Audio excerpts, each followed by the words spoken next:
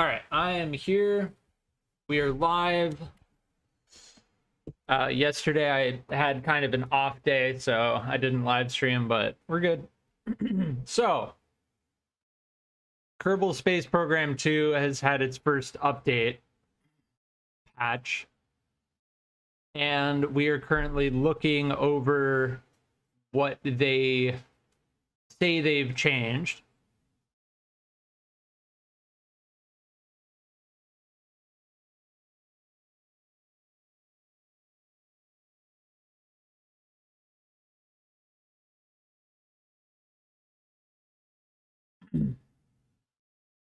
So let's just read over before we get into the weekly challenge. So they optimized the fuel flow calculations to cut processing by up to 3 times and reduce garbage by half. That's significant. Improved joint strength for engine plate floating stack attach nodes. Fixed the Rapier engine mode changing issues. I have not experienced any issues with the Rapier engine other than the Kraken drive, which, if we look down to more, fix for engine thrust being deflected at too high of a value when a part obstructs an engine's exhaust. The Kraken drive bug has been fixed. Officially, the Kraken drive is dead. And we're gonna try. But the Kraken drive, I trust this post. Okay, fixed an issue that prevented loading of a saved game within an existing campaign, caused workspaces to not load properly, and prevented saving the game. Fixed an issue that could cause some environment objects to spawn on top of the active vessel. Okay. Fixed physics impulse. They fixed physics impulse occurring when an engine runs out of fuel. That we've experienced. Fixed issue where some parts remain connected to the vessel after detachment. We've experienced that. Fixed stack decouplers staying connected to the vessel when staged with certain engines that have fairings enabled. Fixed trajectory intercept patch not showing when captured by a celestial body. We've experienced that. Stack decouplers operating as if crossfeed is active, even when PAM entry shows crossfeed disabled. Interesting.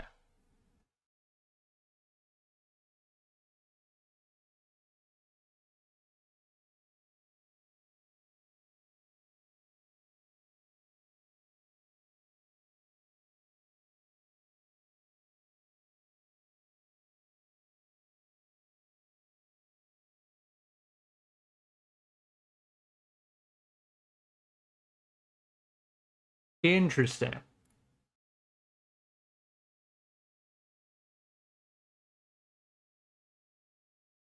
Interesting.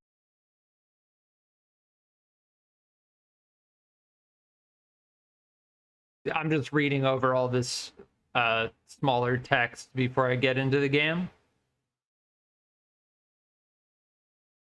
We can check the full patch notes, but I assume that these are... Ooh, they patched a lot of stuff. Hold on, let me load this up in Opera and get this on screen, because I do want to show this.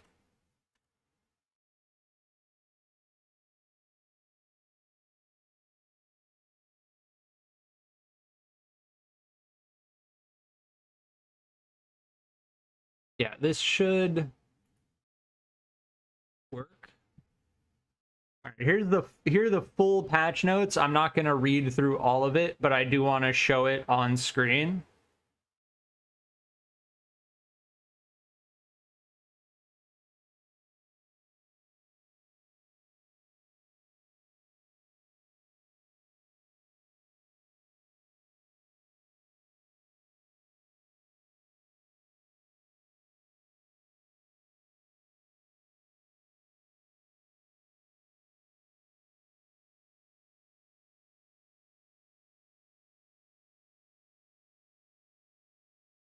Interesting. Well, we'll play and we'll see if we run into any of the same bugs that we've run into in the past.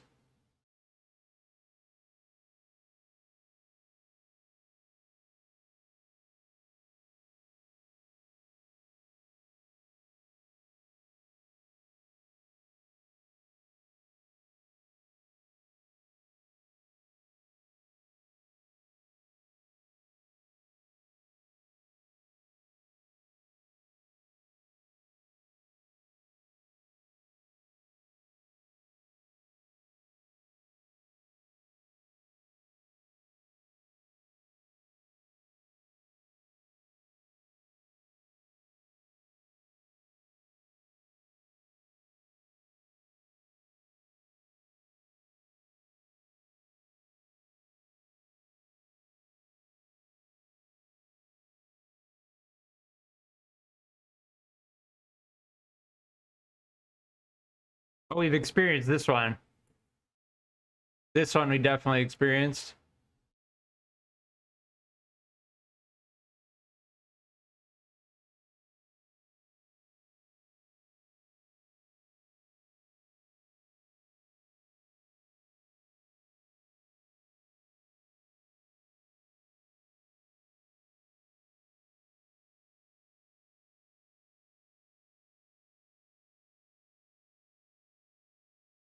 All right.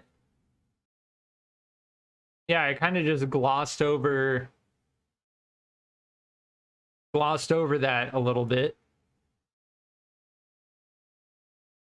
It seems like they got some of the... It seems like they've fixed...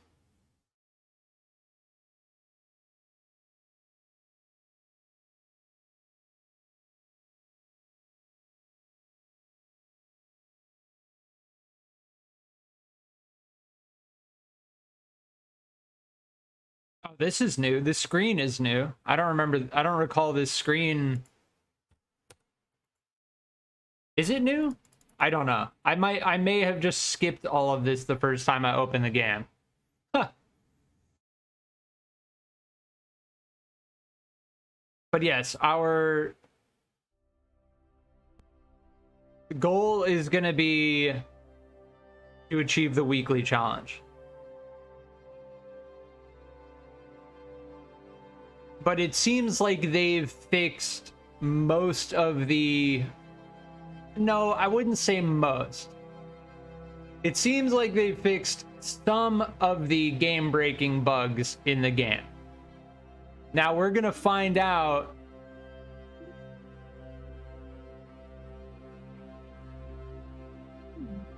I'm gonna delete all of my old campaigns because I just don't trust it.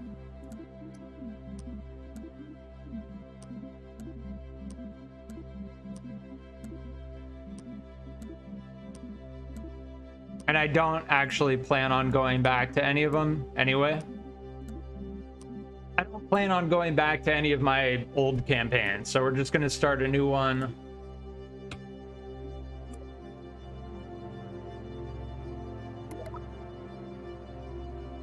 And we're going to find out pretty quickly whether we can get this completed or not. But Nolan, welcome. Our goal is to get an SSTO rover to Minmus and back after driving all the way around Minmus once, taking off and getting back to Kerbal. So it's going to be very interesting to find out.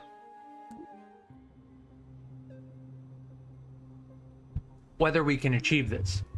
But first things first, we're gonna test to see if the Kraken drive is truly dead. And I firmly believe that the Kraken drive is dead.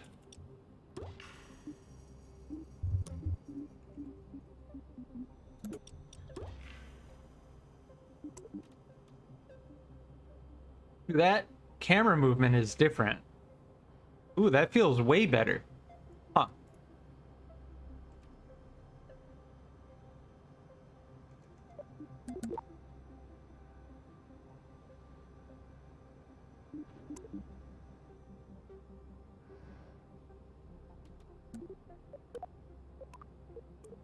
Gimbal off, and let's try it.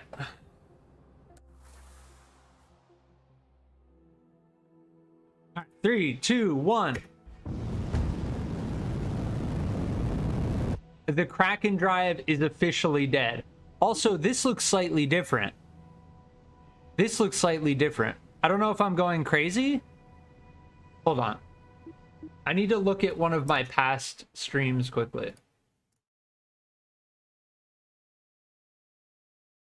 Let me close this. The Kraken drive is dead. It was a good run. It was a good run. This is different. This definitely looks different now. Yeah. I'm looking at one of my past streams. Definitely different. Cool. I kind of like the way it looks. I don't see anything. I don't think there's anything else changed in the UI. I want to check something else as well. So the Kraken drive is officially dead. The Kraken drive is officially dead.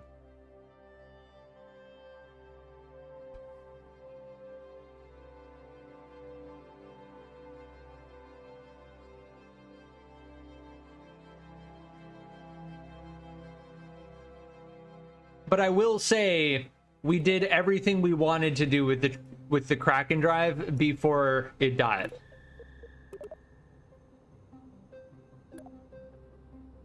Oh, interesting. This looks completely different. Huh.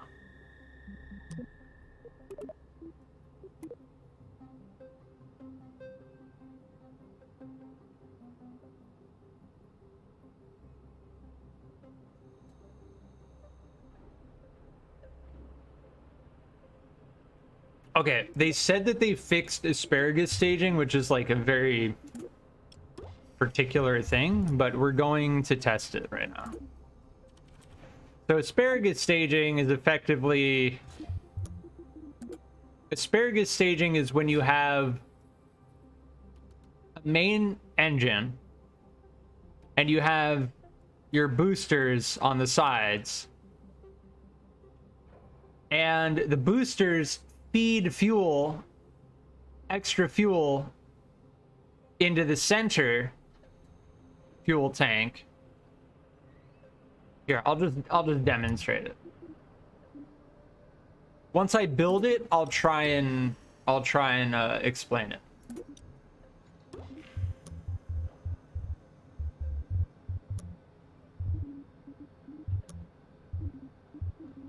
We need fuel tank. Scroll. This fuel line should be at the top. Should just be at the top. But whatever. Okay.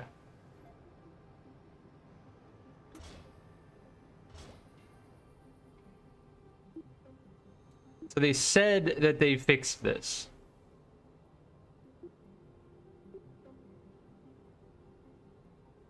Okay. Let's... No. We need to go...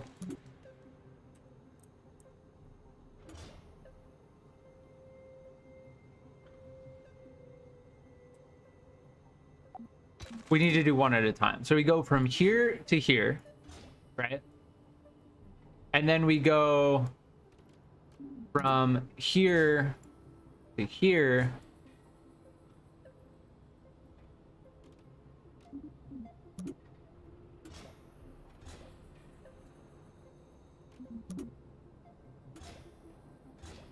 Because this was part of the reason why I didn't build certain things, because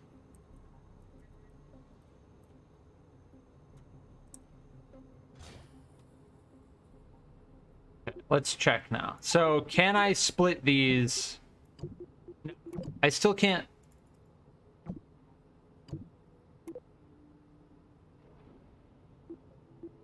I still can't split those. Okay, can I split these?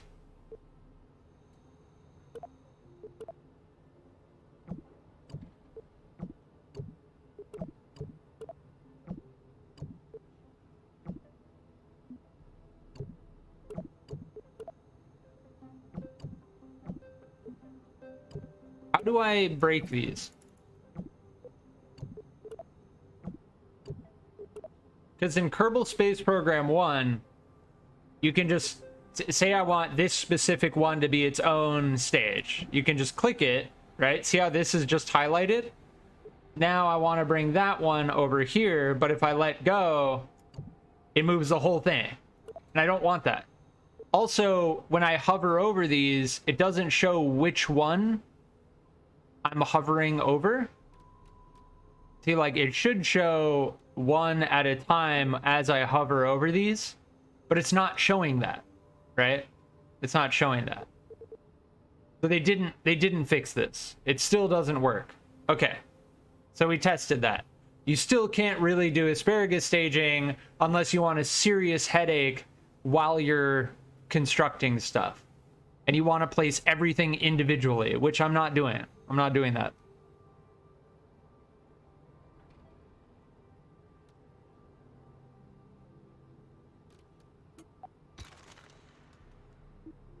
Okay, so we tested two things. Crack and drive dead. Asparagus staging still doesn't actually work,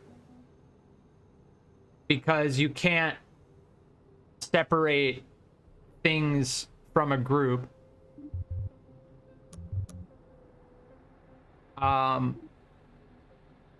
What else did I want to check?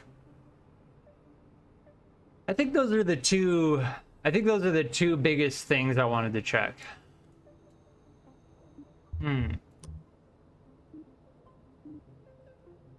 There are a couple other very particular weird things that I wanted to check, but nothing that I want to spend a lot of time on trying to figure out whether we can get it to break in a specific way, because I'm not a bug tester. Yeah, so we're going to work on an SSTO rover around Minmus. We are going to send a vessel to Minmus, which can land on Minmus, drive across the surface of Minmus all the way around Minmus, and then take off and re-enter Kerbin and land safely, or splash down safely. Andre, welcome. We're working on the... We checked the patch notes. We tested some stuff out. Now we're going to start working on this design. It's a very difficult design constraint.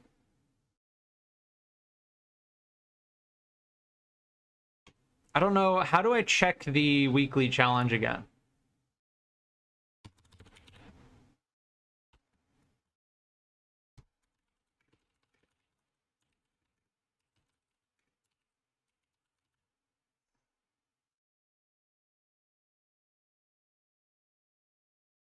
Here, challenges. Okay. Yeah, typically I look at it through the launcher, but I had to go to the website.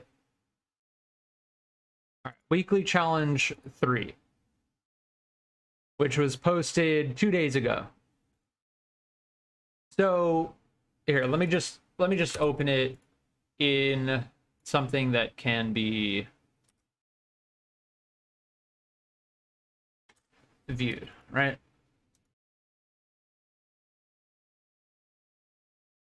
This is what I'm looking at here.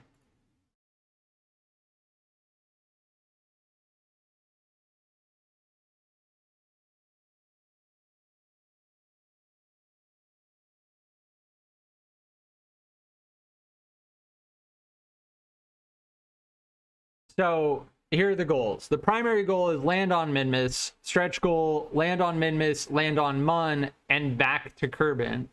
Jeb level, land on Minmus, deploy rover, drive all the way around, reboard spacecraft, fly back to Kerbin. Val level, all of the Jeb goals, but in a single craft. So we have to land on Minmus, deploy rover, drive all the way around, reboard spacecraft, fly back to Kerbin. But the Val level is we have to land on Minmus, drive all the way around, and fly back to Kerbin in a single craft. So it's simpler, but more difficult. So we're going to try to make a rover SSTO is what we're going to try to make.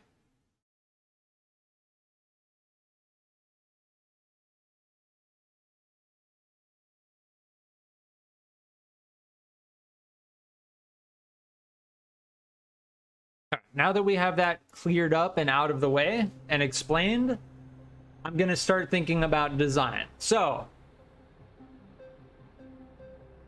a rover SSTO, an SSTO on its own is difficult. A rover SSTO is even more difficult. So it's going to need wings and it's going to need wheels. It's going to need to be able to fly and it's going to need to be able to drive.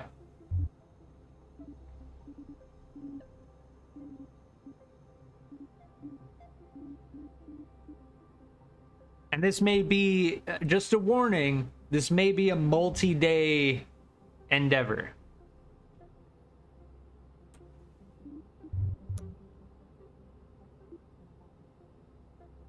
So the lightest pod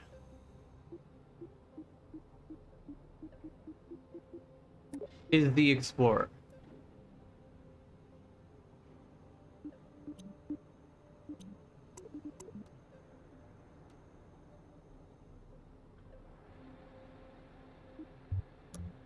So we're gonna assume that given those constraints, we have to actually bring a Kerbal with us. Because it's more fun that way, right? Like we could use a probe.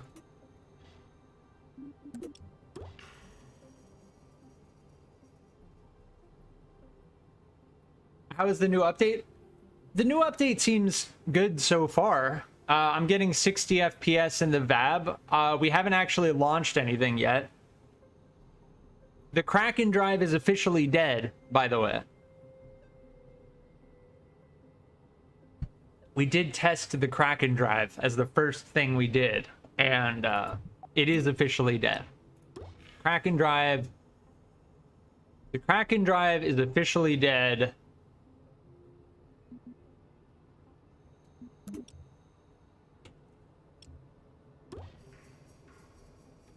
And there's nothing I can do about it.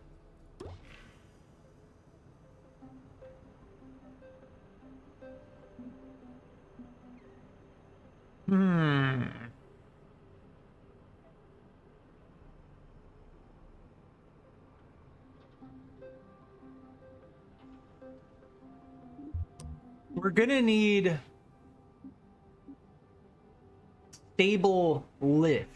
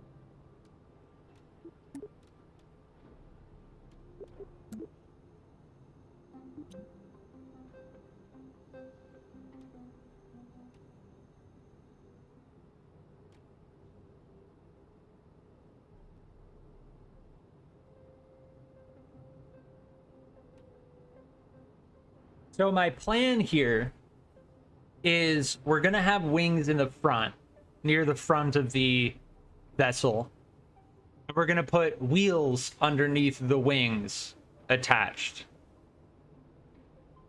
We're going to attach wheels to the wings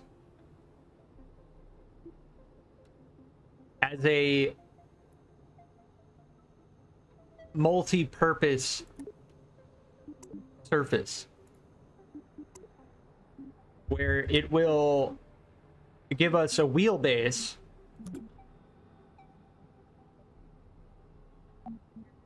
thinking medium wheels.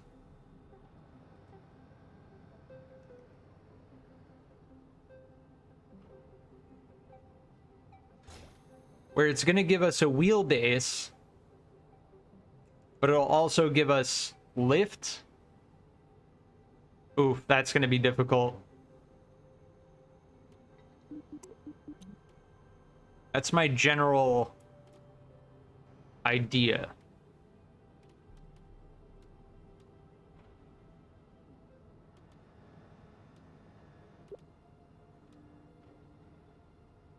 What happens if I do this right now? Okay, it just shortens the wings.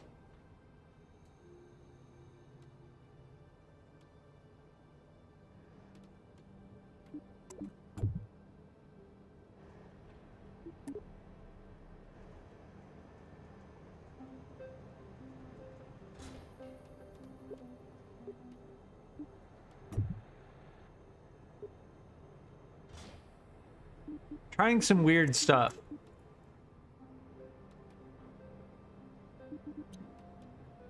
We're experimenting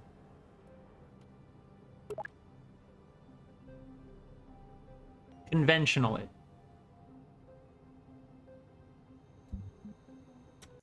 The launch button looks kind of different too. Oh, they changed the way the launch pad shows. I see what they changed. See, they changed this. This used to be like a gray box right here, but instead it's right on top of it, which is very nice. They made some good UI changes, much needed UI changes. Okay.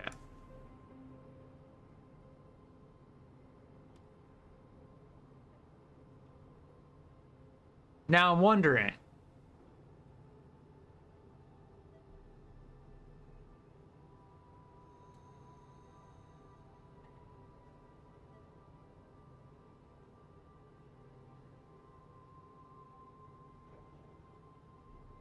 do we want this thing to actually be able to land? Yes, we have to have it land, right? It has to be able to land.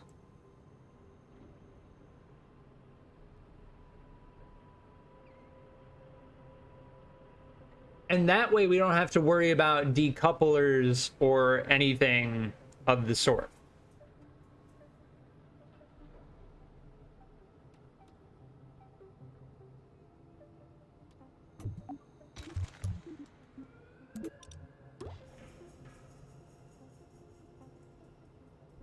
The difficulty is going to be in testing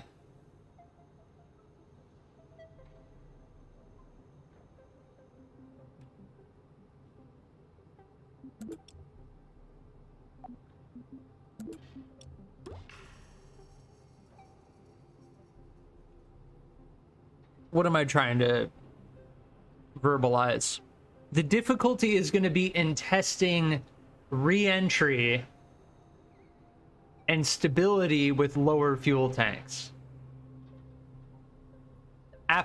So I'm thinking throughout the whole mission, we take off, reach Kerbal orbit, burn to Minmus, reach Minmus orbit, land on Minmus, drive around Minmus, take off from Minmus, come back to Kerbal, enter Kerbal's atmosphere, air brake, and then attempt to land. Is it going to be stable when the fuel tanks are low? when we're re-entering Kerbal. That's what I need to think about and keep in mind.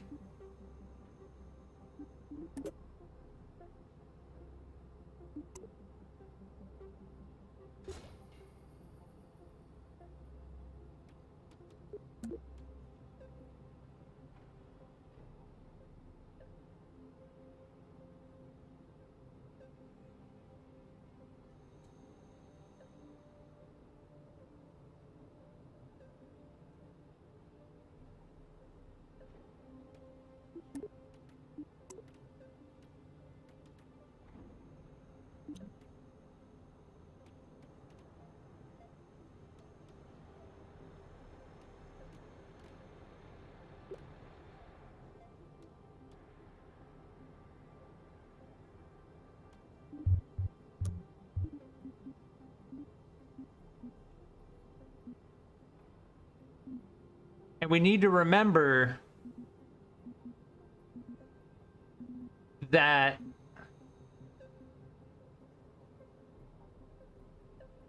we're going to be bringing the whole thing with us. That's a part of the challenge.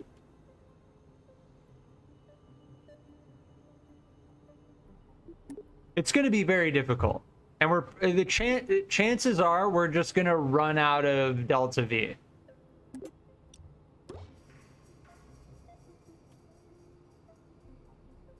That's the likelihood. The likelihood is that we just run out of Delta V.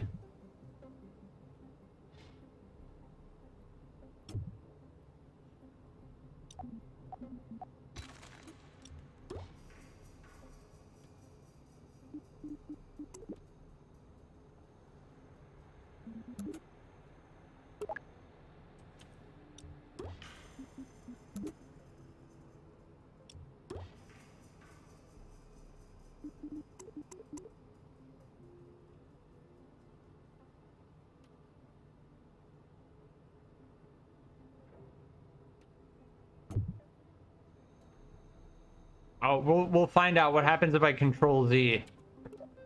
Okay, it didn't explode.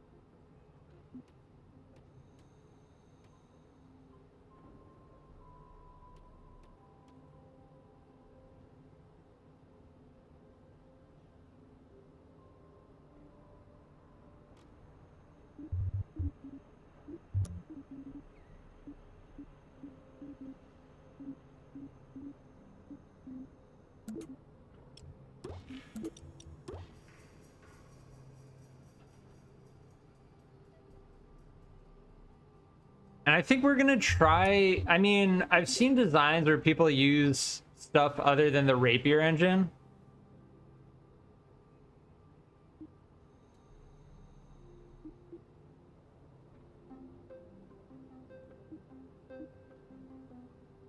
Yeah, I don't know. I think we're just gonna try and use the... I think we're gonna have to place them one by one. It's gonna move the center of mass pretty far back.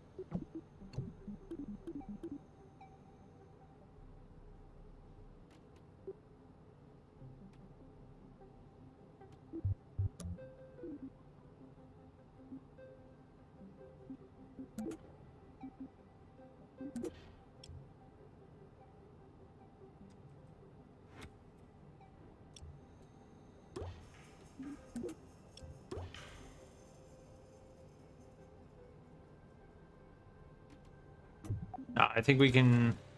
I think we can just do this.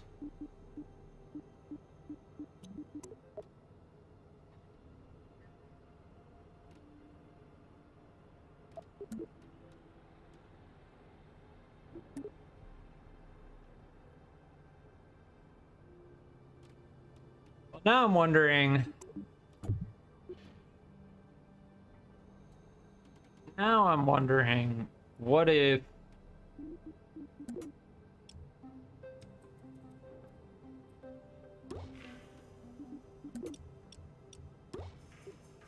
What if...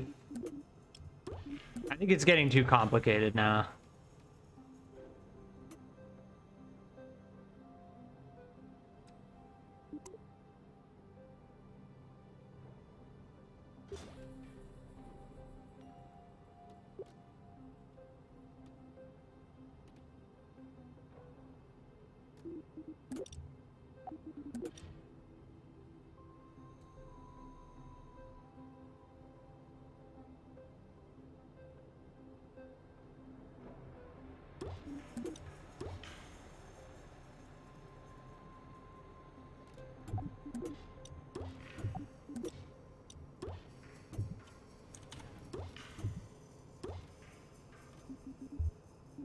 What if we do that, and then we can just do something like an intake on the front?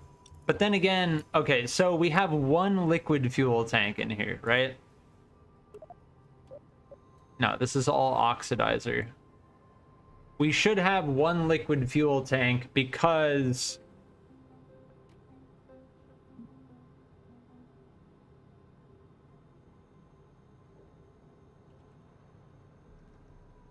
we're going to be intaking air. These should probably just be pure fuel with no oxidizer. This holds 2 tons. And then this one holds...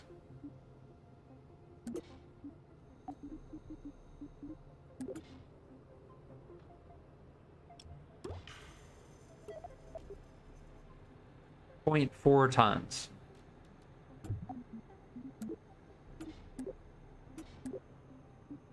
Yeah. We're just gonna need more fuel.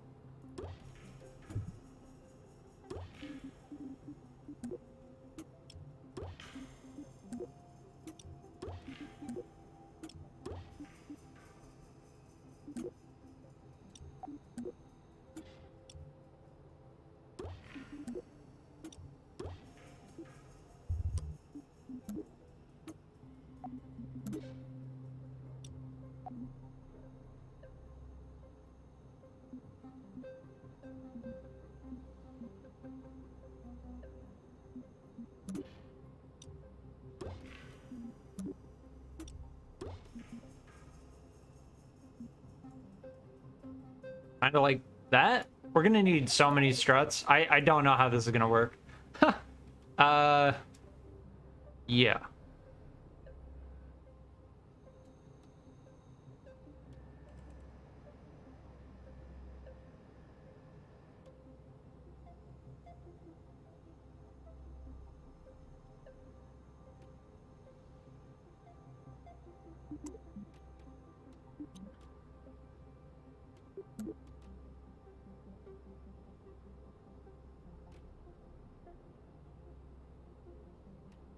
It doesn't like that.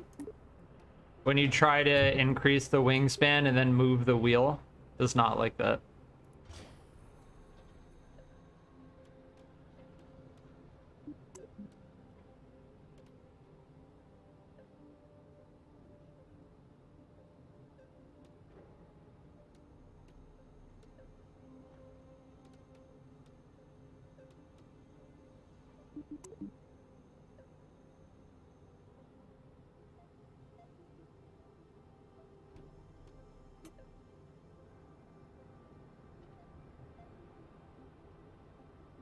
Oh, this is gonna be so weird.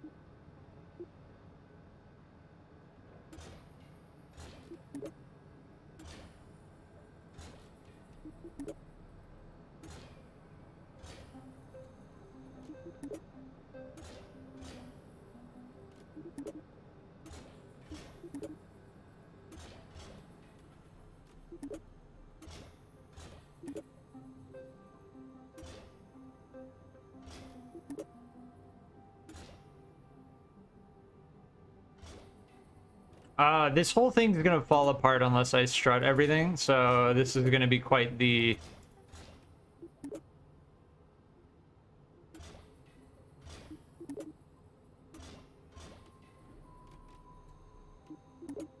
quite the process. Do we just... Well, that... The thing is, this is not gonna take off because the wheels are so... Yeah, I'm just... yeah.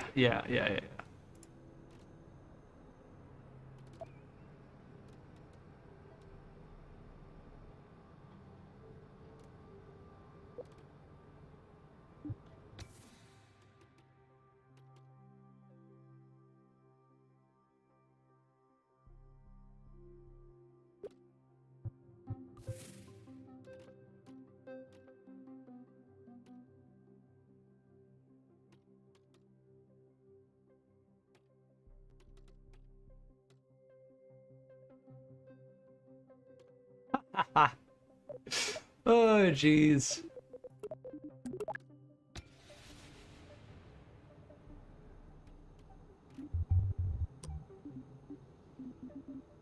This thing is not gonna work. It's just... I don't know what else to say. It's just not gonna work.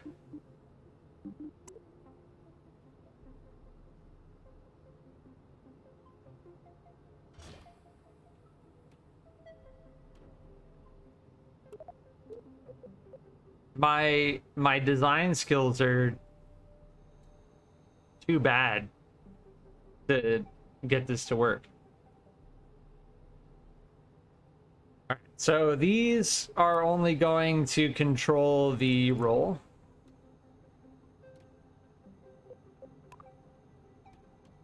These are going to control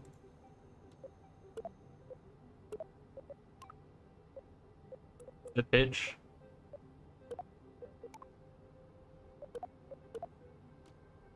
And these are going to control the pitch and the yaw. I think that's what we want. Yeah. All right. Let's see it explode on the launch pad instantly. We're not going to have enough delta V. That's one of the biggest problems. Right? We're not going to have enough delta V. The thing with an SSTO is, yeah. We'll see. We'll see what happens. I want to see what happens. Custom 1 is going to cycle the mode.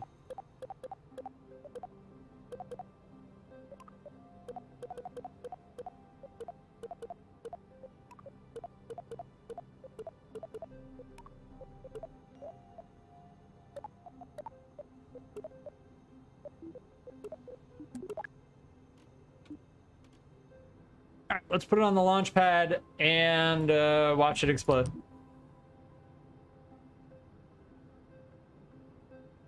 Now, the butt's going to hit the ground as part of the problem. I don't know if the wheels are going to be able to support this amount of mass either. Oh, yep. Yep. Oh, something's happening.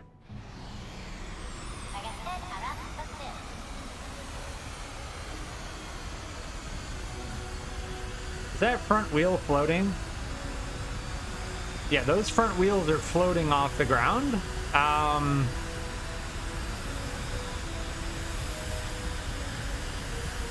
didn't intend for that to occur. And the wheel fell off. We forgot to strut, but the wing fell off.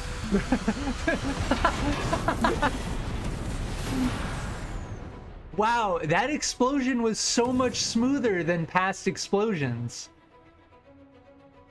That explosion was so smooth. Typically, it like pauses the game for 5 seconds. They clearly optimized something in the way that destruction occurs, because before the update, that explosion would have taken 20 seconds, and it took about 5 seconds. Joe Rogan, welcome. Yeah, we forgot to strut the wings, and we forgot to strut the wings.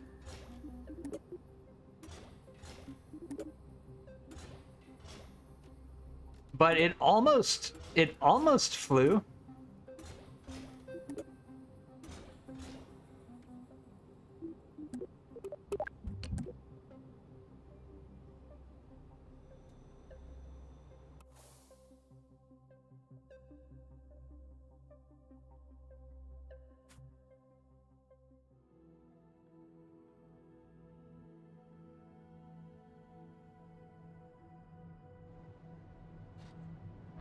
Uh, uh, yeah, those struts just disappeared. Okay, okay.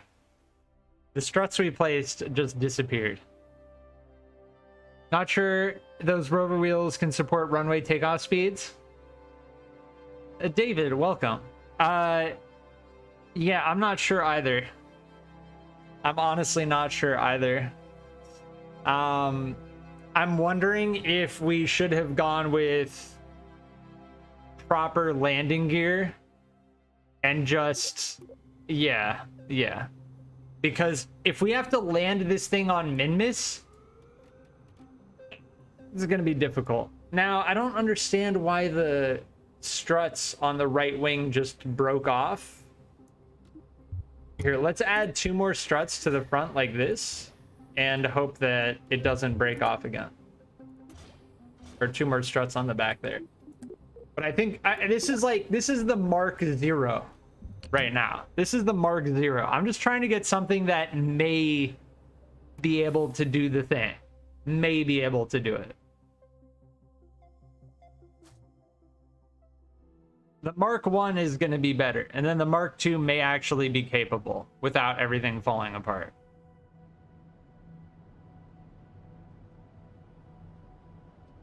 The game just paused, and it got destroyed. So the linkage between one of the wings keeps failing. Oh yeah, one of the wheels broke off too. Okay, I'm gonna be right back. 1 sec.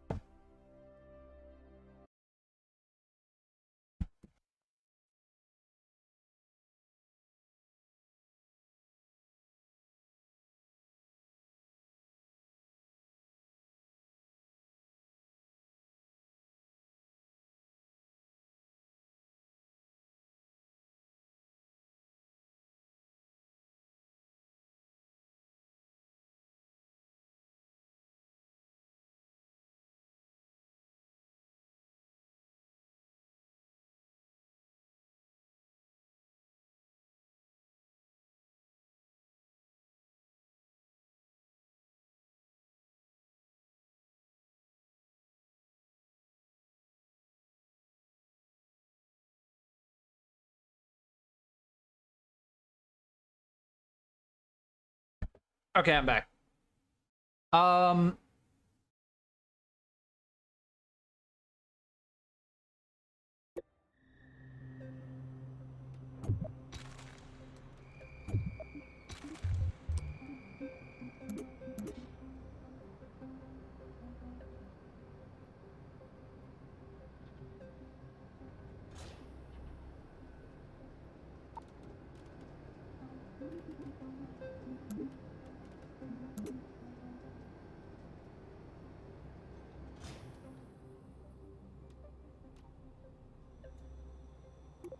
Yeah, let's try these instead.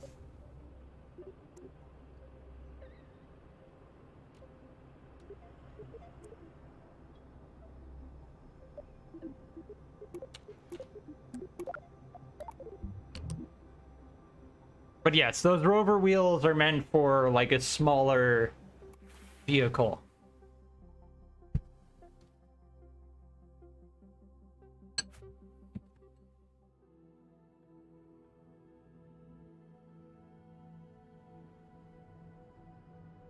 Ah, it didn't explode immediately. And we're just rotating randomly.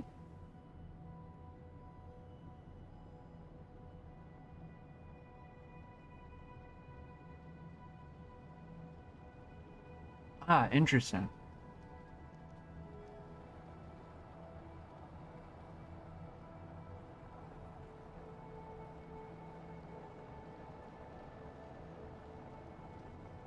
So these control surfaces need to be turned off. Very interesting.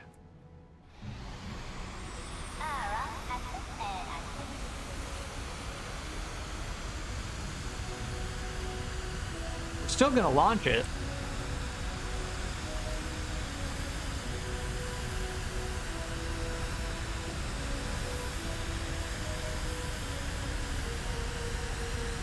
And we have liftoff.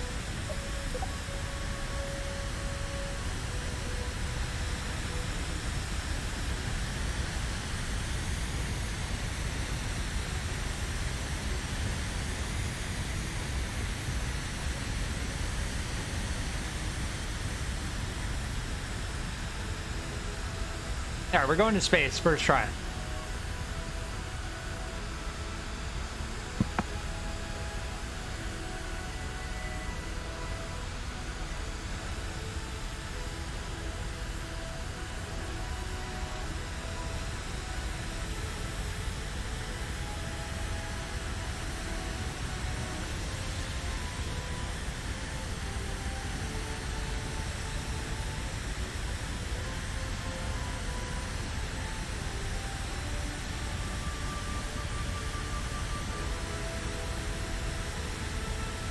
Yeah, we're currently in air breathing mode and we're getting enough air.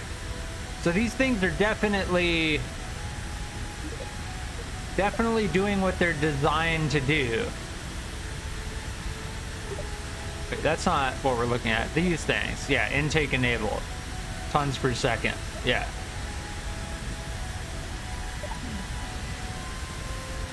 Yeah, we're good on air. That landing gear in the back was jumping around.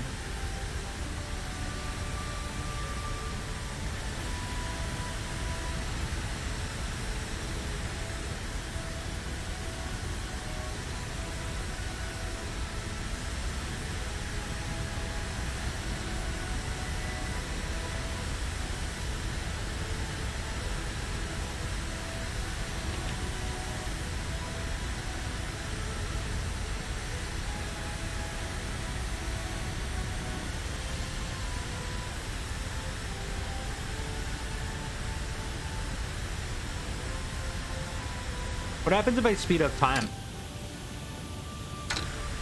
It breaks. It breaks. Our nose starts heading downward. It's very odd.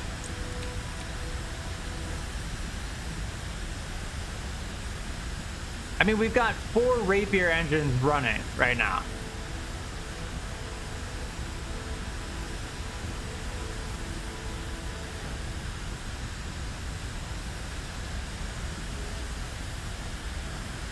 We're still completely fine on air.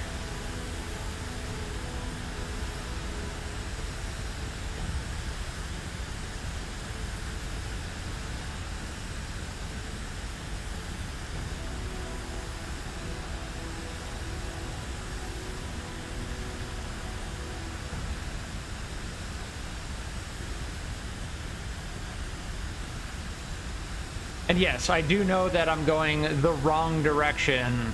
I just want to see... we're going against the rotation of Kerbin right now. I do understand that. I just want to see how stable this thing is, and I want to see how high we can get.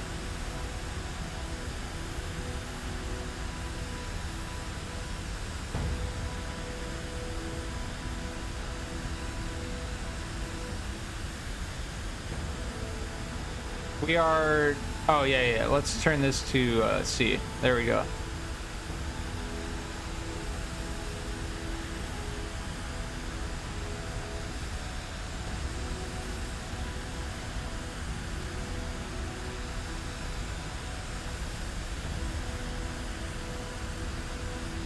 Seems like we're angling sideways.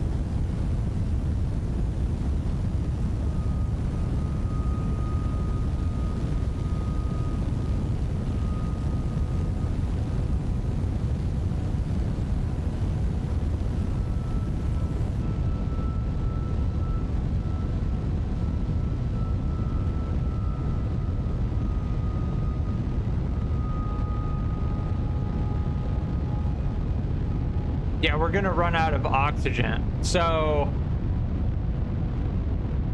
we need these fuel tanks to be the methalox instead of... I thought we were gonna run out of fuel well before we ran out of oxygen,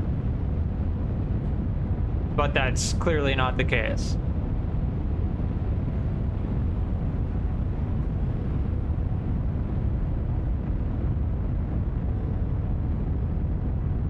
So these are things that I'm learning by doing.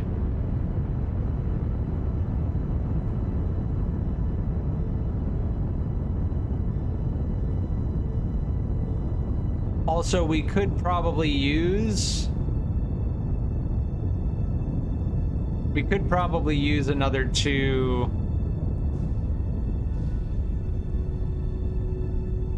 Rapier engines, but each one is, yeah, I don't know. I think 4 is fine.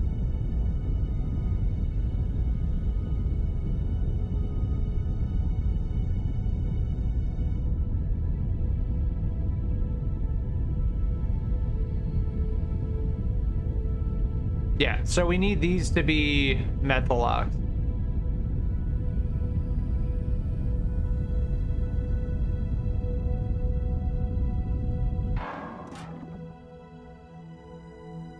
So we made it to 48,000, and we still had over half of our fuel remaining.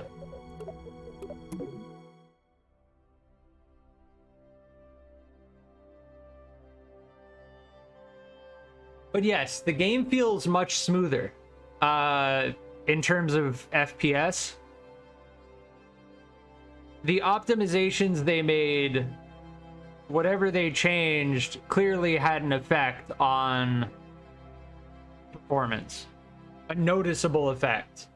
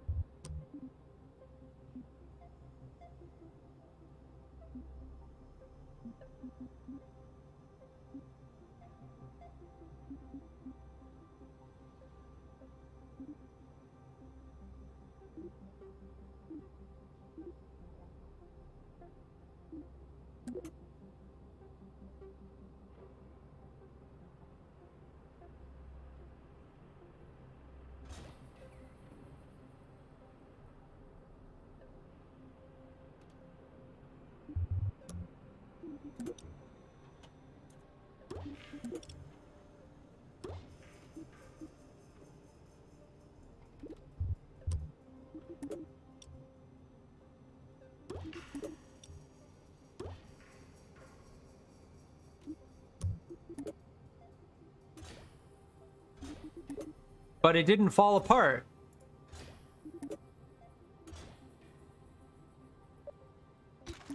It didn't fall apart.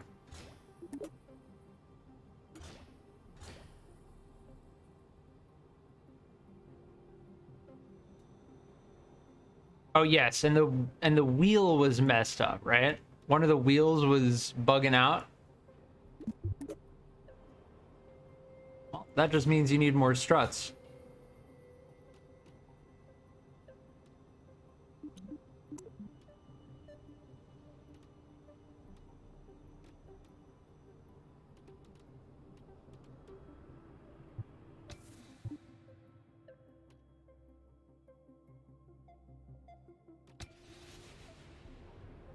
You know you have enough struts when the wheels no longer bug out.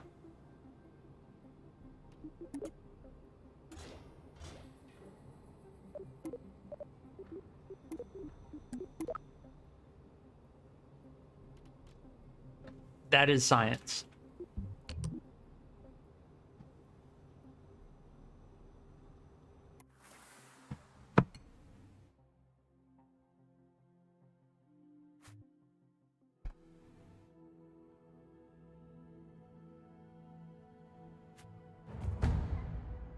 Yeah, that back right wheel. We may have to place them again. Something is seriously bugging out with that. I think that's part of the reason why we've had these issues. It has to do with the fuel tank and the wing, but it's causing the wheel to bug out.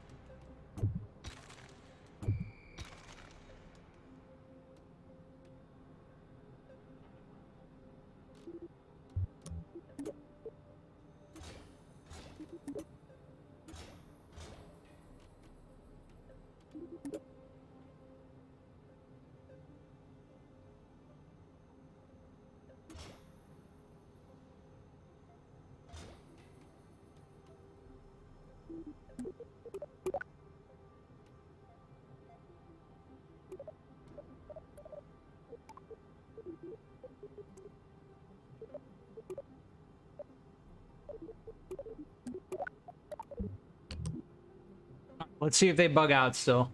That may have solved the problem. Keyword may. It may still do the exact same thing it was doing before.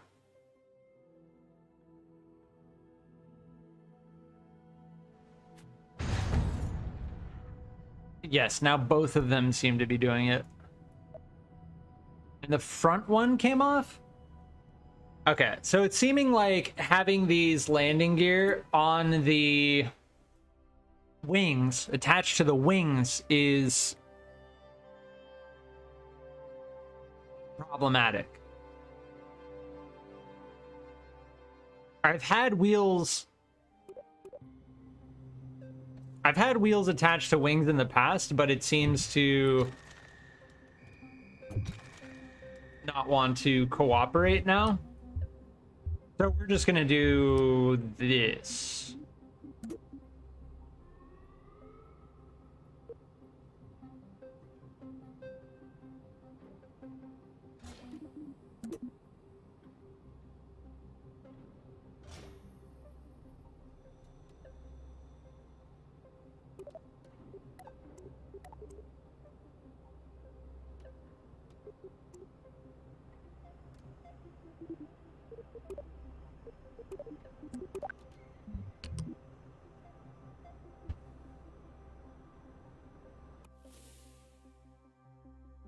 Oh, did I just put those on backwards? I think I was looking at the rear of the... Yeah, I did.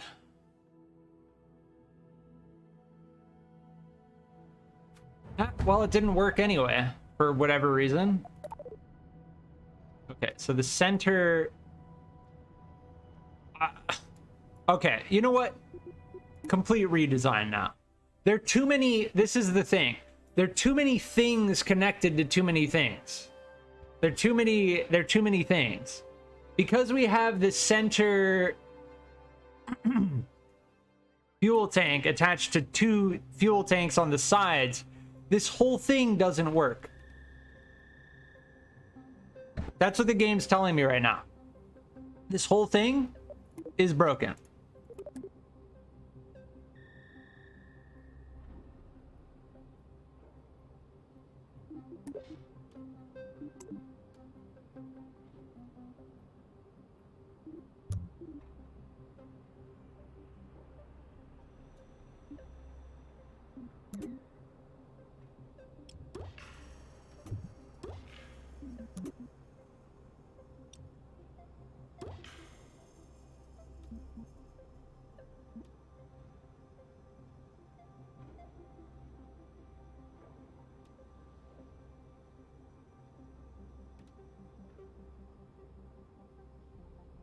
So I think we have to go with a bigger fuel tank.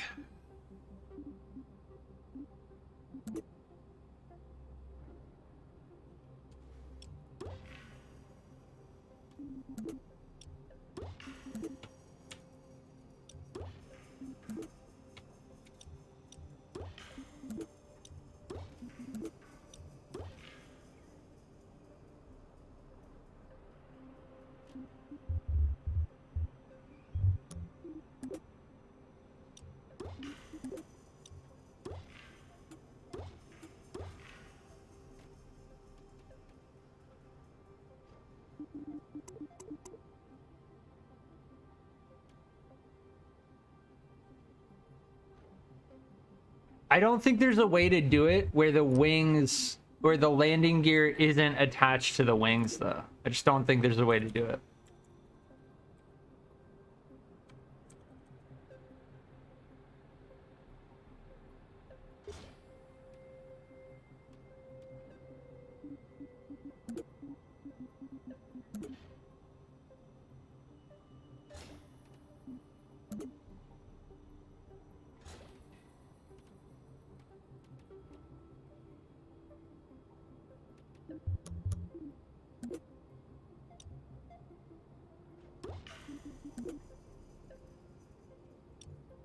And don't get me wrong, I realize that this challenge is exceptionally difficult.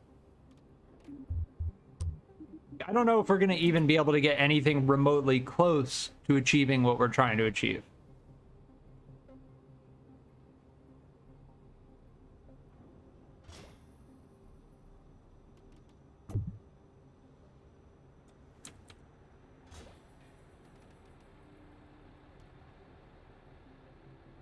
But it's at least fun to try. That's for sure.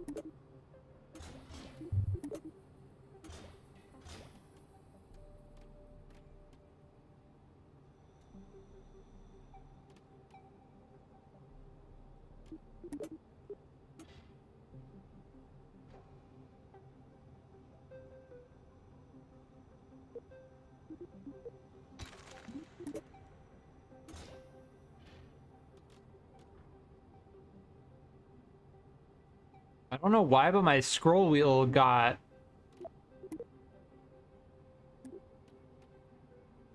really slow. Like, whenever I scroll in or out, it's just really slow now.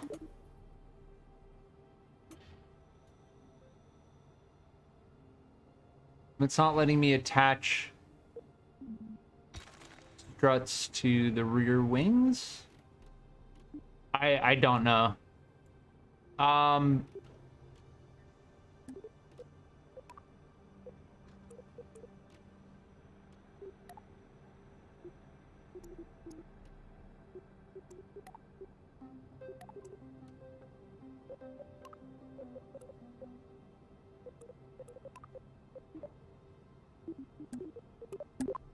All right, I think maybe we're okay.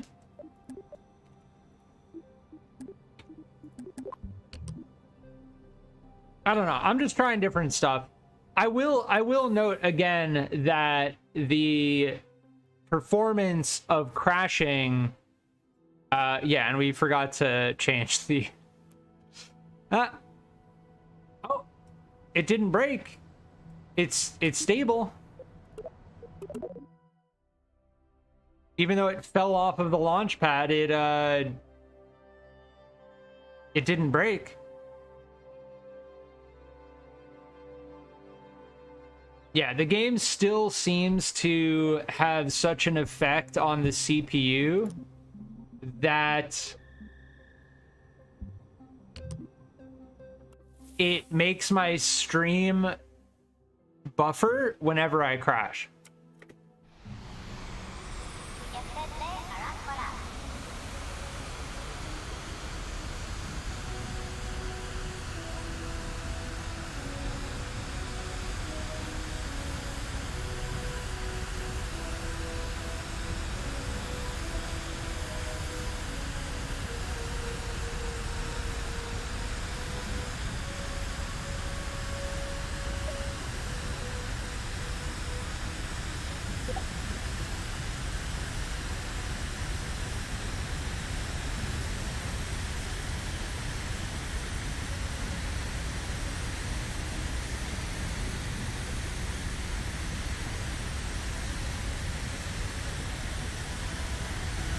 By using the medium fuel tank, I think we're going to have an easier time getting the amount of fuel that we actually need.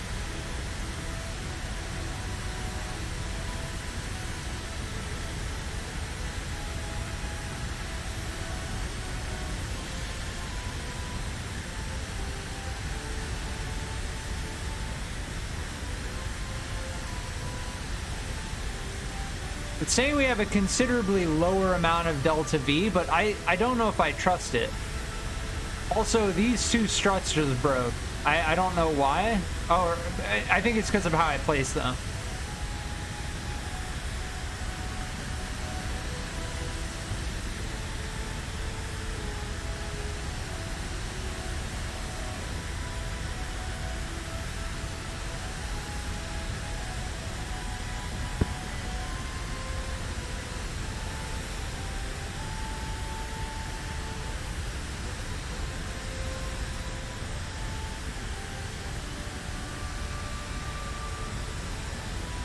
Yeah, I don't know if I trust the delta V counter. I probably should.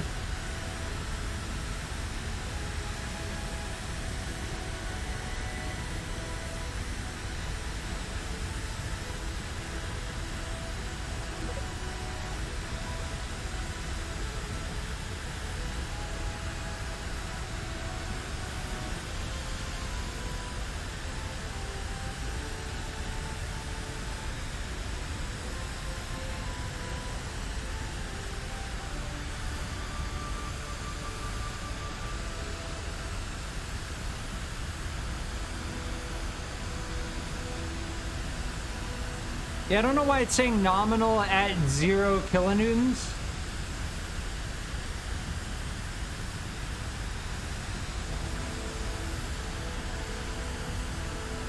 Huh.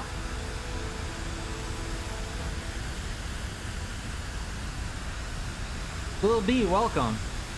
Depending on what engines you use, you may want to pick up max speed down low before pulling up. Yeah, we need to... Yeah, we're gaining surface speed and altitude now, so we're doing all right. But yeah, it's all about getting energy efficiently, gaining energy, gaining velocity and altitude while not consuming much fuel.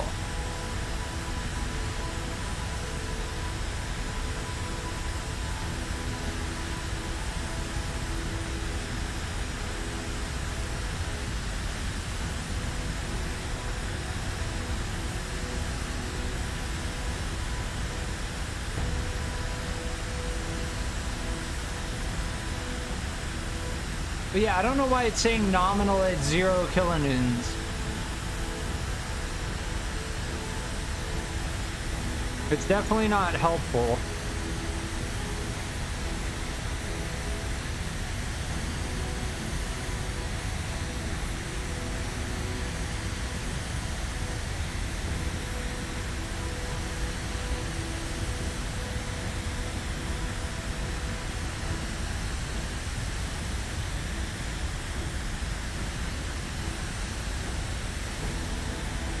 But regardless of what you do with an SSTO, it takes a lot of time. Because you can't just get into orbit like you would with a rocket. You have to climb slowly.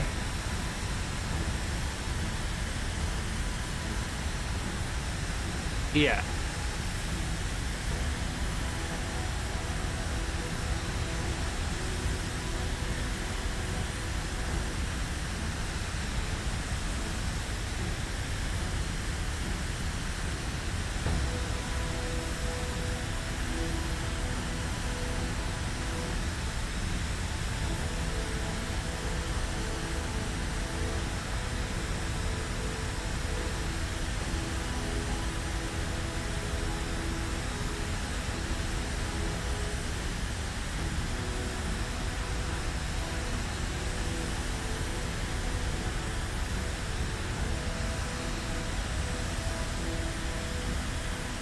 Yeah, I think we're gonna need more air intake.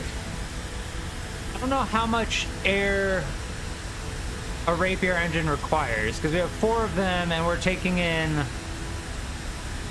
Each one of these is...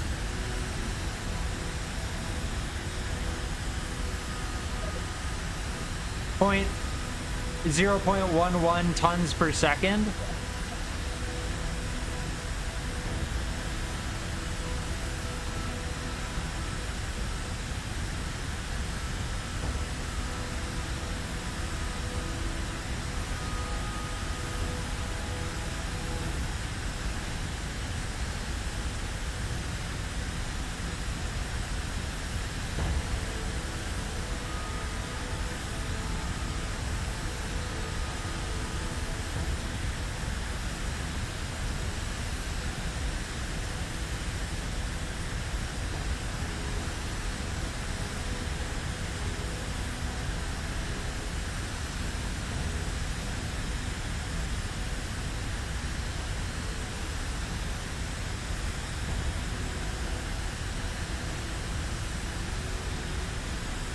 Yeah, I think we need more air intake.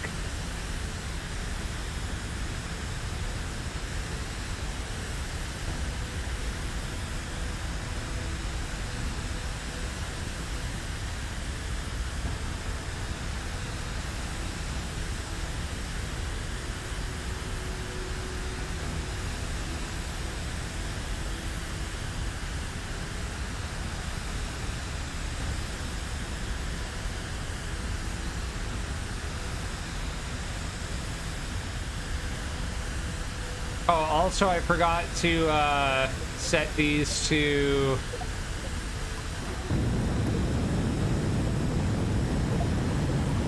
a hotkey.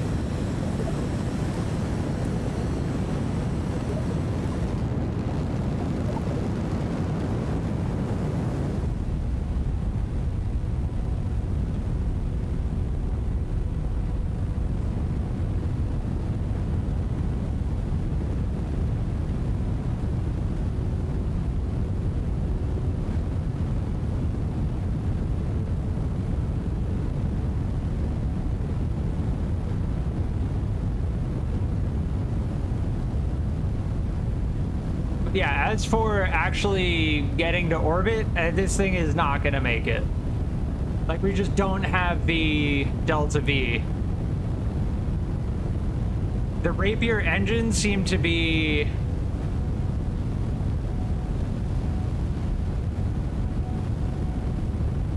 They seem to be all right, but...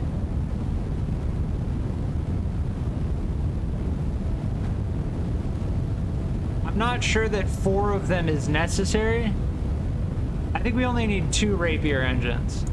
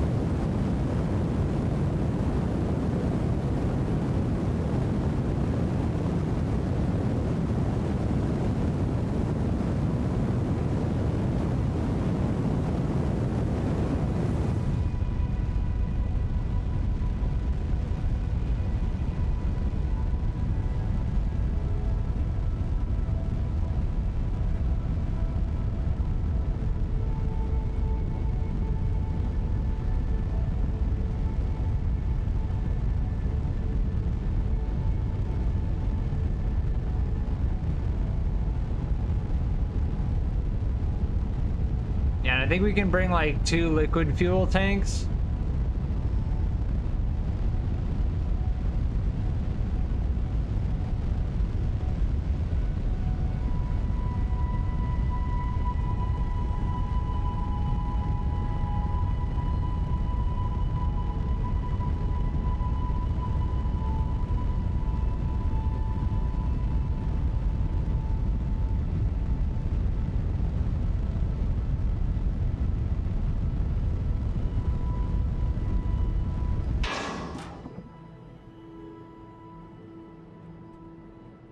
So we got to 19,000.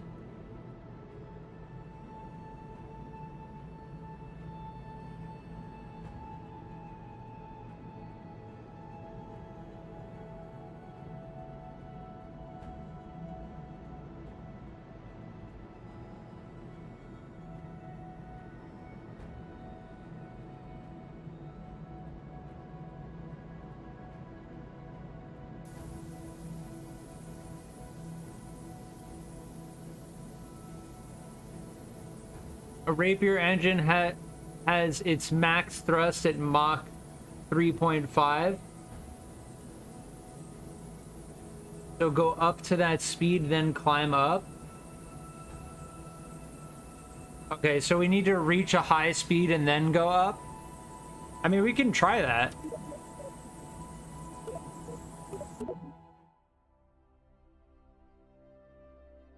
I think we have too much oxygen.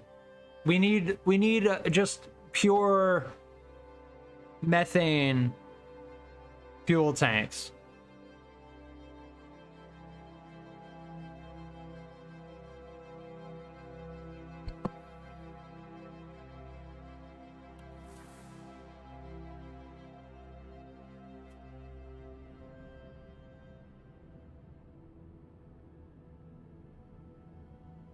Because all that oxygen is weighing us down. I'll try that. We got to 19 before. I've only ever made 1 successful SSTO in the past.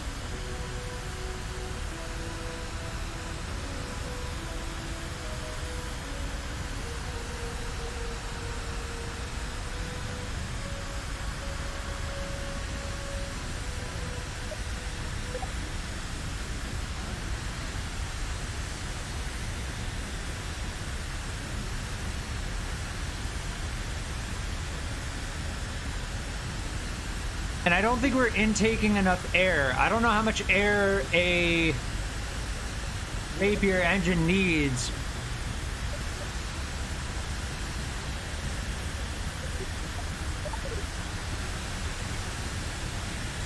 But this seems like it's showing like they're not getting enough air.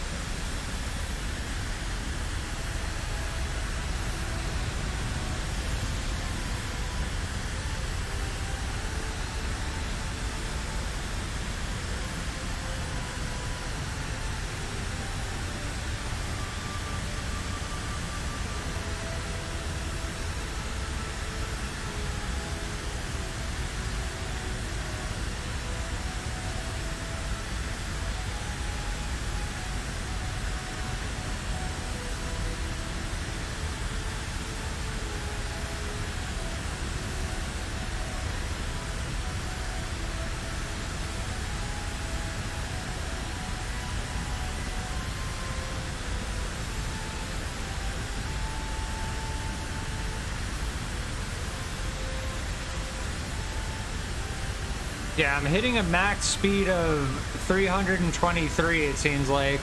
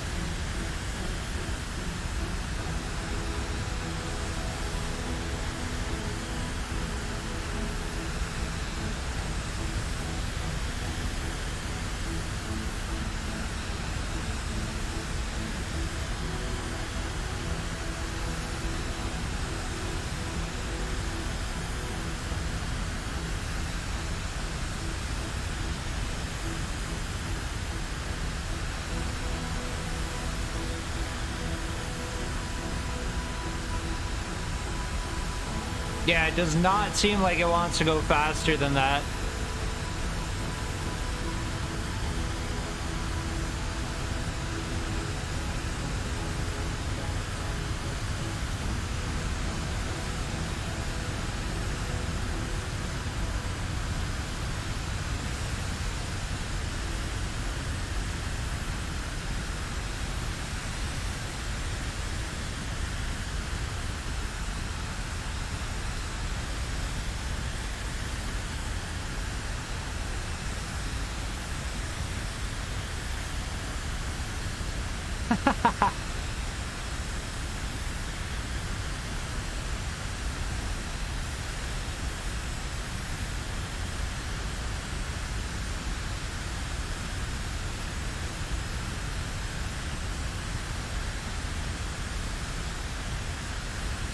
Rip.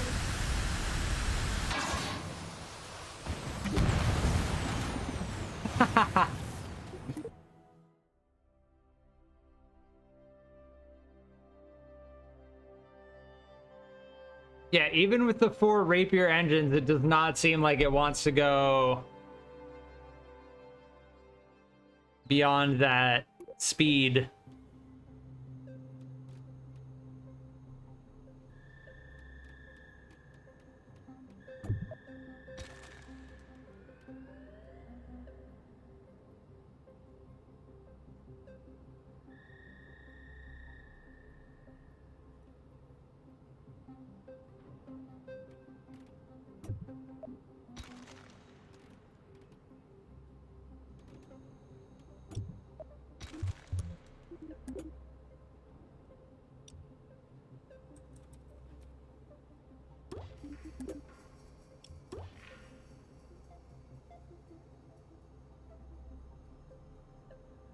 No, I mean, it's a combination of multiple things, right? Like, we put more engines on, the engines are heavy. There's a certain balance, and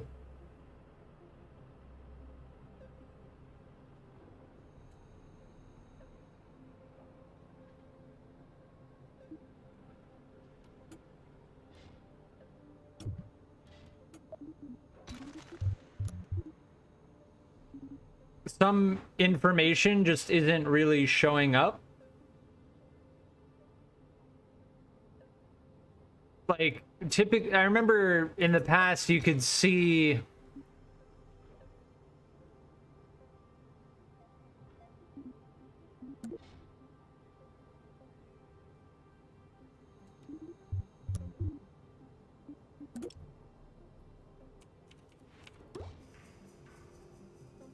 the rapier engine's thrust, and once it reaches a certain number in kilonewtons, then you switch it to closed cycle.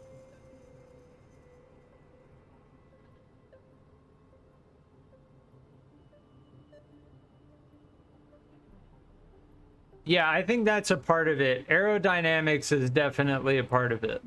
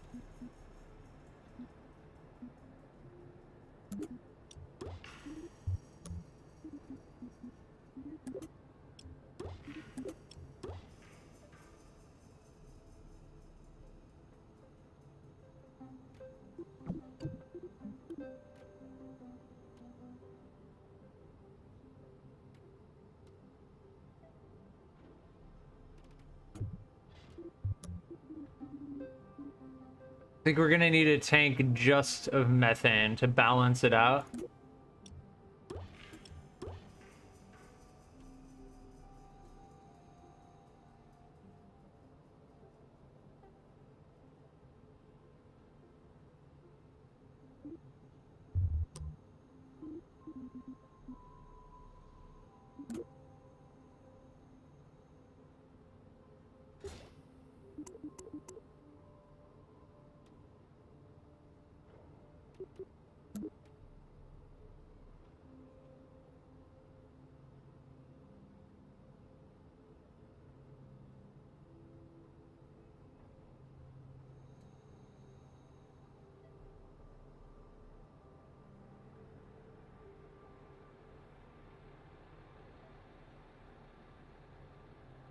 But yeah, it's a balance.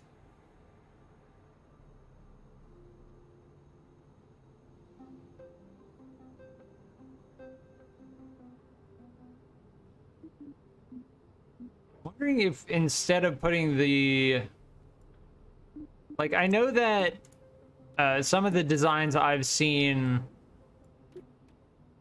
the single attempt in reality that they're making to create something like this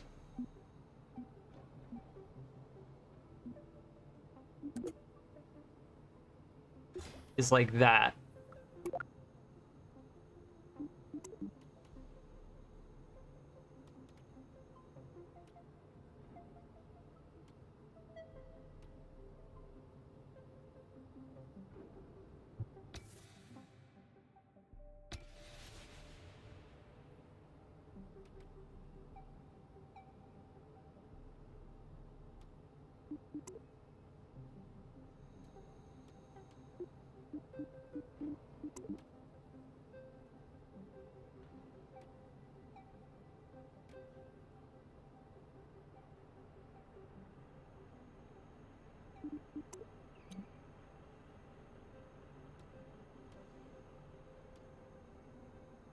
I can't remember what it's called.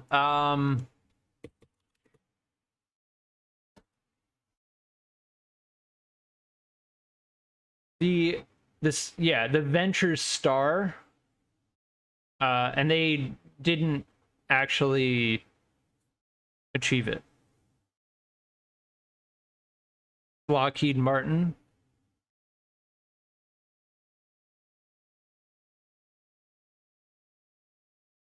It cost them $922 million from NASA. So 1.3, roughly $1.2 billion, and it was canceled.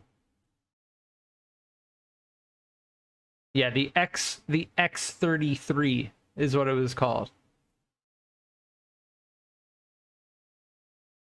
And then they realized that 2 stages is far superior than a single stage, because you can have one rocket engine that's very efficient in atmosphere, and then a second rocket engine that's very efficient in a vacuum. It makes way more sense.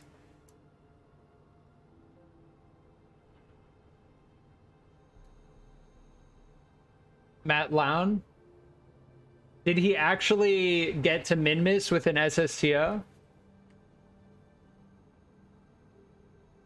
I'll check it out.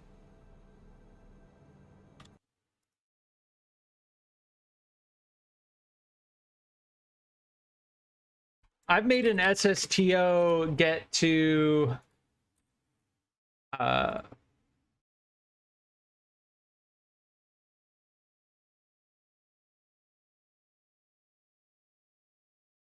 oh, he made a LEO SSTO. He made a low Earth orbit SSTO with a small payload. Yeah. Cool.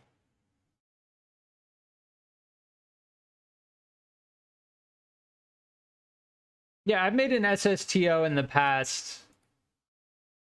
I think, yeah, 2 weeks ago. It's actually kind of cool because I had 2 passenger. I could just take that design and kind of copy it and see if we could get it to work. Took a satellite to the Mun and landed it. Nice.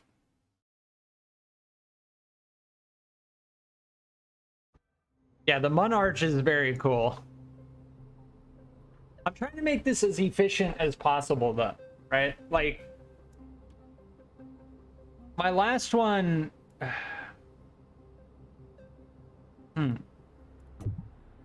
My last one had a design kind of like this, where I had...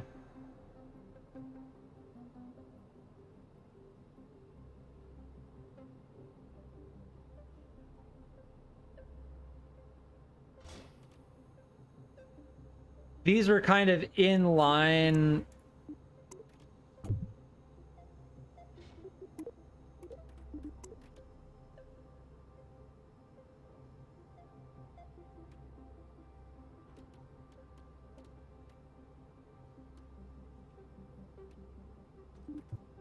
They were in line with the center tank. So we had like 3 tanks connected like this.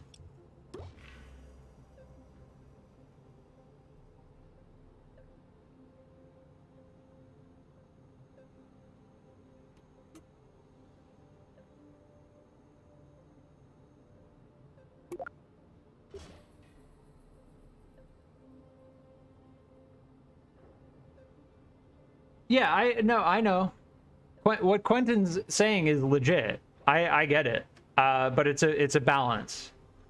Because if you're near sea level, the atmosphere is very thick.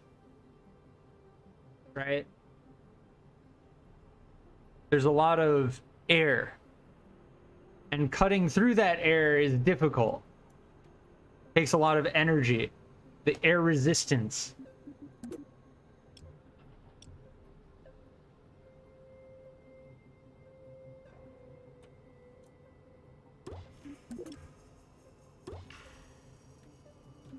So there's definitely a balance.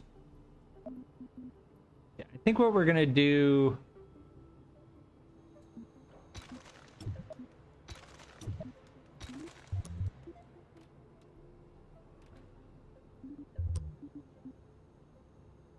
I'm gonna try and go back to as simple as I can get.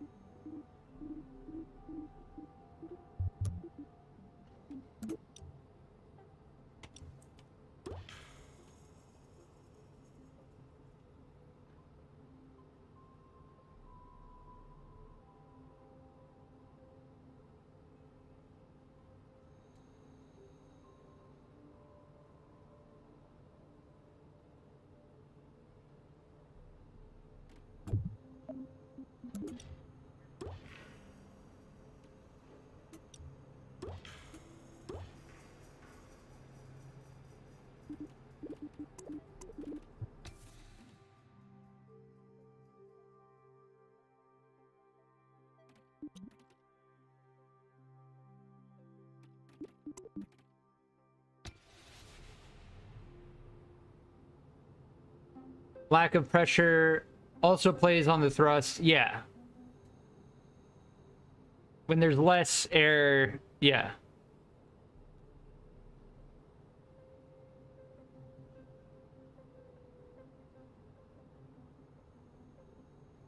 Yeah, you need...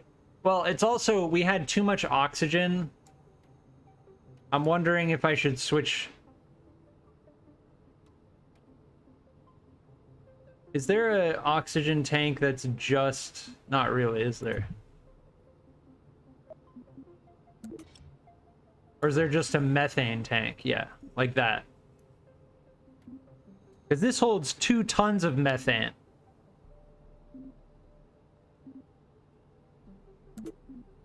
Whereas these hold 0.4 tons. So 1/5. Yeah.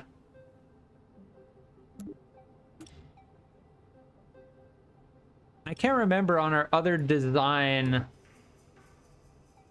I think we did have...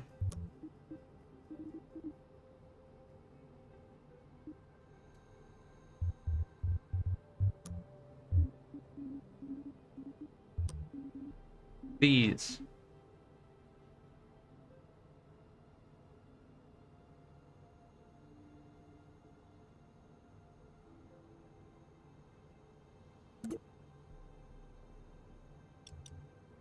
And these go right before the engine, right?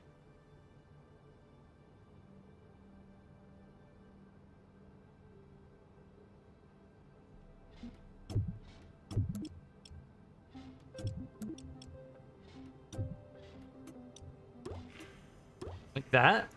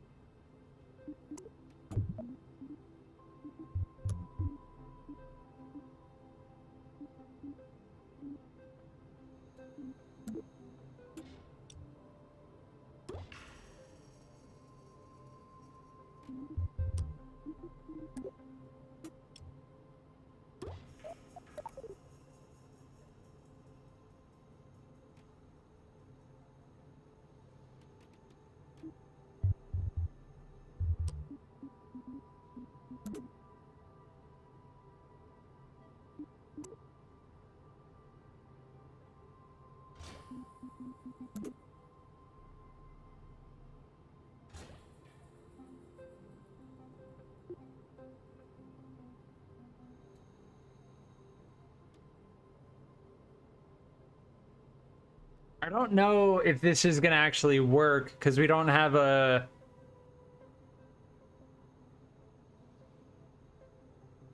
stabilizer. I don't think it's actually gonna work.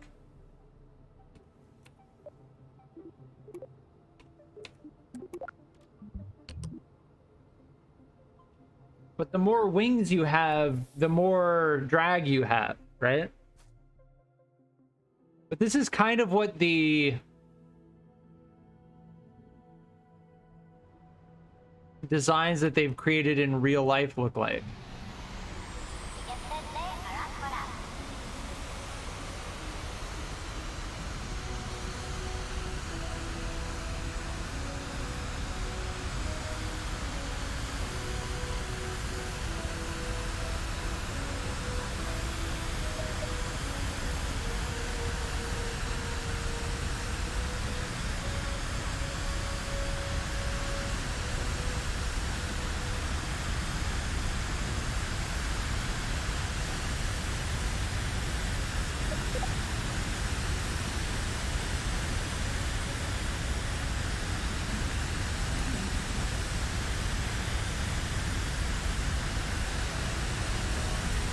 Oh, yeah, we should have put struts on that.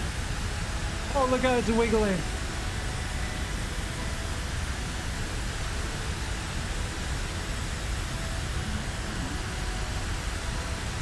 Yeah, the SAS.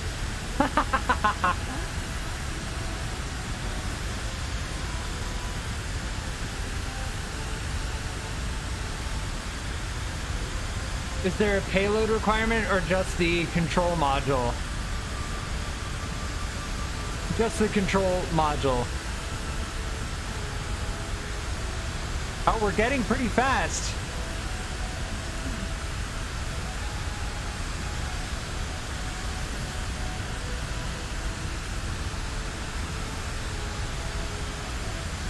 We're doing it!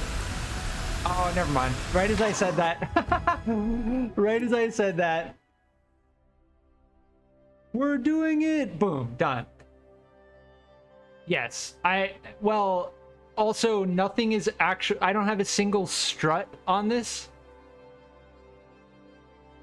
Exactly. We need to add struts. It'll be a lot more stable once I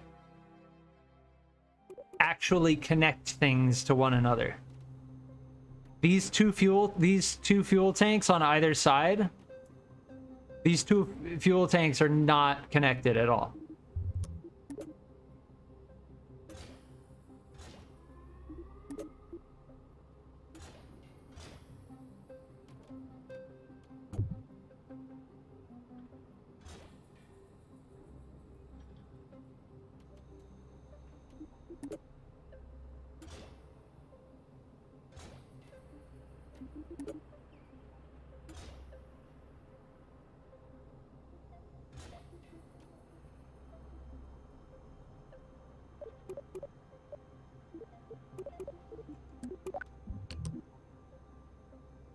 Is the performance better in the new update, and what is your PC spec and what resolution do you play at? Okay, 3 questions. The performance is better in the new update, at least what I've experienced thus far. My PC specs are 3070 Ti, 5600X Ryzen, and then I can't remember anything else. I should put my PC specs in the description. And I play at 1440p. I don't know if the live stream 1440p? No, it's not. Oh, you can watch it 1440p though. Oh, interesting.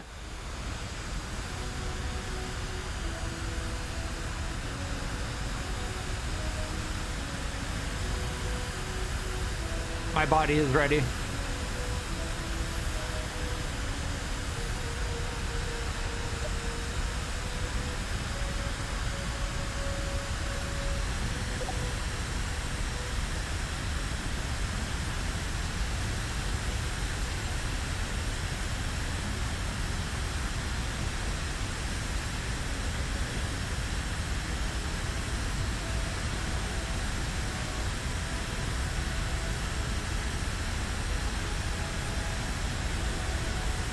Oh, it's wobbling.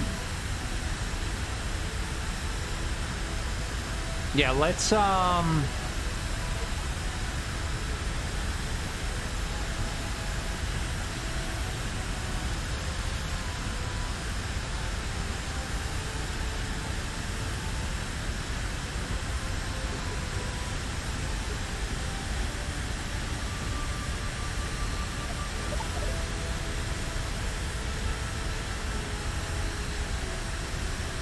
we're doing it.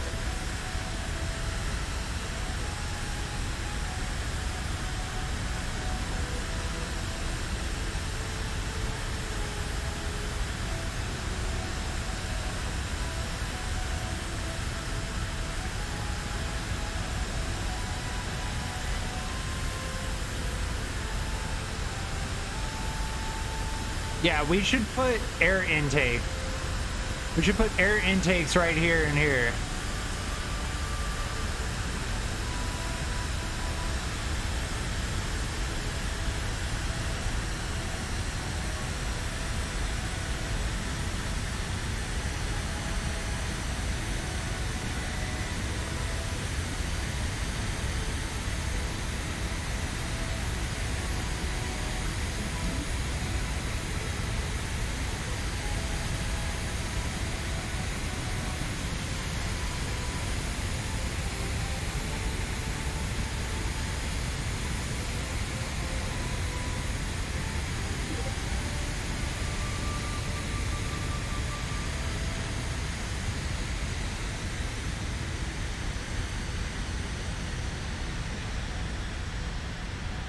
All right, it's time to switch. Oh, I forgot to add the...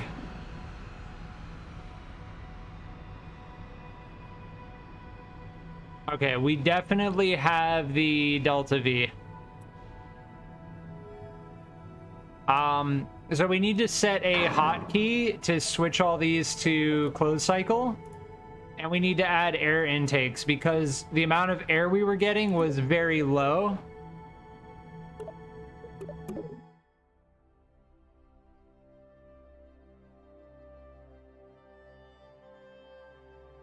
Oh, that was clean. I think that was pretty clean. But yeah, I think we could have climbed a little bit slower. It was pretty clean though.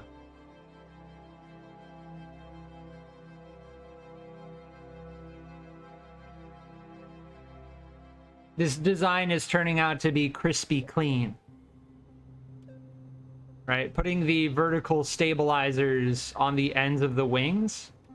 Clean. Let's get the root length a little bit higher and bring that back. We're going to make sure that the authority limiter is set to like 5%. This does not control the yaw, only the pitch and roll. And then these do not control the pitch, just the yaw, and that's it. And then we need these to be changed to intakes because we were not getting...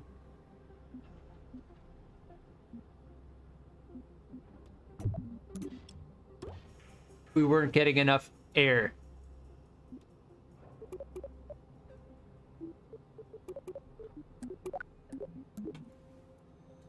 Let's just double check the stuff. We're good. And let's launch it. So we have our Mark 3.3. That's what we're on right now. Our Mark 1 didn't even really get off of the runway. Our Mark 2 kind of got off the runway, but then didn't have enough Delta V. And now our Mark 3 is probably going to make it unless we mess something up.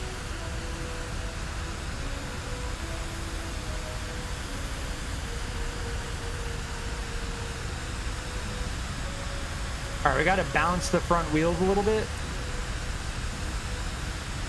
Like that. Nope. There we go. Okay. It needs a little bit of a kick to get the nose up. But yeah, we're getting a lot of air now.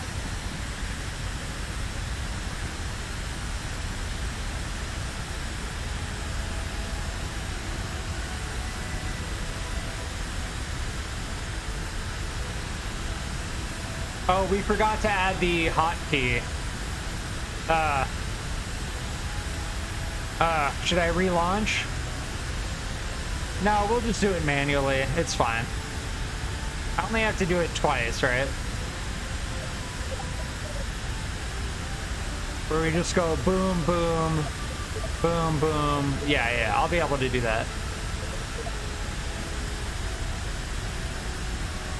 All right, let's keep the altitude a little bit low. And then once we get up to 1200, then we'll crank it.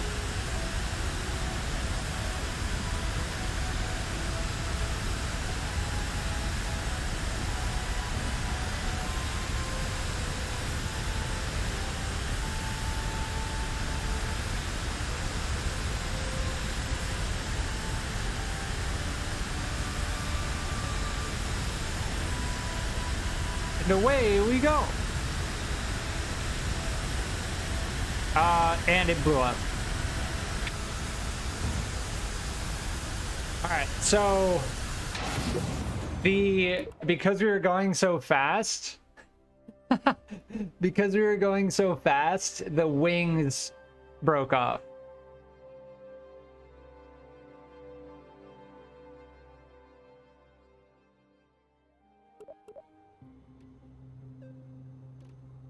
So two things I need to do. One is action group manager, and two is we need to strut the wings and lower the authority even more when we're going at a higher speed.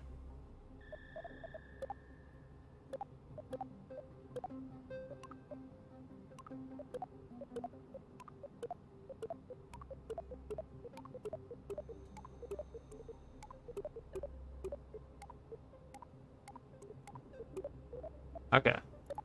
Is there a way to add a hotkey?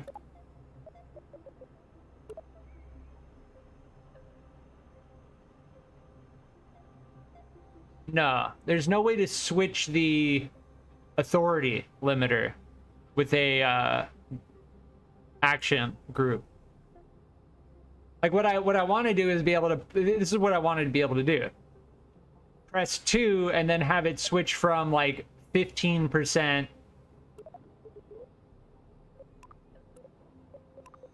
authority limiter from like 15% to like 5 whenever I press 2.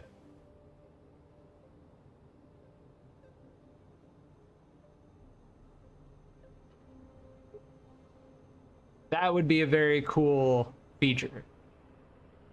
To be able to change this with a push of a button.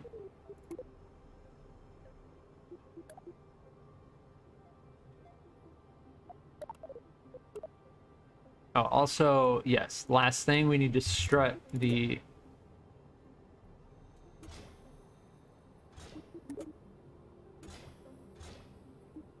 I love how I was like, and away we go, and then it just exploded. Instantly exploded.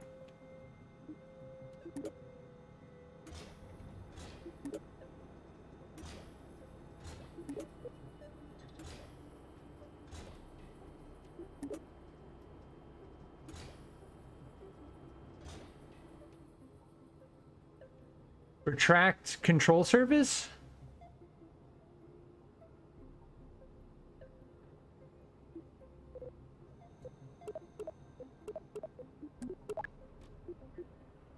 Maybe. Wait.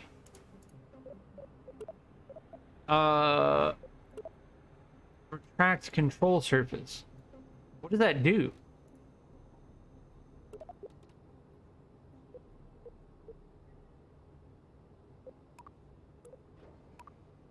What does deploy do? Oh. Deploy Yeah, no, deploy makes it lock in an angle, I think. It'll be okay. It'll be okay. And we can always manually change it while we're in flight. It's really not that difficult. The main thing was I just didn't want to have to change all 6 Rapier engines to closed cycle mode. That was the main thing. Yeah, are these properly connected? Yeah, they are.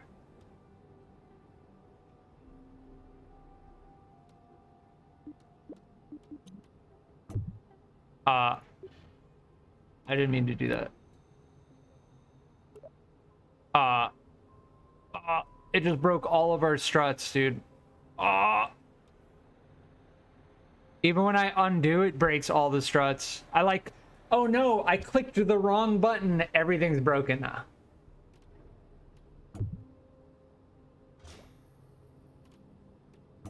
It's okay. It's just gonna take us another 5 minutes. That's all.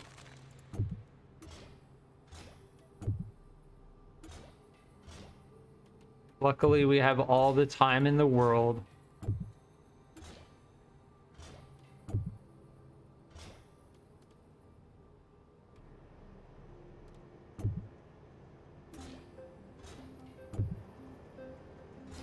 Oh, it's... Oh, no! No!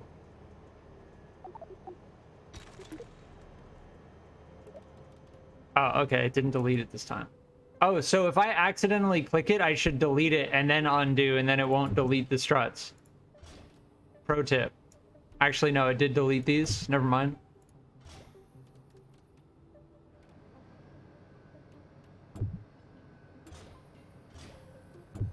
Yeah, it's acting very strange, where if I click this one, it's like doing the... I think I'm better off just deleting these, because it's like undoing what I'm doing while I'm doing it. So I'm just better off deleting these because it's being really, really, really annoying. Okay, cool. Are we good? No. These need to get done. Okay. Okay. Okay.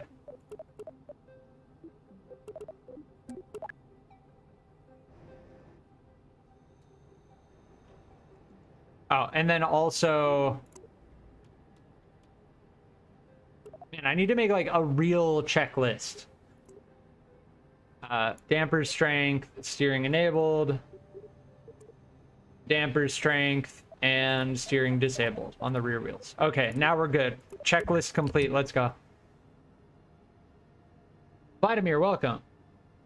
Do I really need that many struts? Yes, we're going 1,200 meters per second in atmosphere. And the game likes to make the wings fall off.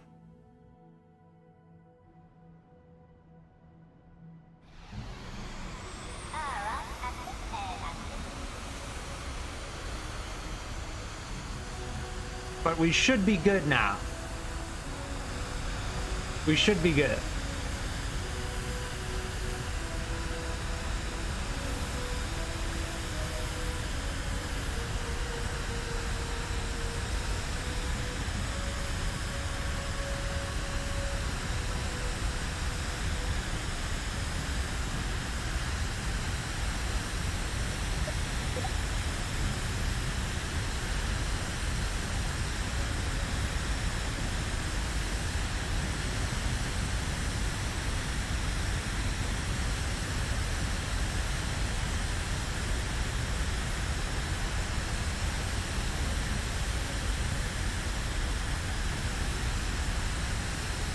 Look at the Delta V counter just freaking out.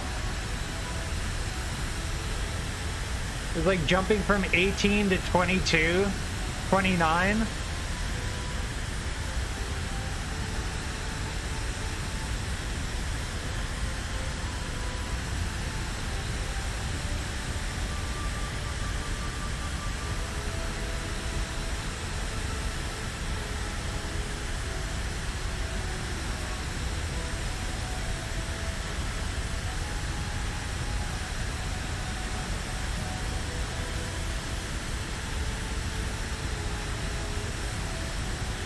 Oh, the SAS is going off. There we go. Yeah, the SAS likes to make it... also, we need to change these.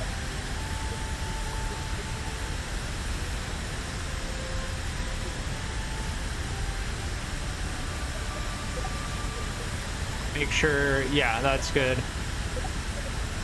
All right, we're good. We're good.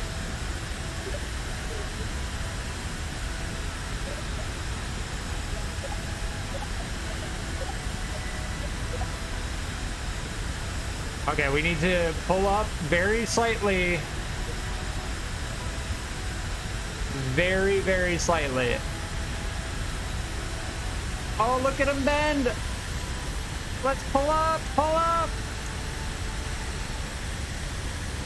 Look at him bend.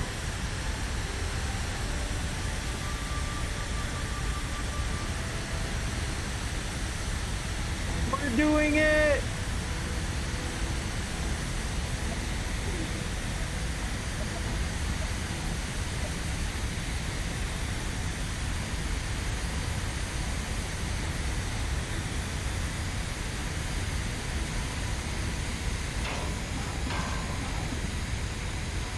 Oh, switch mode!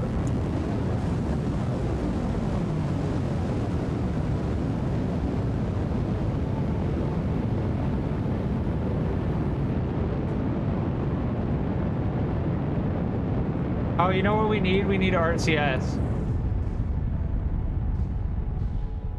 Oh, we made it into space. We're in space. Not just yet. We're not just yet into space.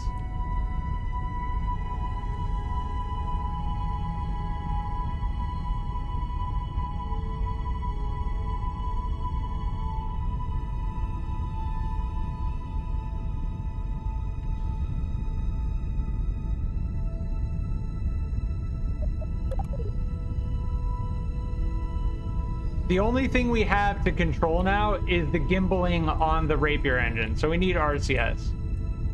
Yeah, but we made it. We made it.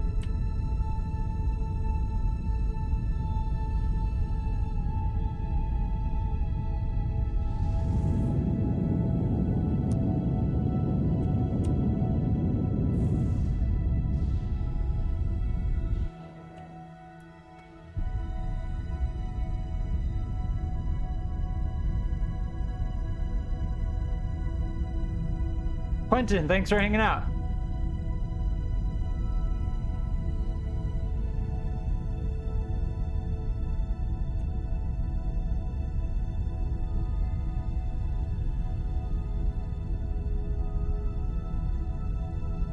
All right, now that we're kind of stable, we'll speed up to the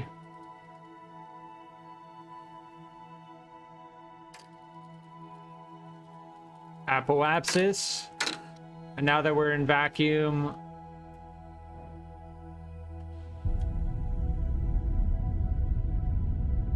I'm gonna burn on the horizon.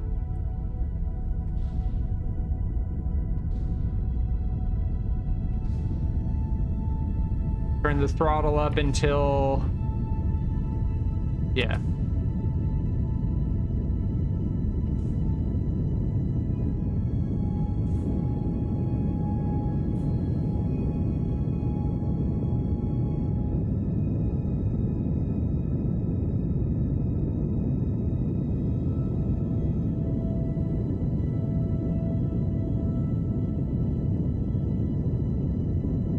We still have too much oxygen.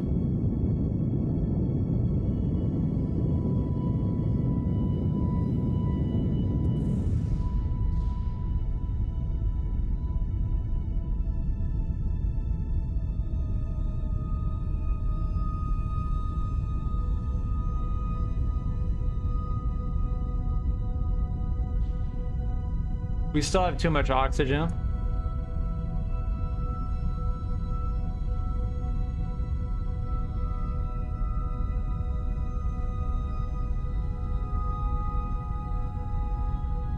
Yeah, I like the sound. All of the sound design in this game is really well done.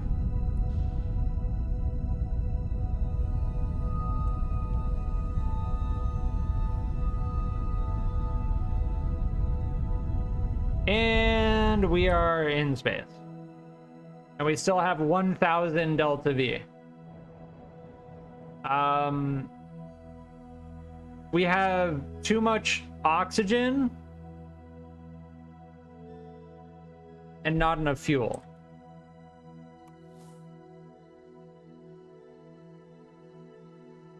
But as for making it to Minmus, I don't think we actually have the delta V to do that.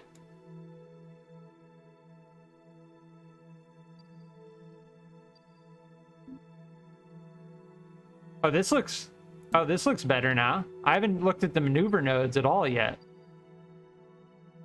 Yeah, this is looking better now. Yeah, they updated the UI in multiple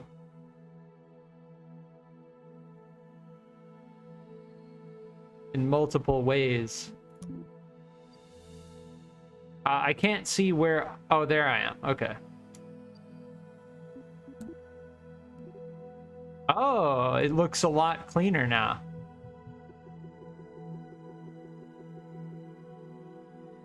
All right, we can make it to the mun, and then we can use the mun to slingshot.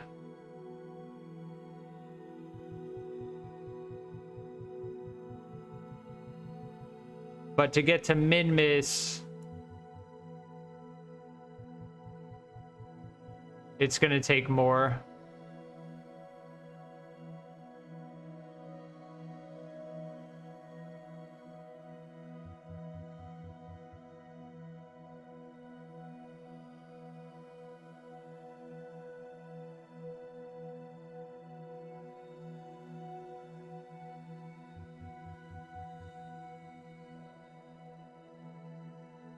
Yeah. 922. We can make it to Minmus. We'll try and make it to Minmus and see what happens.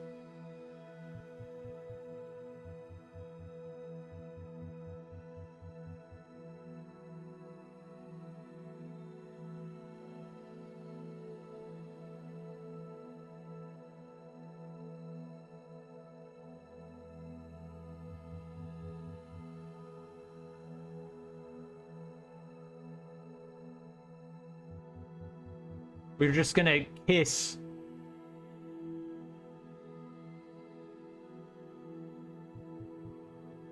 Oh, look, you can see.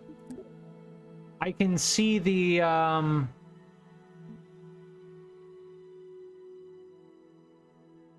yeah, I can see our trajectory now. I didn't used to be able to see that. But I still can't really...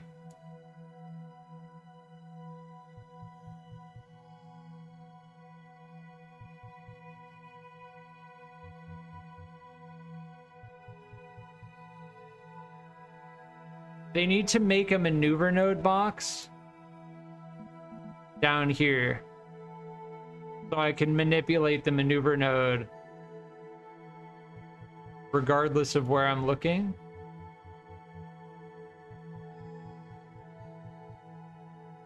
Yeah. And then if I assume if I touch this, it's going to mess everything up because it's so fine. Yeah. Well, we can touch... We should be able to get into Minmus's sphere of influence, right? If we can do that, we should be okay. Oh, indeed. We have this thing's... We have the Mark II Osprey's reaction wheel, which is actually helping us change our direction.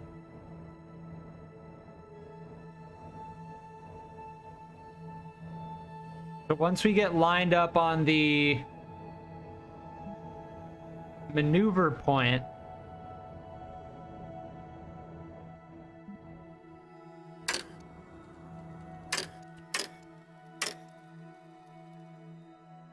we are going to speed up.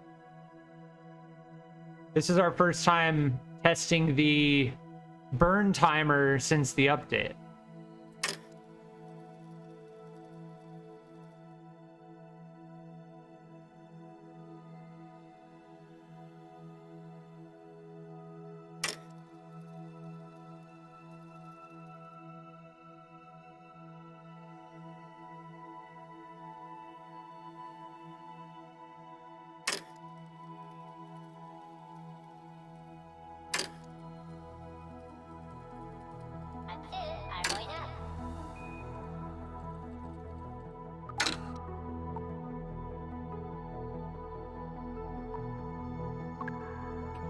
Oh, it actually made a sound. Did you hear that?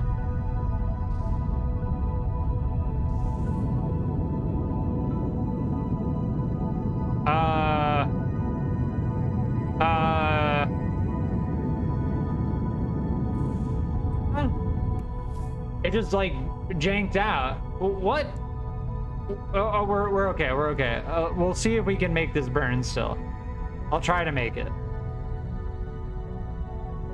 We should have had the Delta V. It just like halfway through was just like, oh, not enough Delta V. Okay, it's showing a red thing counting up now instead of the burn timer going down. Very interesting.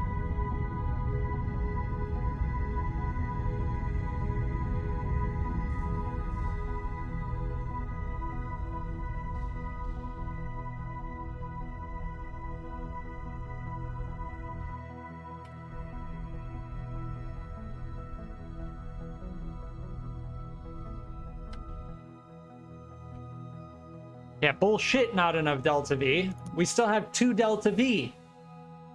We still have 2 Delta V.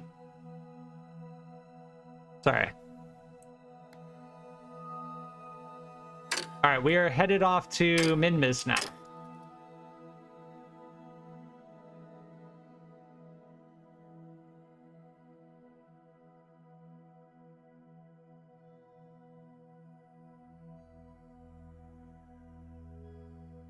Yeah, with this design, we could absolutely put a payload in it. We had 1,000 Delta V remaining.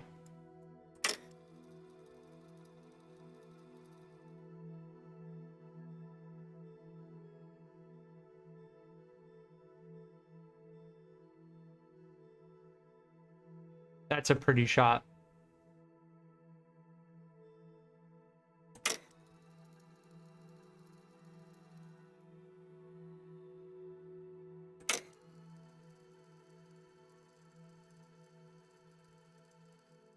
There's the Mun. We're going beyond the Mun. Switch to Celestial.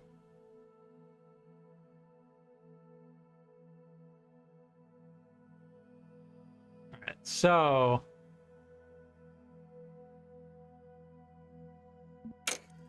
once we start getting really slow, stop. Okay, thank you. There's Minmus right there. See that?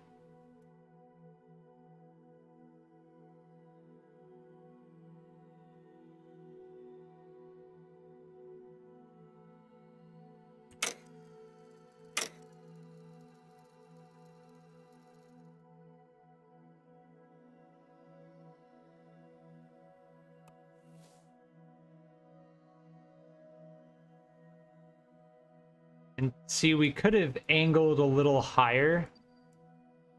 Yeah. I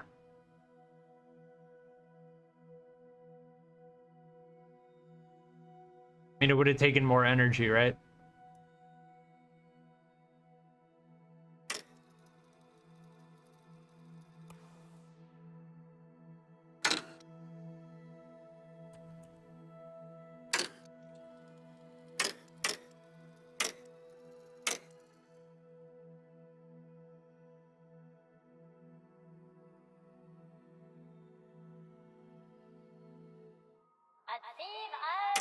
Yeah, we're in Minmus's sphere of influence now.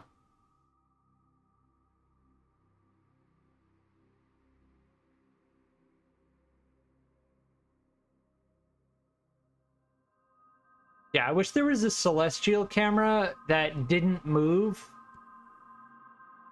Like a combination of chase camera and celestial.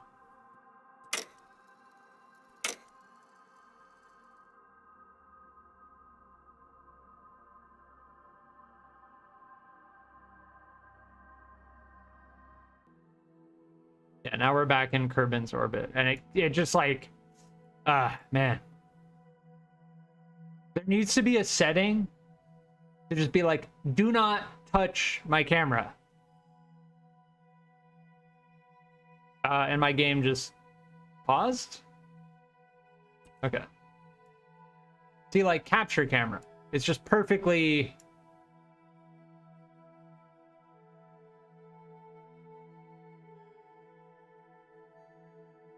Yeah, there needs to be a setting...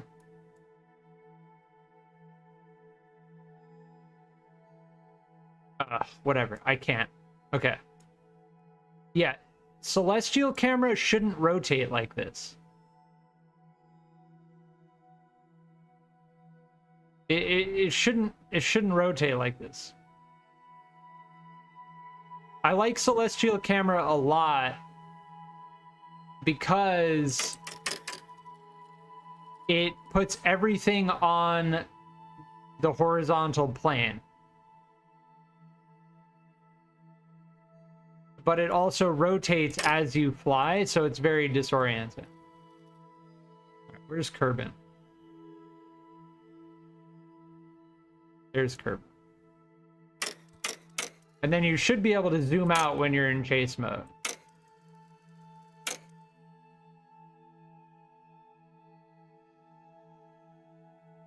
Well, that's kind of like body mode, right? Yeah.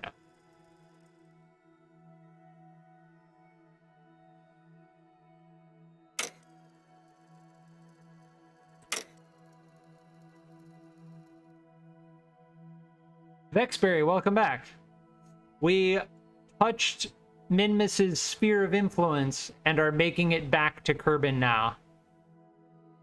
I don't know... No, our periapsis is too high, so we're not actually gonna be able to re-enter. But we're gonna fly right by it. This is what our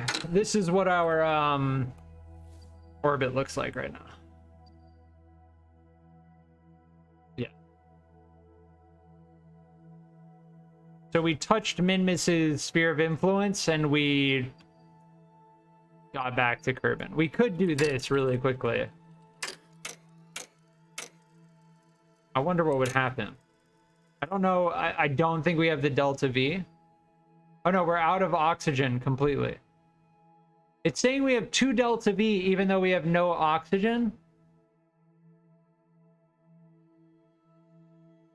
Yeah, the Delta V counter needs some work. It needs some work. Because if I had 2 Delta V, even 2 Delta V, I would be able to burn retrograde so slightly.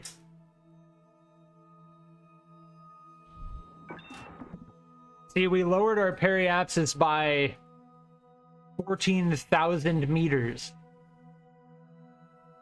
So the Delta V counter was actually correct, but it showed that we had 0 oxygen when we still had a tiny amount. Andy Black, welcome. Has the update fixed performance? To a degree.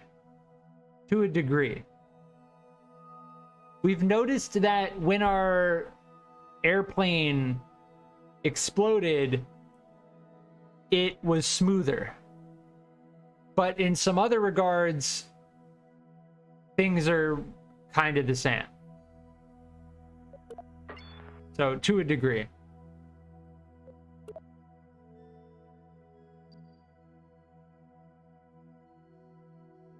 But yeah, that was a good attempt. I can't revert to VAB.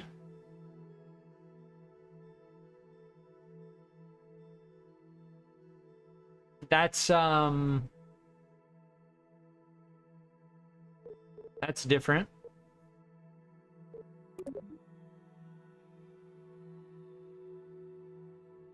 Is this game worth adding to Steam library now, or is this project dead in the... Oh, it's absolutely not dead in the water. But I recommend doing your own research in regards to the state of the game. There are many videos that clearly outline all of the bugs and issues and performance issues with the game. But if you're asking me personally, I have... How many hours do I have in the game? I have 86 hours in game, and I have absolutely gotten my $50 worth from this game. The enjoyment I've gotten outweighs the issues and frustrations I've experienced.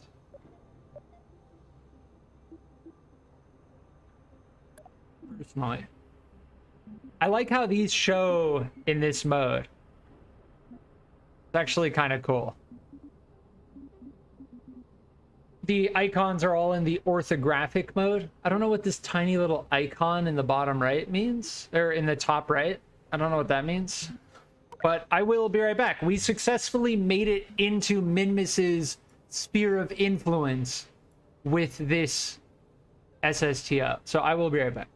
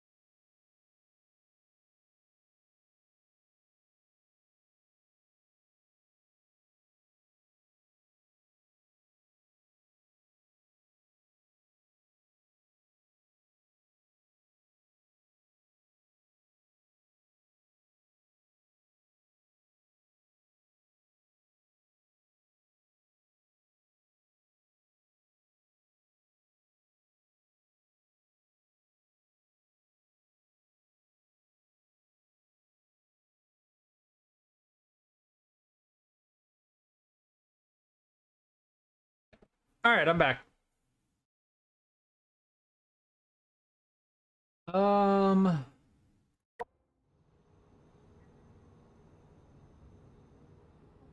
Vexbear, happy birthday. Oh, I see you had to go.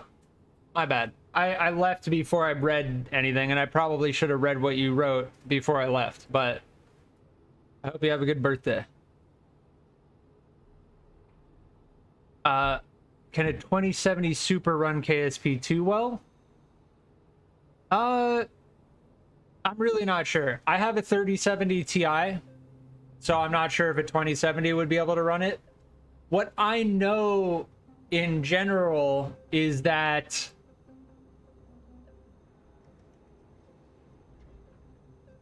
the hardware you have, okay, to put it simply, people who have a 3080 are having the same performance issues as people who have a 1080. It's not so much the hardware as it is how the game utilizes the hardware.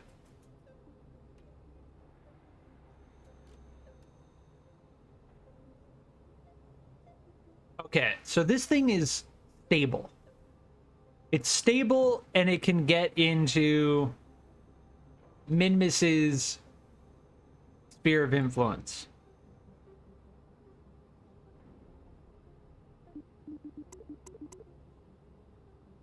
Now, I think what we need to do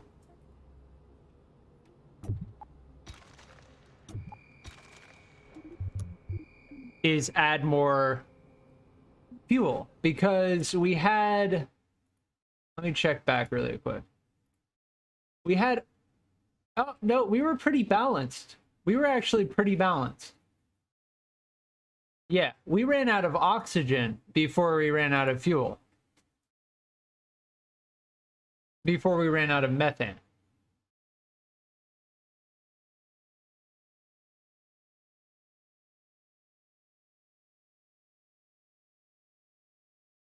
Make a Hermes Mark II vertical launch plane? What is that?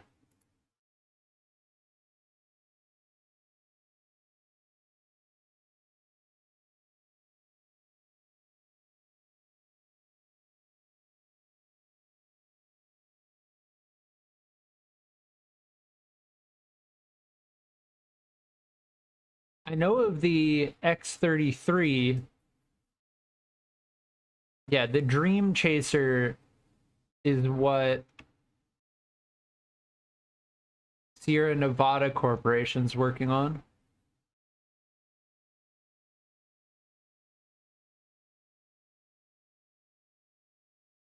So you launch it vertically on a rocket. Yeah. And then it comes back and lands. But C concept? Ooh, interesting. Yeah, our limitations are it has to be a single stage to orbit. Has to be. Unfortunately. But we can definitely do something like that in the future.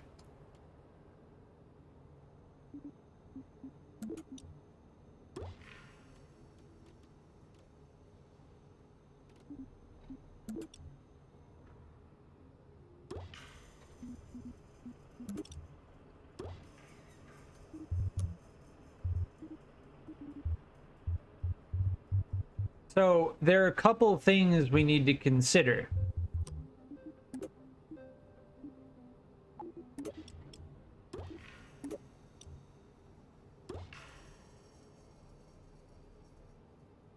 I don't like the look of that. One is, in terms of making a rover,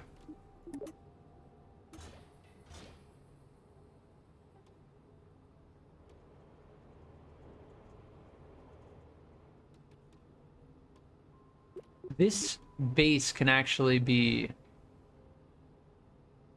I don't know if the struts are gonna like that.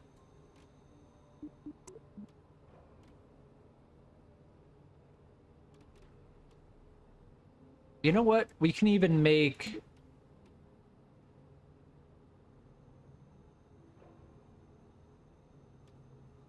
that a little bit thicker and bring it in.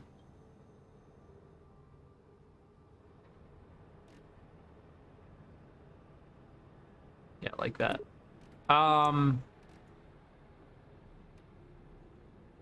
In terms of making a rover, we need rover wheels, unfortunately, because these wheels have engines in them, right? And they turn based on electric charge. So we actually have to launch this thing on rover wheels. We're currently using the medium landing gear, which is 0.25 tons, which is akin to something like the Rove Max.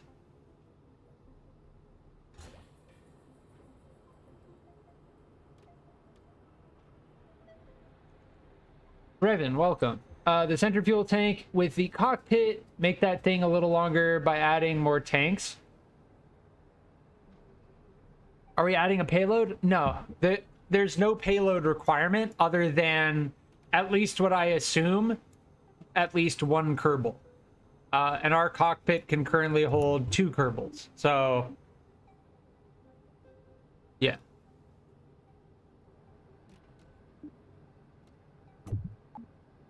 But this is simply designed to be an SSTO that can land on Minmus. All right, here's what we're going to do.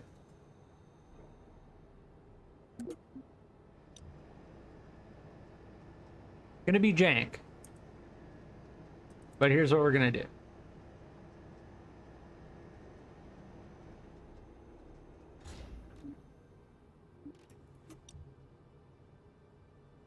Probably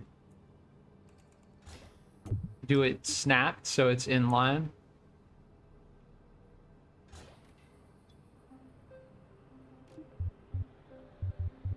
And then we are going to add the... Why is the impact tolerance lower on these versus these? Oh, they're ruggedized. Yeah, we want the ruggedized ones. Here, let's actually get rid of these, and then we'll work on these. We want the ruggedized.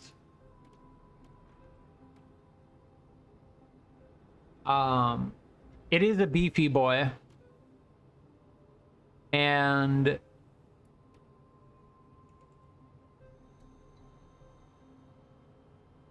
you know, I'm almost wondering if we should put a...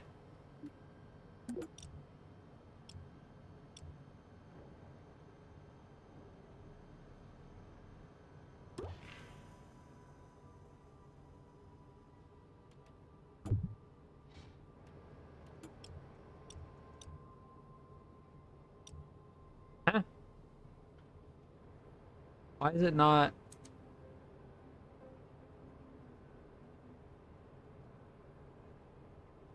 It's wanting to connect so strangely right now.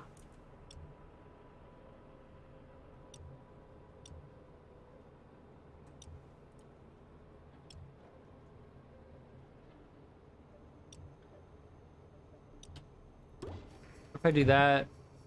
No, no, we don't want this. We don't want this.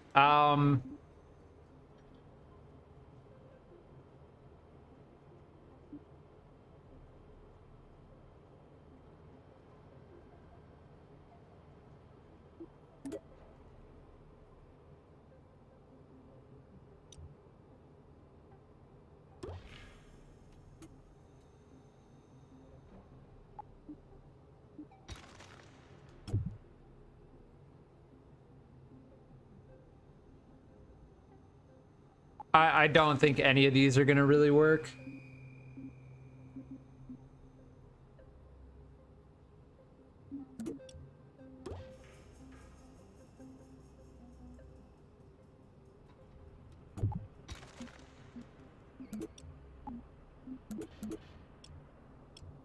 No, and these are really... Actually, that's not too heavy. It's 0.1. All I'm trying to do right now is create some distance between the wheel and the base of the vehicle, right? Because, like, ideally, I would just do something like this. Boom, done, right? But look at how close it is to the ground. So we need to find a way to get this to...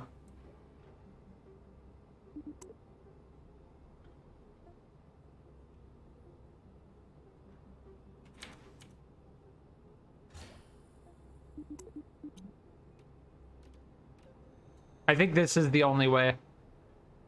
I think we just have to kind of embed it in that.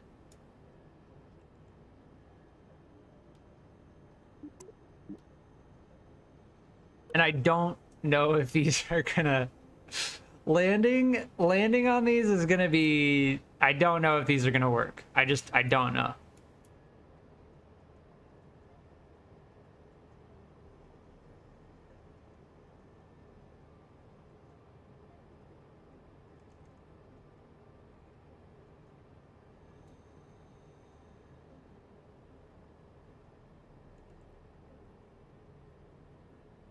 Brevin, no problem. Thanks for being here. These are the small wheels. Small wheels almost have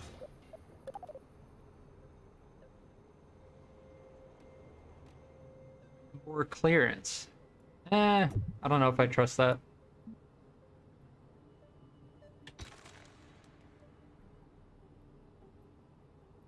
Okay, that's concerning that it's changing the flight control mode while we're in the VAB. That concerns me.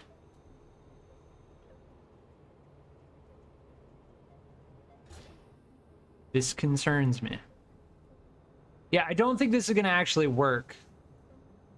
I think we're gonna need landing gear and rover wheels. Oh, that's so bad.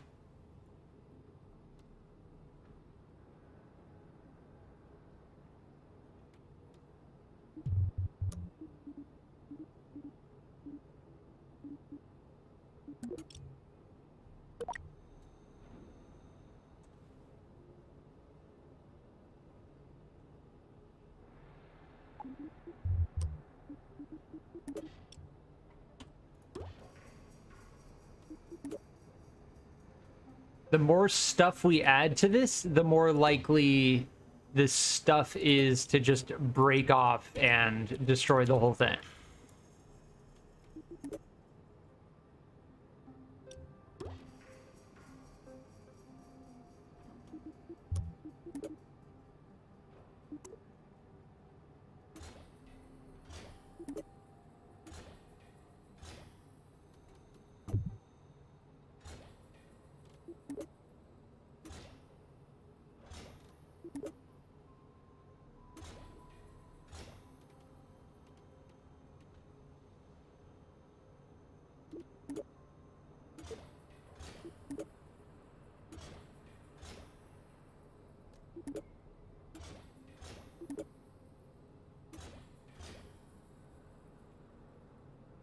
Okay.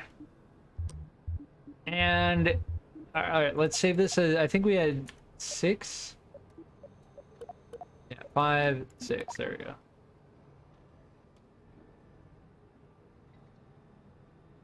We're gonna try.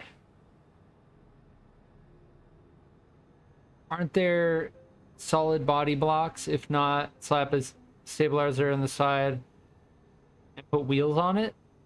That's true. There are these we could use any of these, really. We could add a truss to the bottom.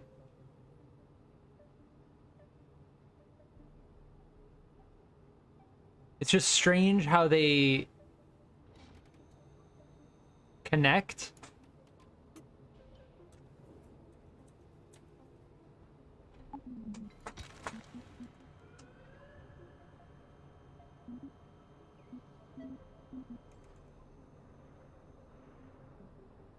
Here's what we're gonna do. We're gonna try. Another thing, we're just gonna go for it. Another thing is We need batteries.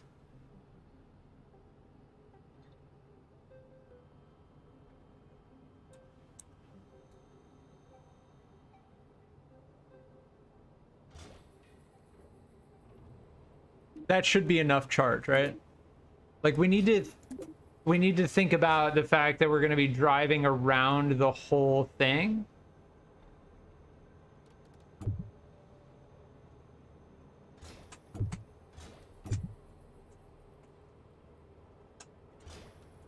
Actually, let's just do this. Is that gonna... Yeah.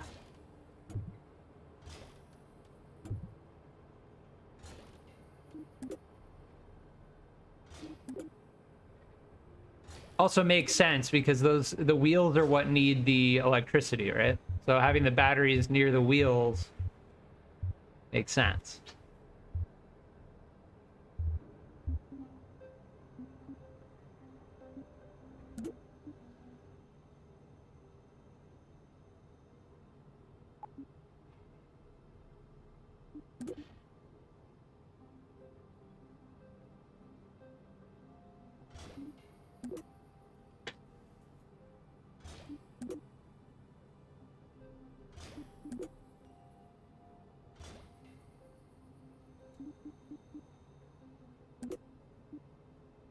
How much is this? 1.25.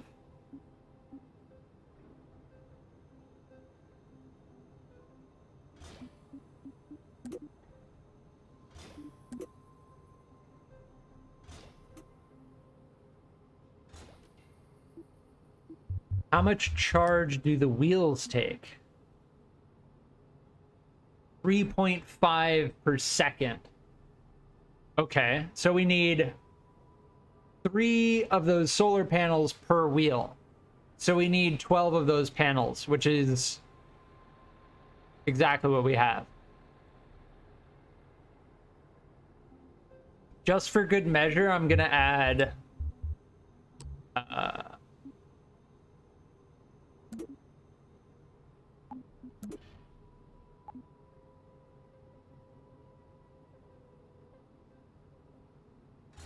two of those, just in case. Just in case. Now, I don't know how that's going to impact the aerodynamic profile. It's probably going to impact it negatively. And I'm going to put a communitron on it just for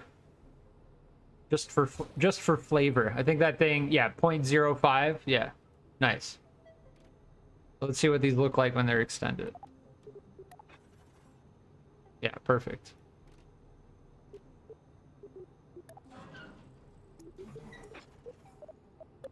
All right. You know what we could also do is try and get a little bit of cheese going. Like, we need all the cheese we can get. Yeah, double these up like that.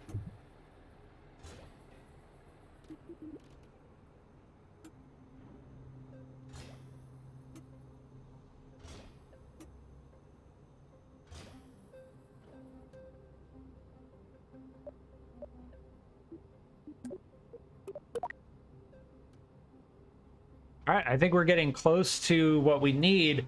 So here's the potential design flaw. These are just going to snap off immediately. And I don't know how to strut a wheel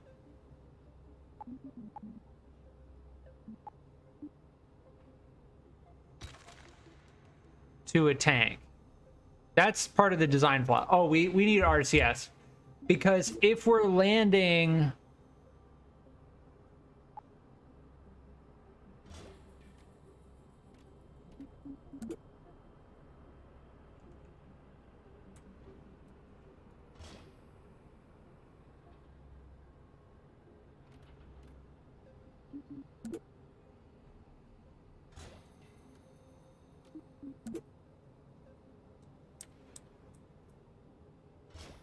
If we're landing on a planet we're gonna need a good amount of control when we come down. I'm almost feeling like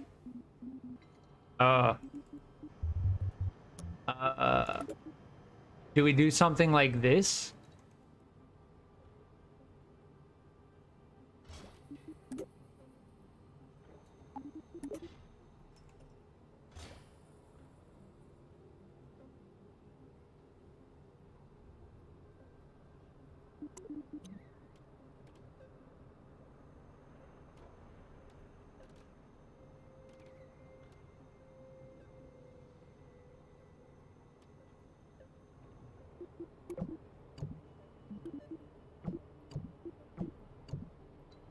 Let's do that just in case, right? That way we can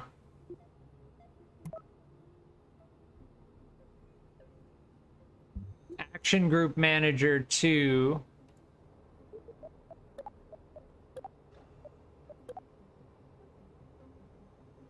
disable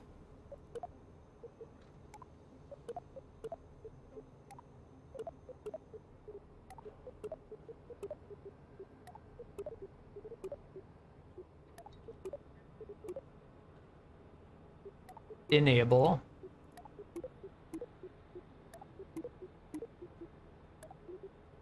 So 2 will enable these, disable those, and then 3 will enable these. Actually, no, the better thing to do, I'm being a little bit poo brain. The better thing to do is just toggle engine on and off using 2. And then using 3, toggle these engines on and off.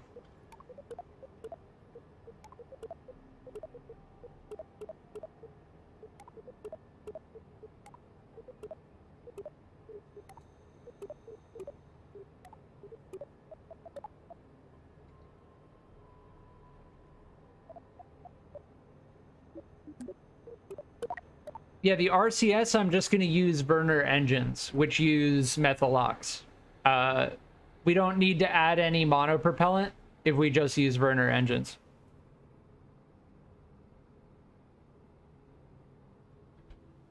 As for fine-tune adjustments, I mean, maybe we could do something like this as well. I don't know if this is going to mess everything up. Utility stabilizer reaction wheel in front. That might give us a little bit more control. All right, so the main problem I see us running into is the wheels breaking off immediately. So yeah, spring straight, motor, steering disabled on the rear wheels, enabled. Yeah. All right, I think we're good. These can have their traction level increased to 4. Yeah. All right, let's try it. It's probably going to explode immediately. We're probably going to have to add landing gear on top of the rover wheels.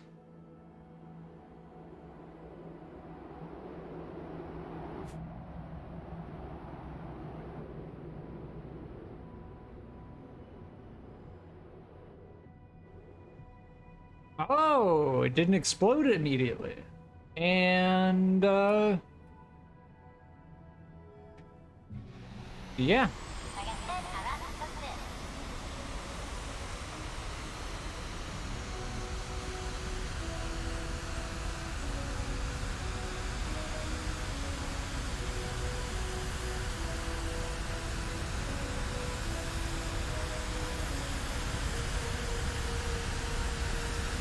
The wheels are kind of floating above the ground. That's concerning.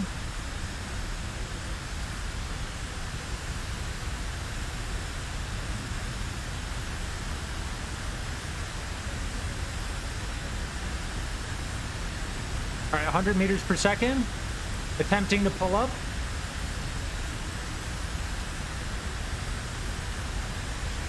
Attempting to pull up.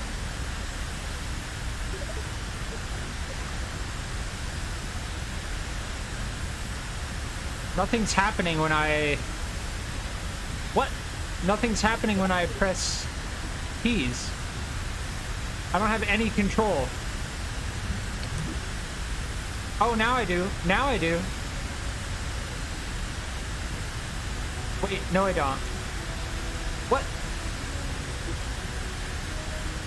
Oh! Oh god! I don't know what happened.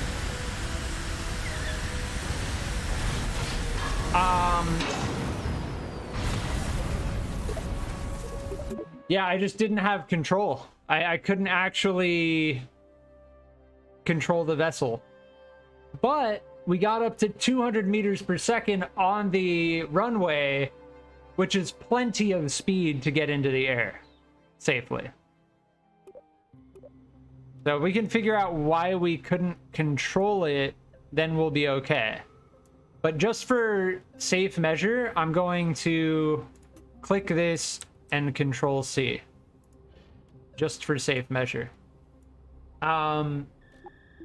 Yeah, I'm concerned because we have a vessel in orbit. So I'm gonna destroy that.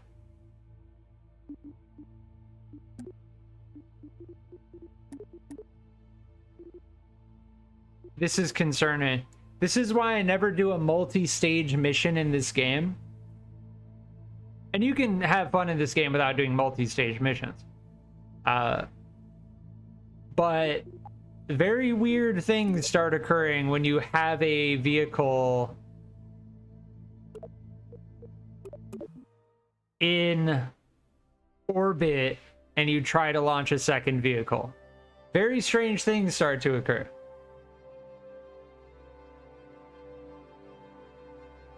And as you can imagine, that's a huge shame because part of doing missions to other planets is doing multi-stage missions, multiple launch missions, so on and so forth. Yeah, so I'm gonna try to launch this again, hopefully. I didn't understand. Do we need fuel cross feeds from here?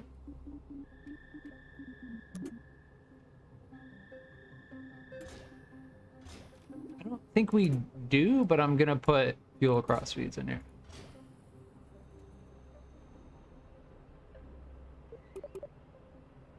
It also may be messing up because we added those spark engines.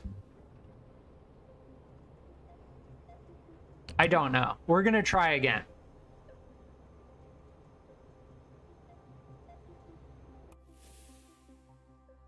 But this has been very interesting. We did make it to Minmus's sphere of influence. And if we were more careful, we probably could have re-entered Kerbin's atmosphere. Okay, we've got the camera bug. Okay, something severely wrong happened.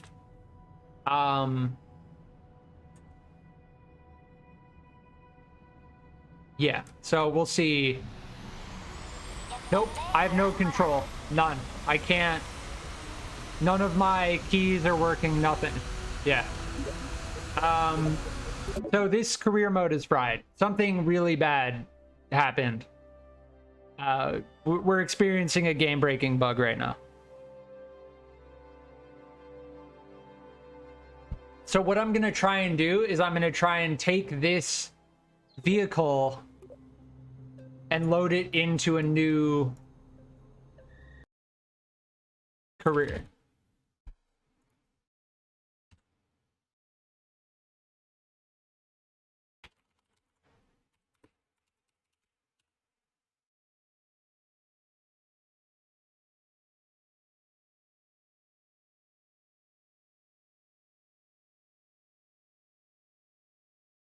I'm going to take this current vehicle and load it into a new career by while selecting the route of the vehicle.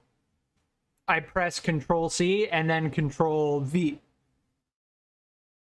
Control V.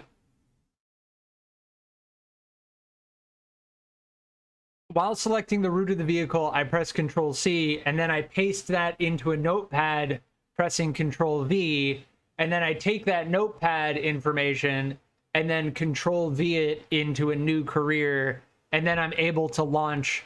It loads that exact same vehicle into a new career, and then I'm able to launch.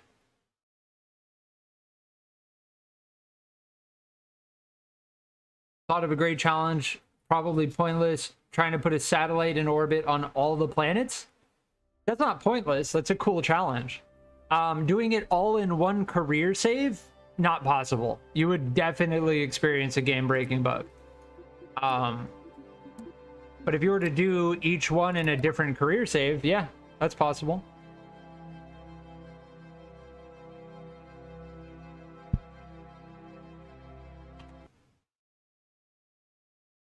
I could see that being pretty cool. You'd have to do one at a time.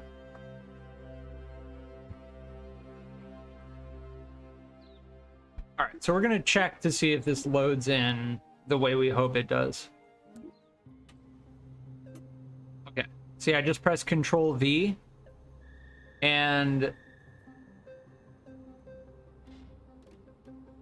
there we go. We have our vehicle, our previous vehicle saved in a new workspace, and we'll try to launch it. Oh, we're on the launch pad.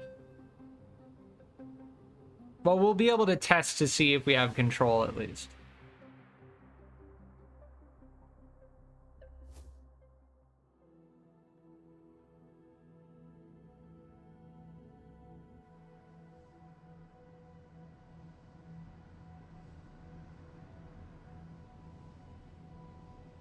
Okay, we have control. We have control. Very nice. So that's how I avoid game-breaking bugs. After I've spent 30 minutes, an hour and a half building and testing a vehicle, if I run into a game-breaking bug, what I do is I Control C, if possible, go into the VAB, Control C while having the route of the vehicle selected, go to a new fresh career save, Control V, and then I'm able to continue where I left off.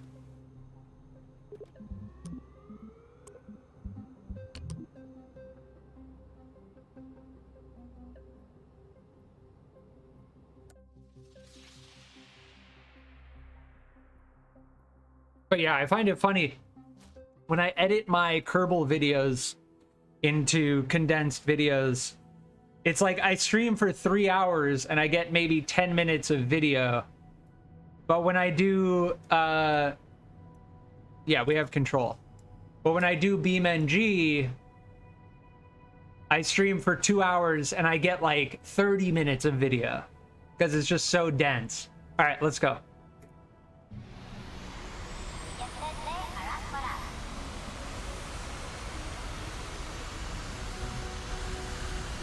We've got more fuel this time, but we've also got a little bit more mass.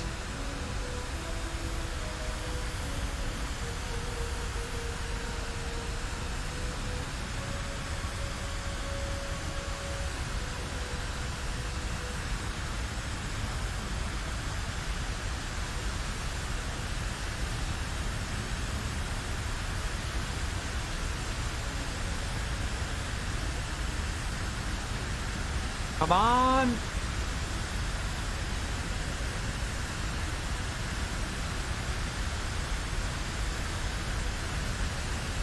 We're going 160. Give us lift off.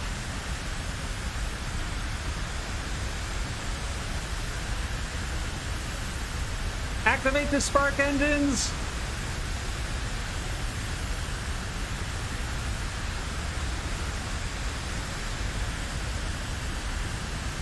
Oh no, we were going, yeah. We're going way too fast. Even with the authority limiter, all the way up.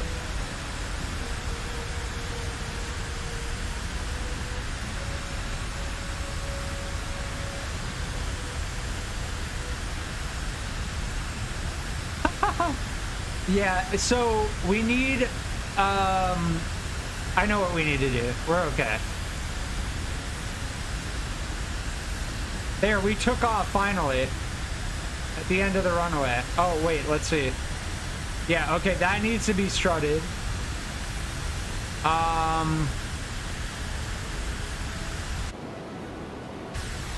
There we go. We can turn those off manually. Yeah, we're okay. But our center of mass is too far ahead of the center of pressure. That's why we had that issue. The wheel's still spinning.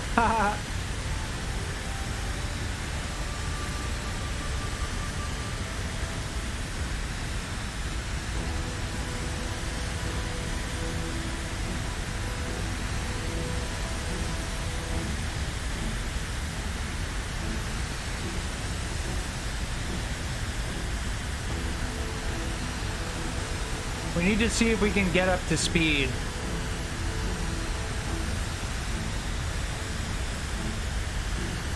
No, we're getting stuck now.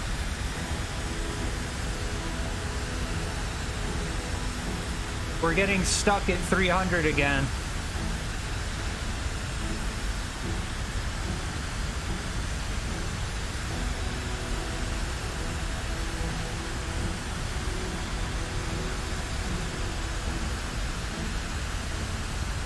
Yeah, you know, I think it's those fuel tanks in the bottom.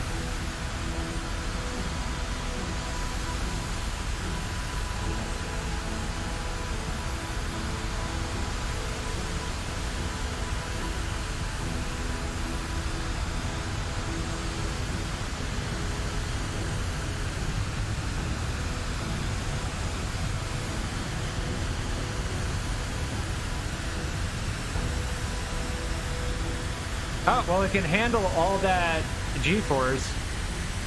That's pretty nice. But yeah, it's not letting us get up to speed. And I think it has to do with the fuel tanks. Because there's a balance. Again, there's a balance.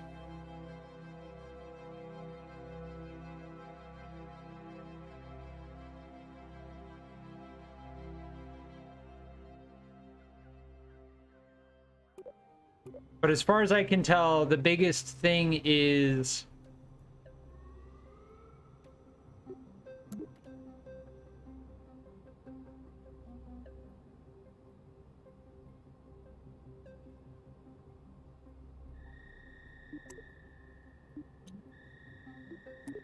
the location of the, yeah, center of pressure.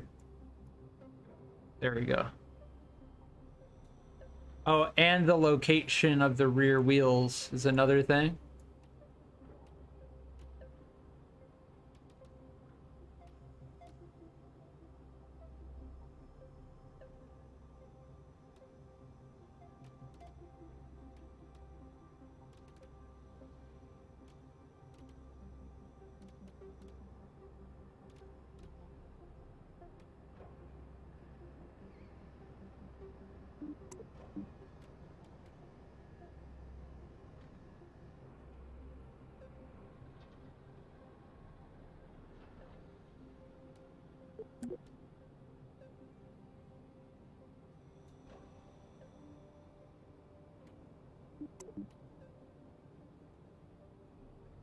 Oh, it does not like it when you try to move a wing while you have that menu open.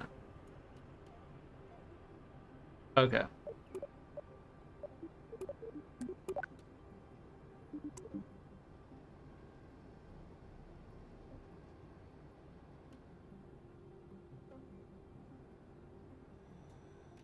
Yeah, I don't think we need these.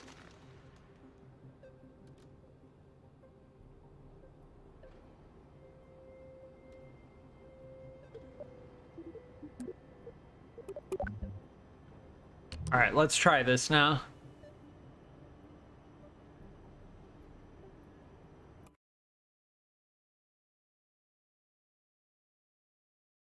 So the issue we're running into now is not being able to get up to the speed we need to get up to, right? Oh, why did it switch us to the... Man, I hate that so much. It takes us like 30 seconds just to figure out that we accidentally went on the launch pad instead of the runway.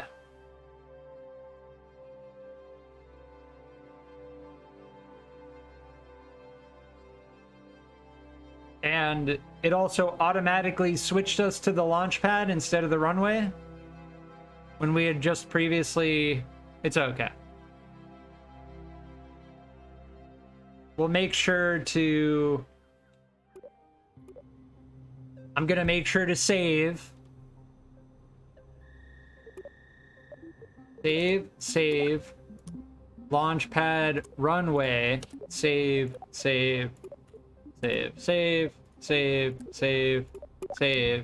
Runway. All right, let's go.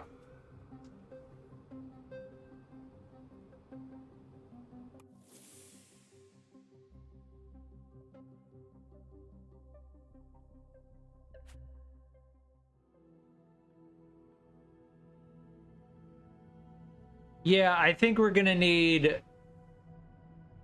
I don't know what we're gonna do. Yeah, also it's like hovering over the ground. I don't know why it's doing that.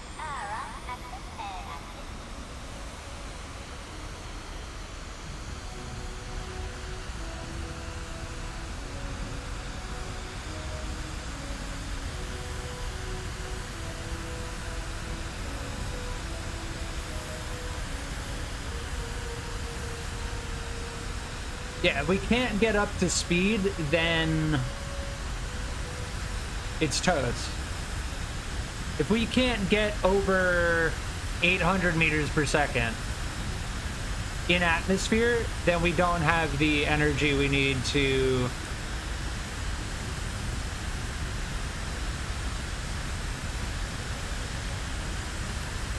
Almost. There we go. Yeah, clean. That was very clean.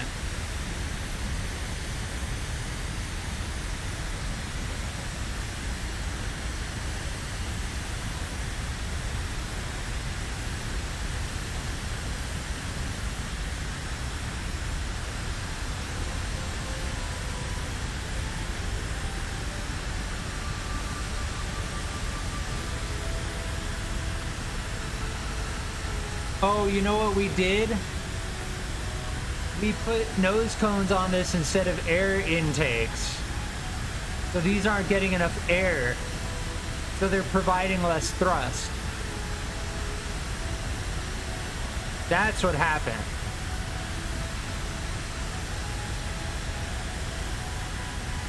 Yeah.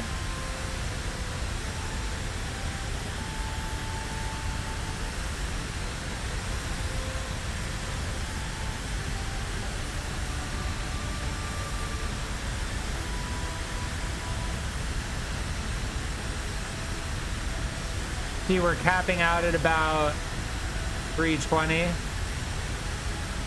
Yeah. All right, I know what we need to do. I know what we need to do.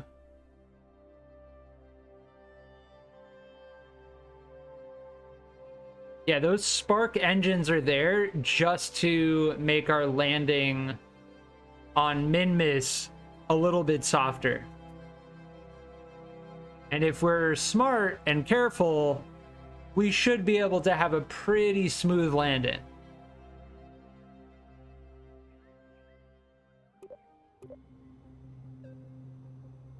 If we can make it to Minmus, that is. Yeah, these needed to be...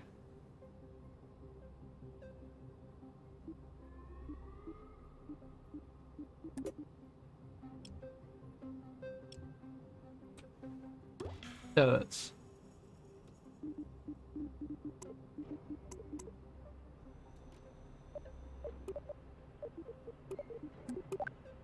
All right, that should be, and you know what?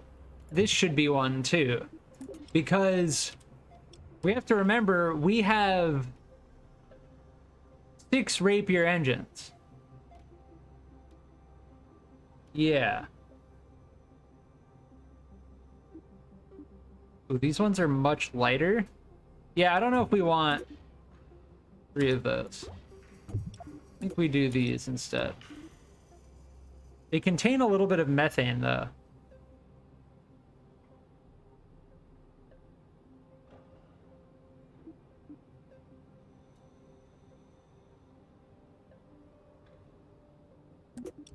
Oh, these are interesting. It's like a fuel tank.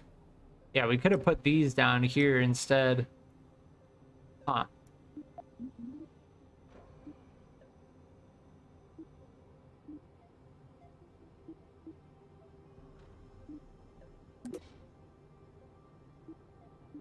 Yeah, these are much lighter as well.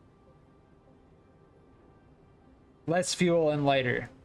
Or no fuel. Most of the mass of this is the fuel. The thing only weighs what? 1.75 or 0.175. Right?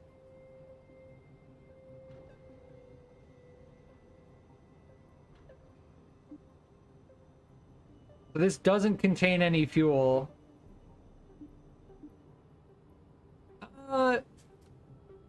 No, you know what? We're gonna take 2 of these. Like that. Yeah, okay. Because that's more fuel. I don't know why the center of thrust is angled slightly. Oh, is it because of the mass underneath? Yeah. Well, those have gimbaling, so I don't know. Let's launch it and see what happens.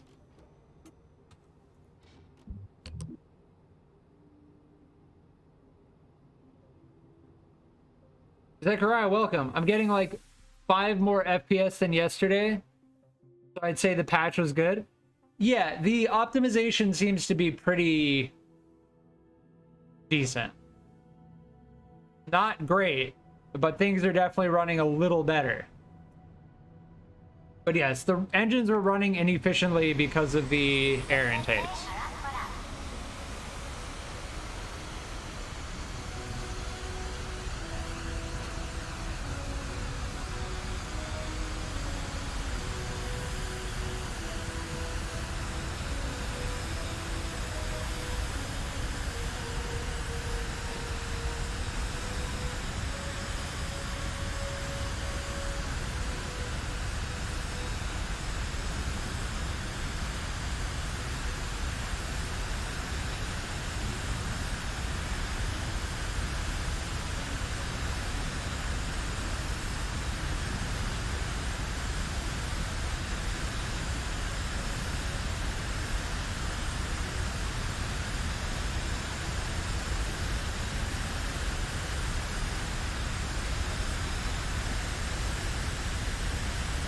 Clean.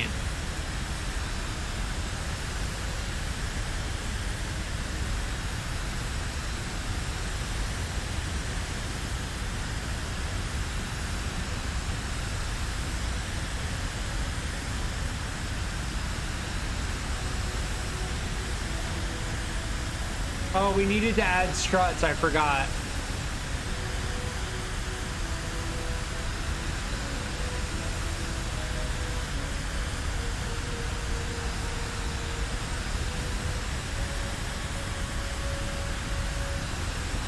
We needed to add struts between this and this. Yeah.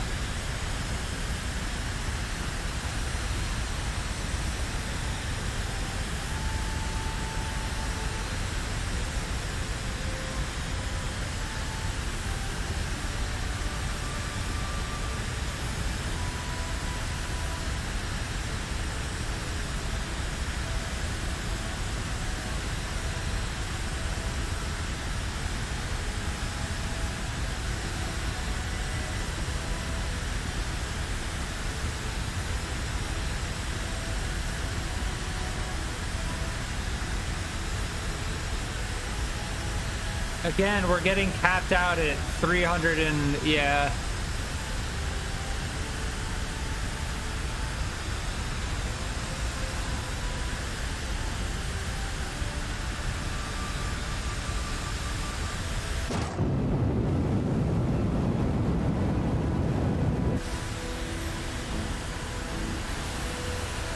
It's because of the extra mass.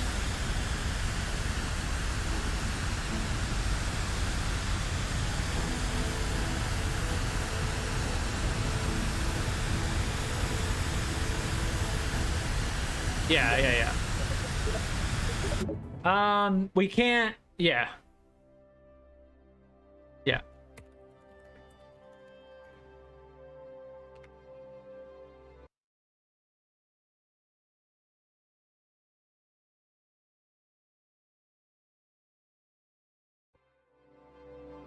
It's because of the freaking fuel tanks in the bottom, dude. I can't do that. It's not aerodynamic at all, and it also messes up the angle of our center of thrust. So, all right. I need to calm down.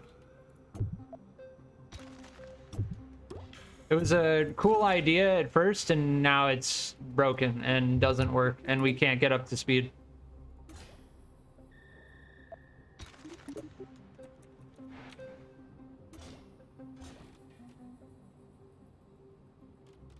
All right.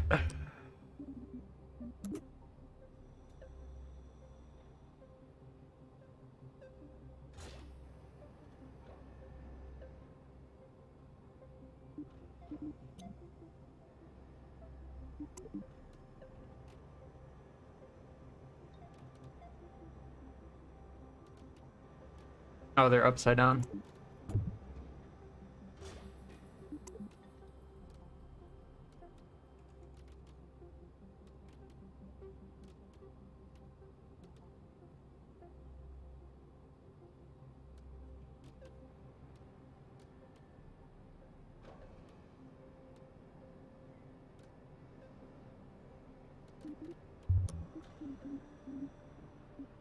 Yeah, I don't know. There's no piece in the game that allows me to attach these in a reasonable way. See, it's just like it doesn't. There's, yeah. So that's what we're working with. That very, very slight connection.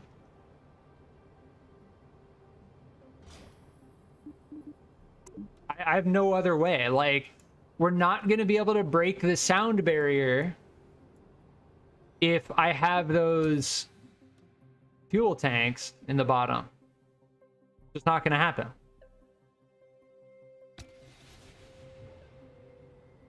Right? So we just have to pray that this functions as intended.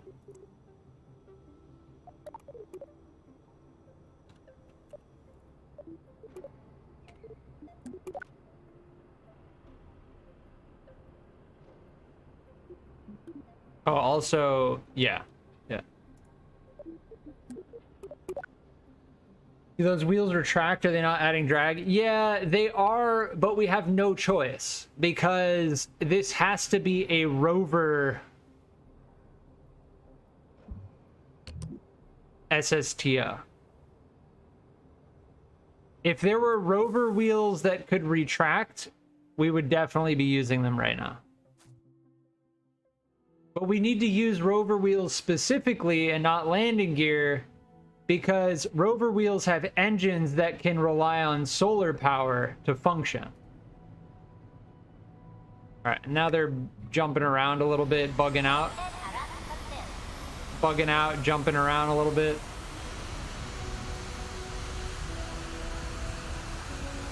Even though we put them pretty much, yeah. They're hovering above the ground.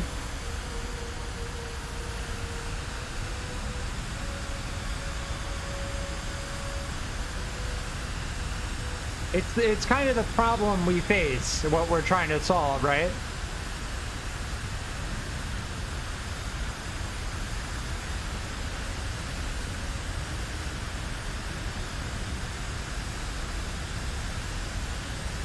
We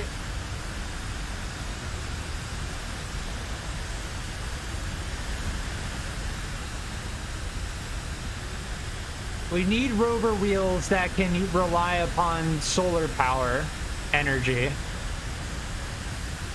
And we also need something that's aerodynamic that can break the sound barrier.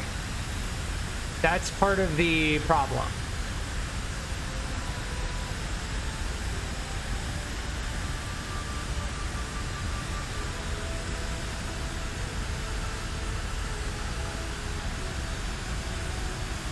There we go. We broke it. We broke it.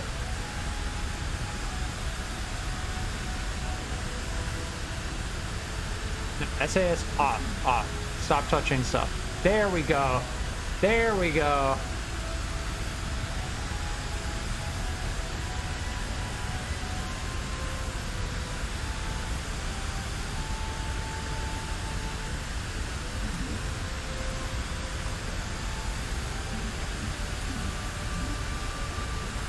Okay, the authority limiter on these needs to be lowered.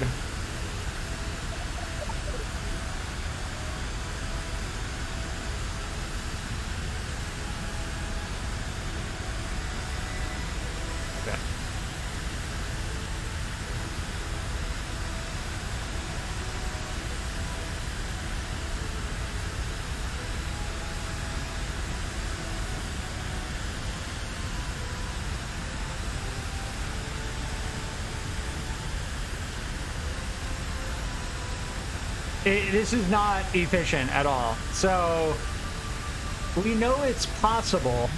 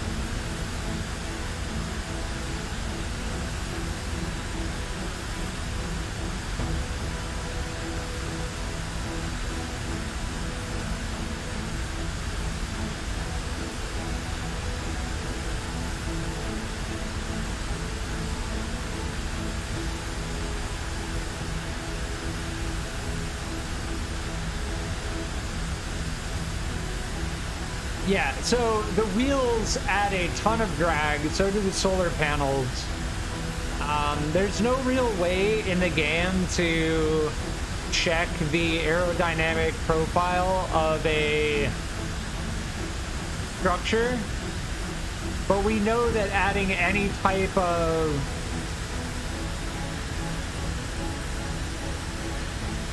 structure like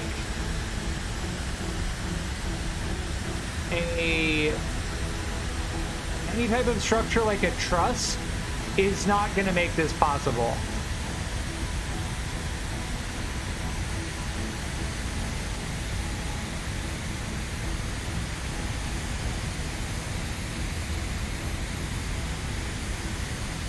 It's going to make it not possible.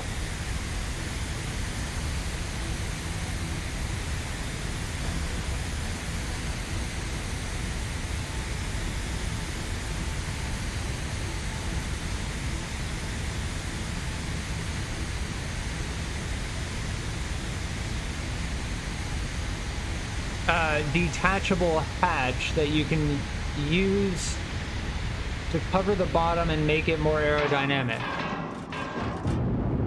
Huh. Interesting.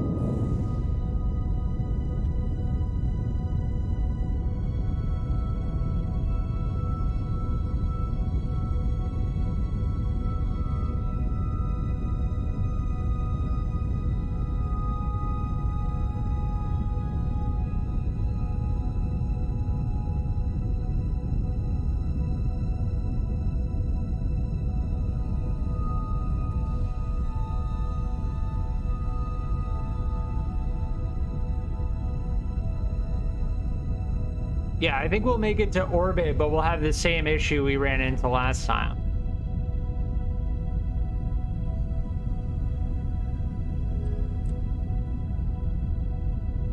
Which is, we just don't have enough energy to land on Minmus.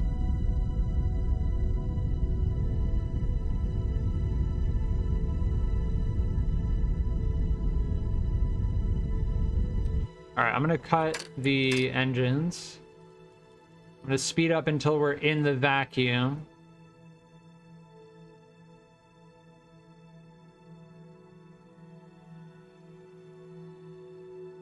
At 70,000.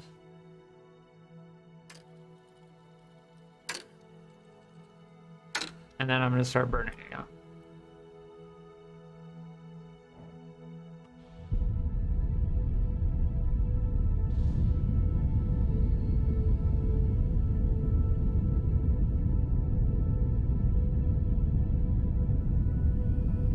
Audilon, welcome. F12 is a neat chart.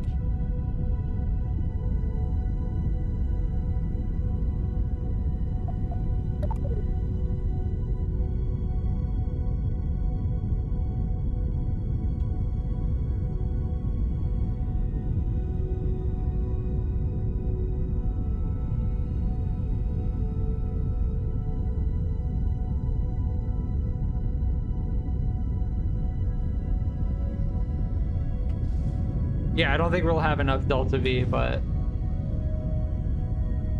yeah, we have too much oxygen at this point.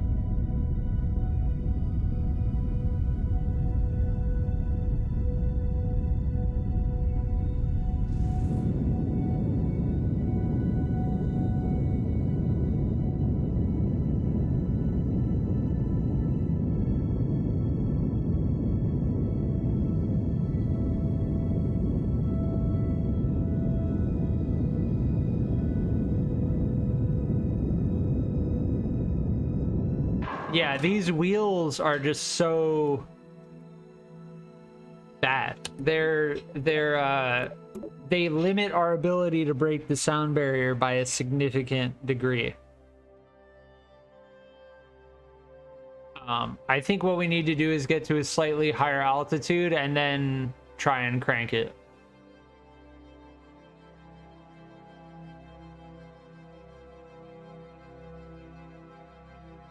But yeah, we had plenty of oxygen, just not enough methane.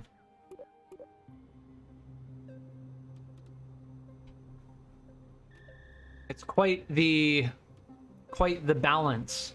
And another thing is there's no methane tank that is this shape. I mean, we could just empty the oxygen from here.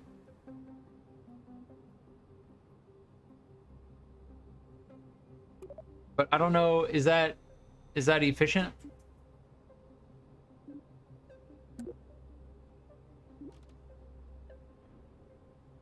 I don't think that's very efficient, right? This thing contains 0.8.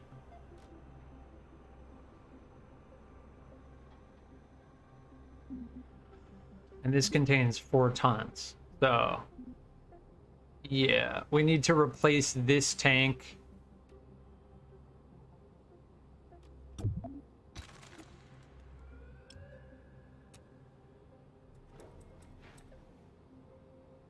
with just a pure methane tank.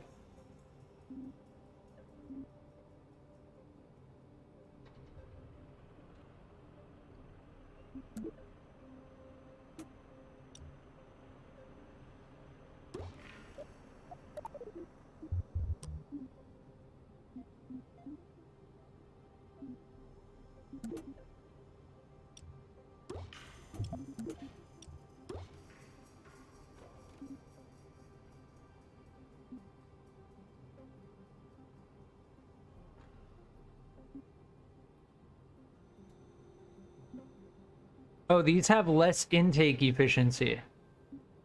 Okay, we shouldn't be using these. We should be using these.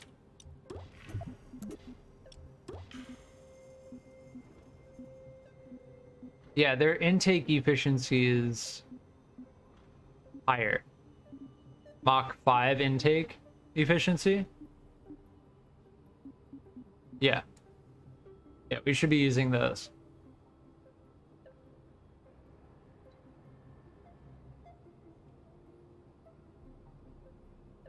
Yeah, detachable hatch that you can use to cover the bottom.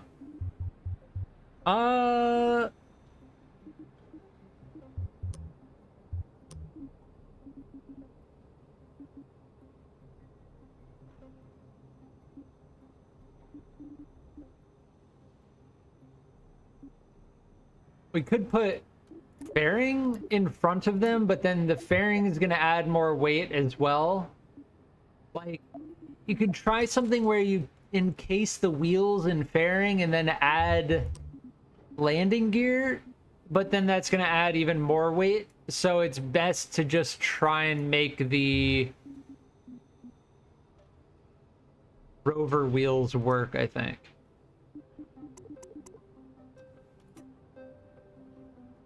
I think.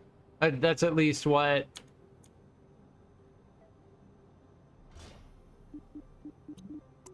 That's at least what my intuition is telling me.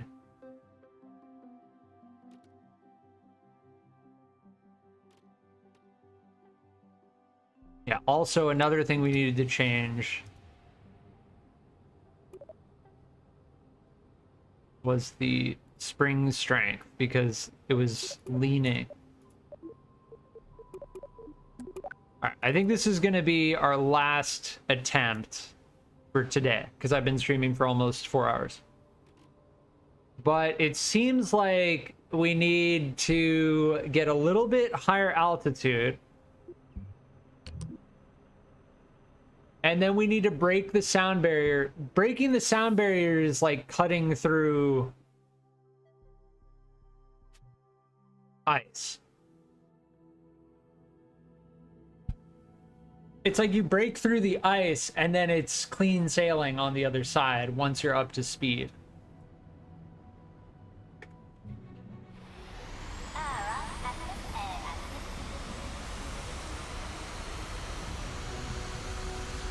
I feel like we should have it at like 50% in the beginning, even. Yeah, we can do F12. There we go.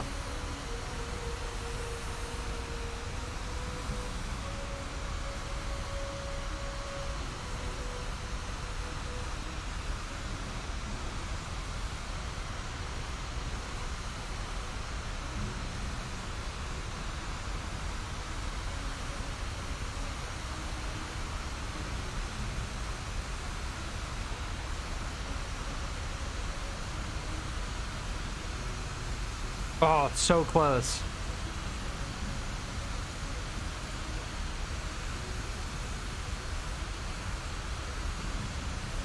The engine's like just not touching the ground in the back.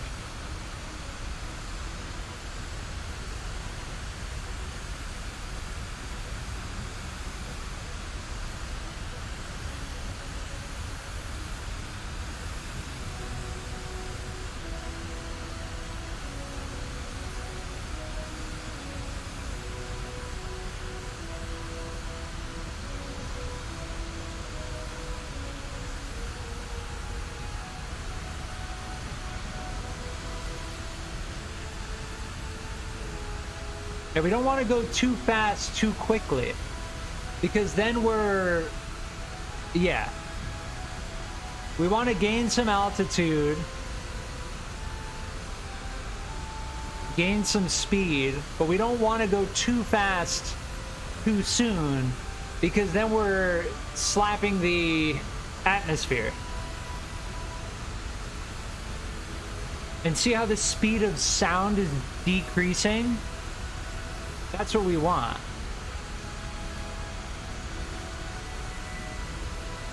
We want the speed of sound to slightly decrease.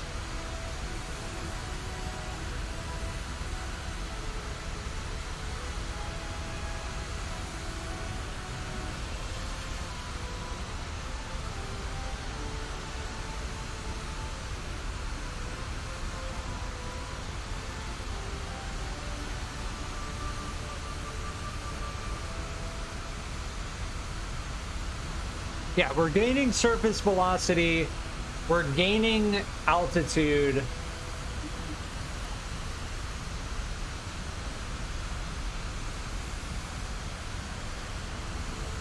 And when we break the speed of sound, it needs to be quick, right? When we're starting to hit 330 meters per second, we need to be coming into it really quick.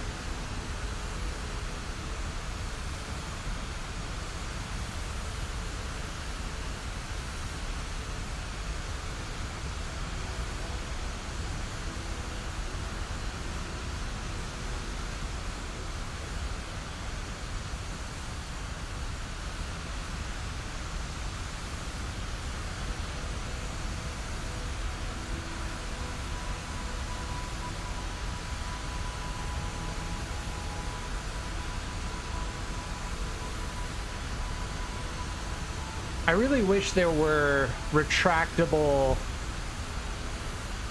rover wheels. I feel like that should be a thing. But then again, if there was such a thing, it would be ideal for a situation like this. So that's part of the design challenge of what we're trying to achieve.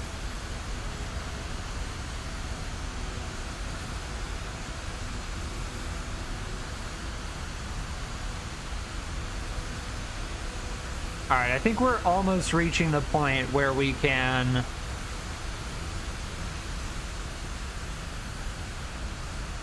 start to crank it. We've kind of hit 170 and we're starting to plateau. So I think what we do at this point is save. And then I'm going to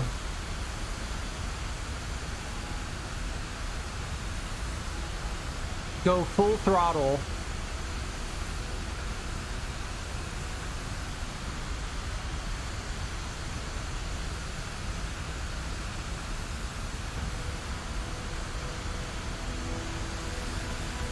And then angle flat, right?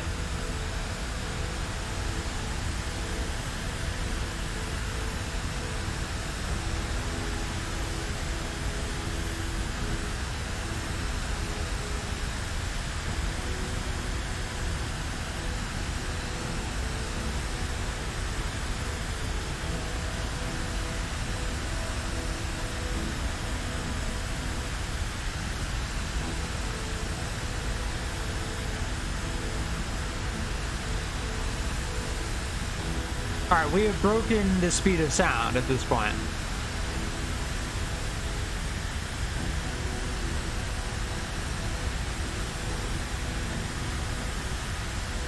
And we are gaining altitude. So now we just need to get up to 700, 800 meters per second about.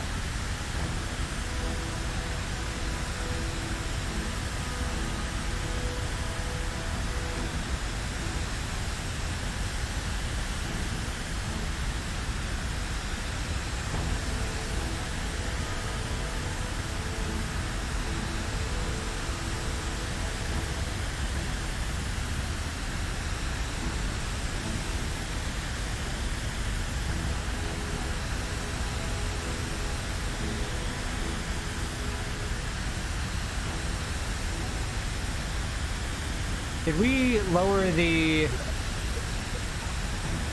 Yeah, that needs to be like 1%. Yeah.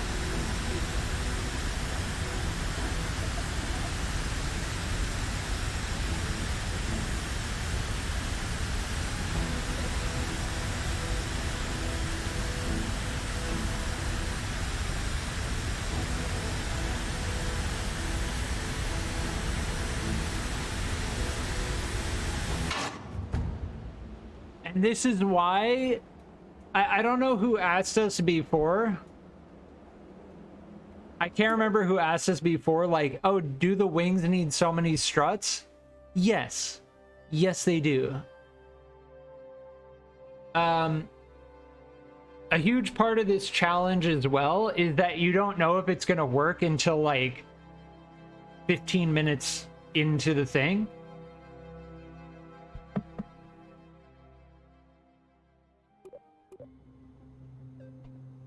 So you fly for like 15 minutes to find out that your wings break off or that something doesn't function properly. Or, yeah, so do the wings need that many struts? Yes. Yes, they do. They need... The whole thing should just be a strut.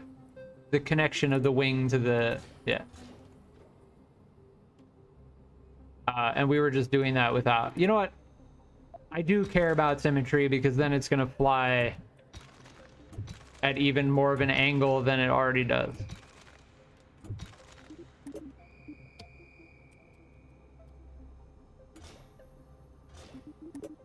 All right, this is going to be our last attempt.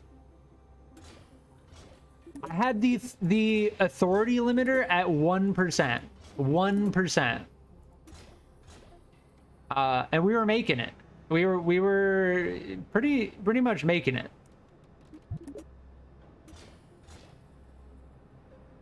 We were making it.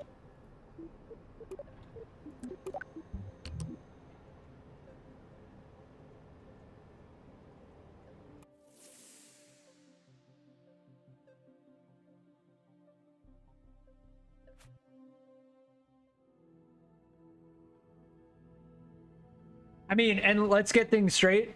Let's get things straight. If I could use retractable landing gear for this, we would already be on Minmus.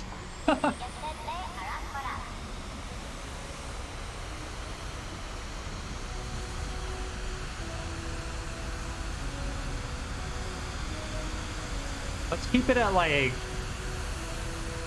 Let's keep it at 69.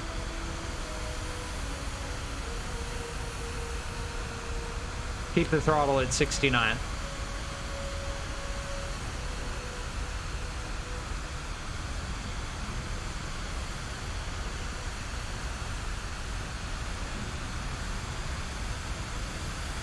Oh, almost slapped the tail.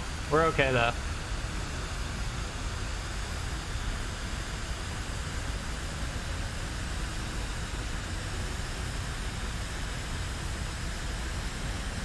Here, let's get the Aero GUI.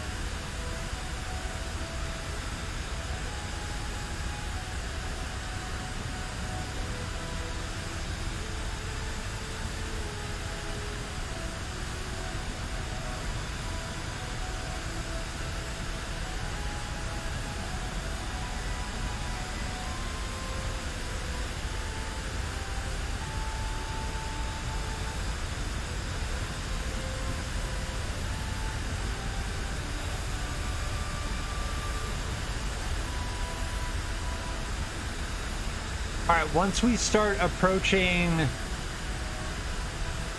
Yeah. Once we start approaching the speed of sound, we need to angle down slightly to help us break through it, to go supersonic.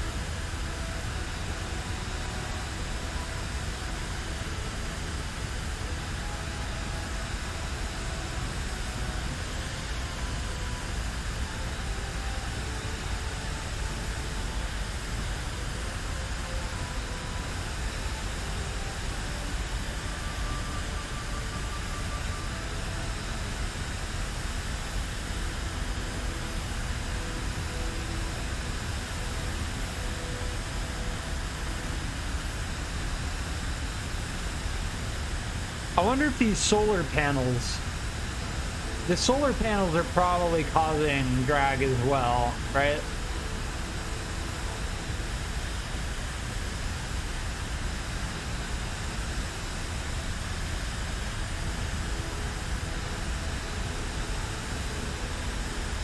I'd say once we're starting to slow down now, but we're not accelerating as quickly.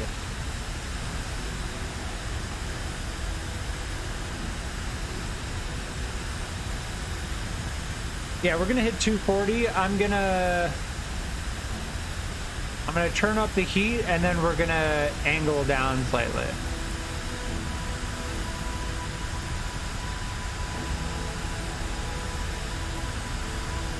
So we're going pretty flat now, and we're accelerating faster.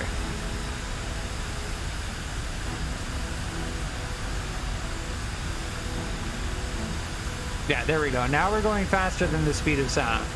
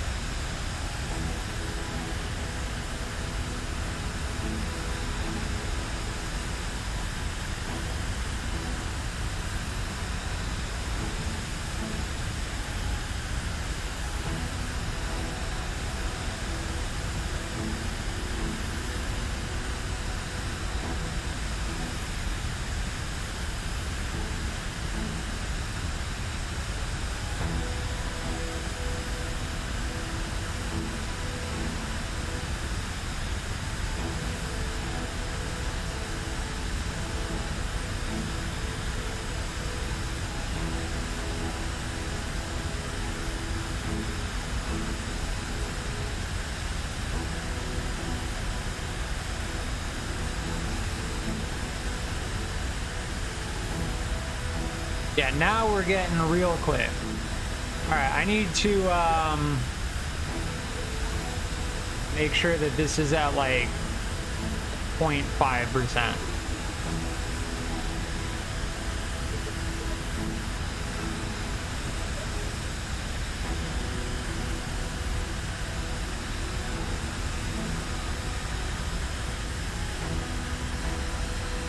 All right, I'm gonna start angling up.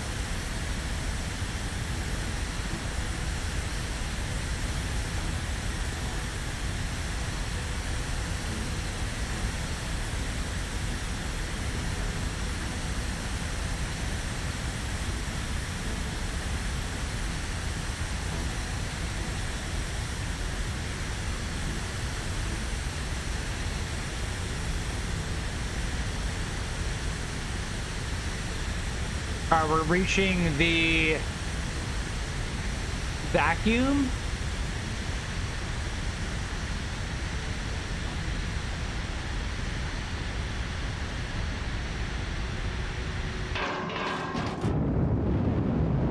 And we switch.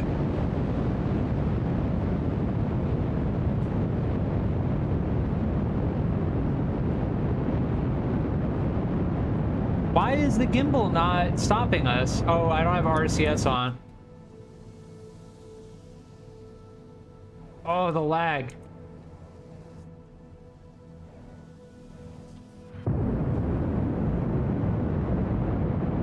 Yeah, that just messed us up.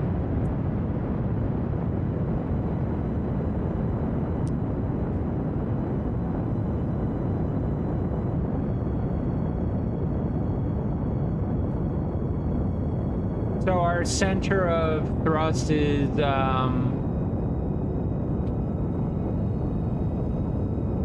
our center of mass is behind our center of pressure. That's what happened.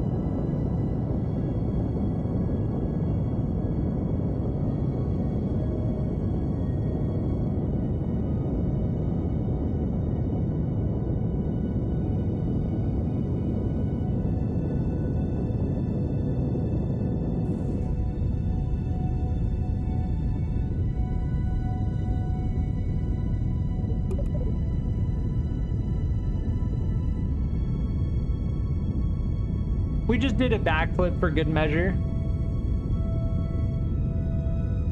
That's all. It is tradition.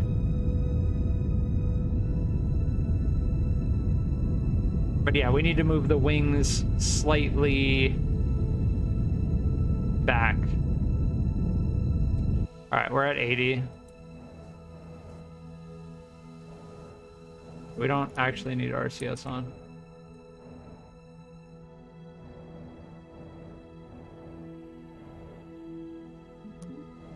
Maybe a little bit.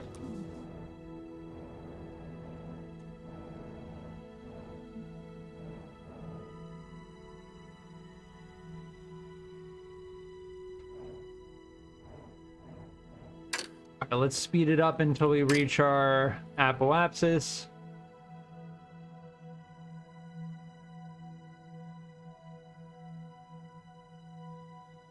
Once we break 70,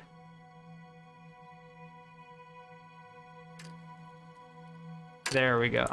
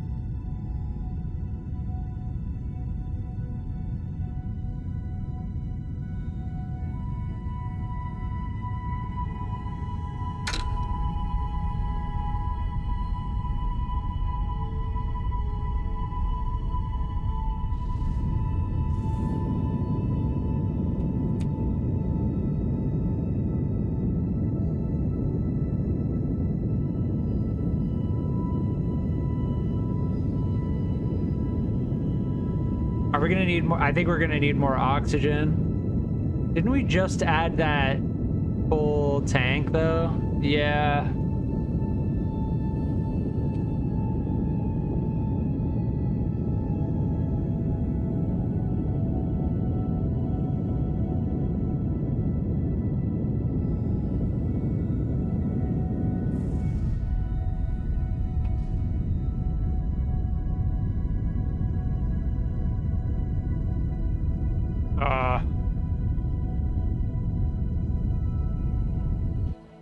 I mean, we made it, but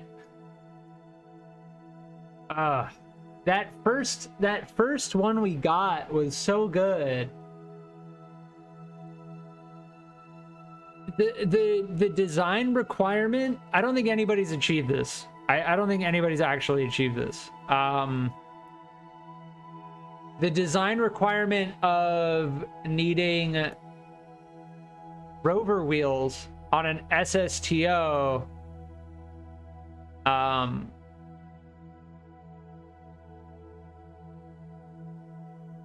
don't think anyone's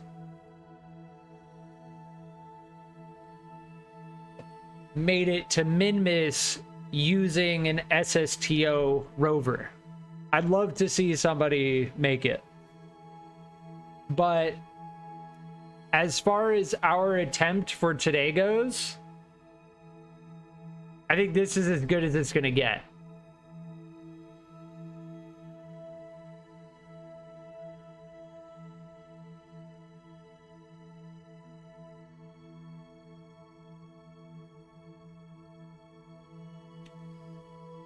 So clearly we need more oxygen. Because we had switched these tanks out, right?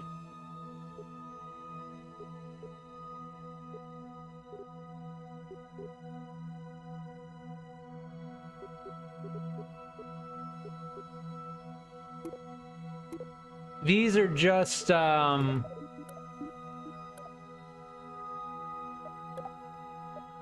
methane. See? Yeah, we had switched these out for just pure methane. And now we don't have enough oxygen. But we made it to orbit. We made it to orbit. If we switch these out for methalox instead of just methane, we'll get a little bit more delta V. But the requirement of rover wheels is a severe limitation. And then we also need solar panels. So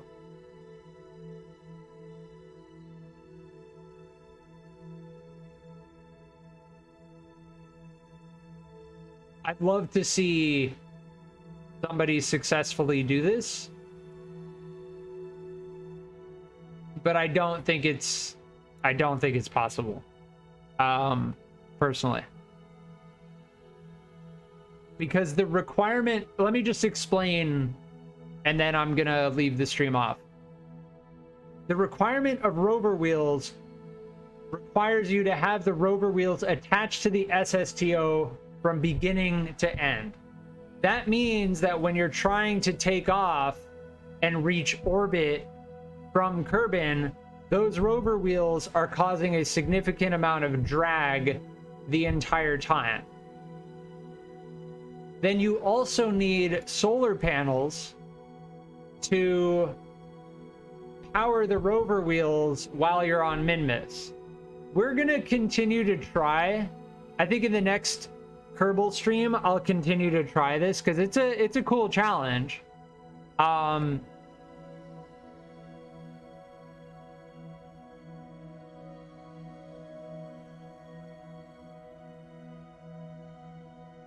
yeah, what I'm gonna try now, just as a last thing, is I'm gonna try and land in the desert. Just see what happens.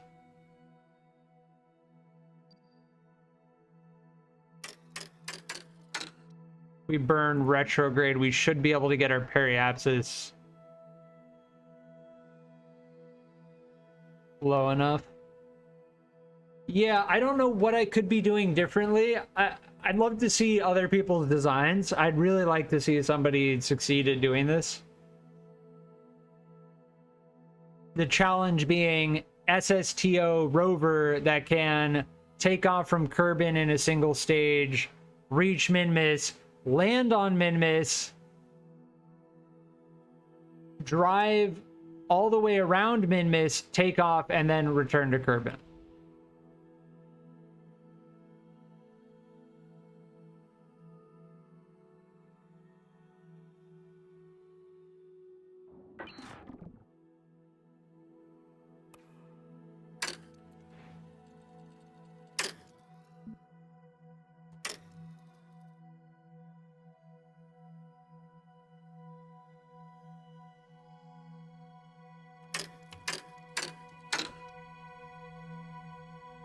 I'm just gonna try and re-enter atmosphere and just see what happens. It's gonna take a while, obviously, but I'd like to see how this specific design handles it.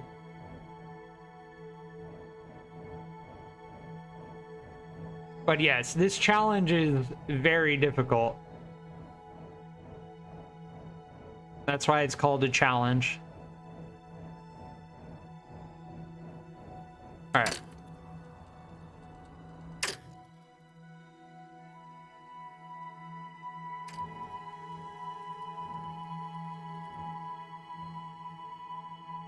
Now, our orbit should start to slow down.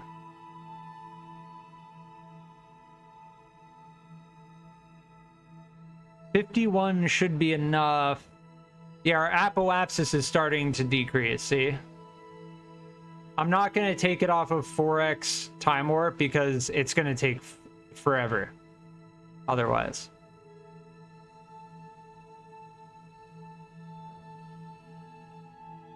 But I want to get to our periapsis. Yeah, see, we have 4 minutes until our periapsis. So it'll only take 1 minute at 4x time warp. But this has been a fun challenge, though. We successfully touched Minmus's Sphere of Influence with an SSTO.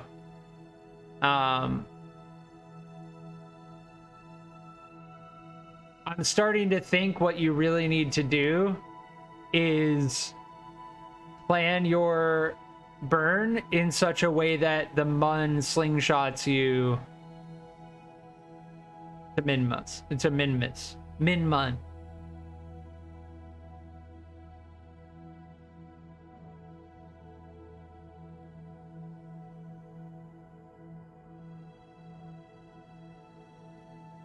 Oh, if we can switch these to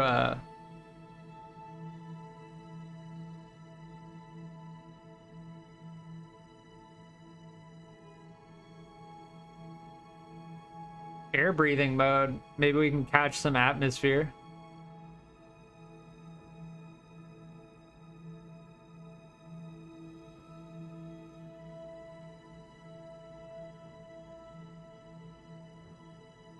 But yeah, when we touched Minmus's Sphere of Influence, we didn't have rover wheels. And we didn't have solar panels to power the rover wheels, right? That's a part of the challenge.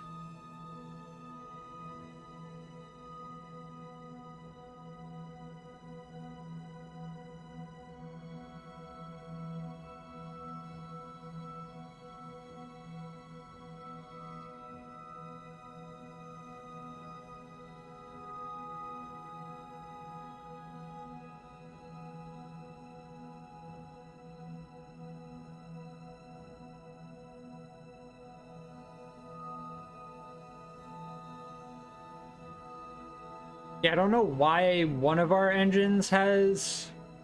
See what happens if I try and do this. Oh, nice. That lowered our periapsis significantly. Yeah, good. We're re-entering atmosphere now.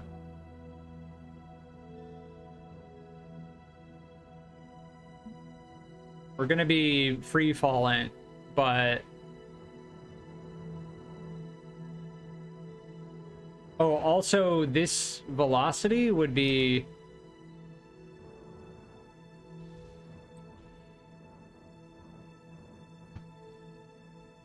This orbital velocity re-entering Kerbin would roast our entire ship.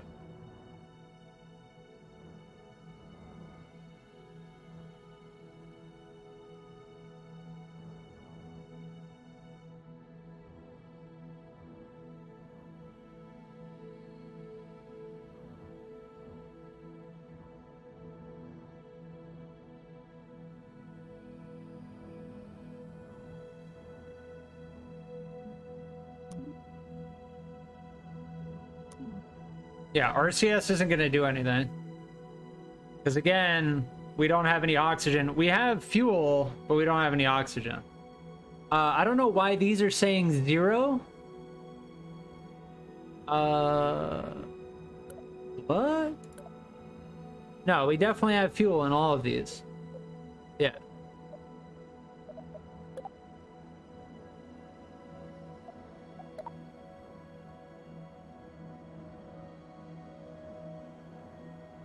Yeah, we're headed in this direction.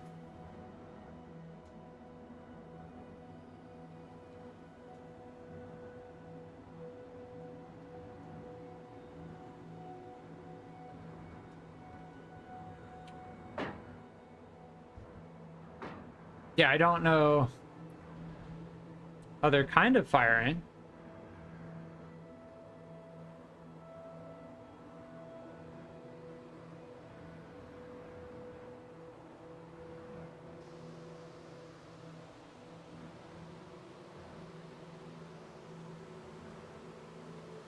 We're flat spinning now.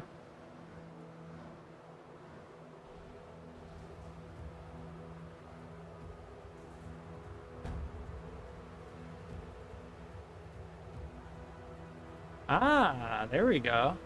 Nope.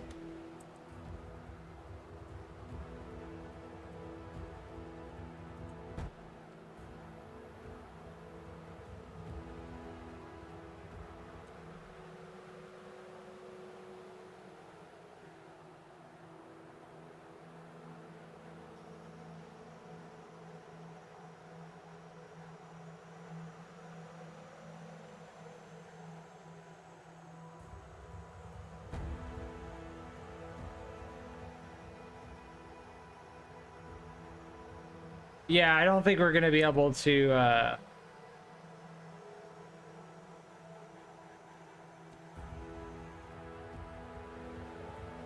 regain control.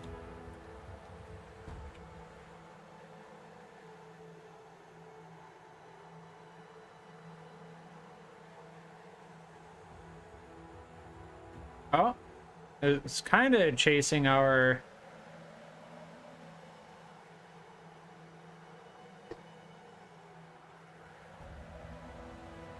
Oh, there we go. And the wings broke off.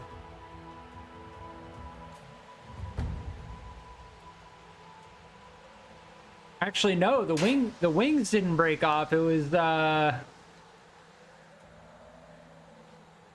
the fuel tanks. These are the fuel tanks, the RFT 800. Interesting.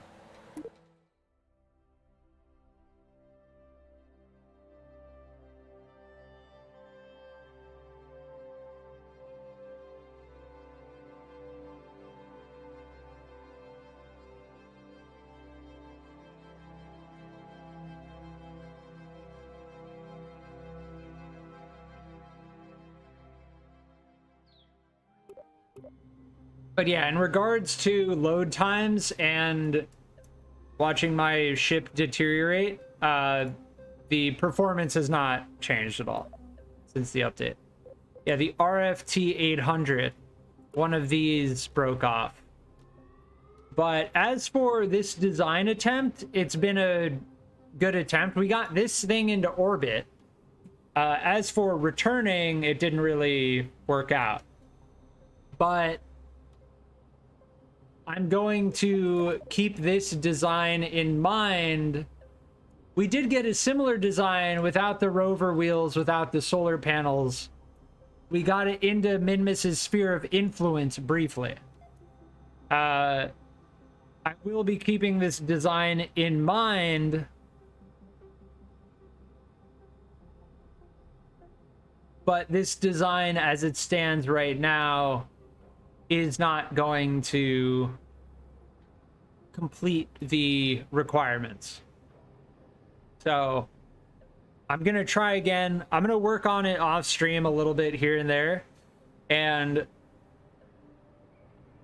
I think there's still a couple of days to complete the challenge. So we'll see how it goes, but I'm going to leave it here. Thanks for hanging out, and I'll be on in the future either with more of this or BeamNG.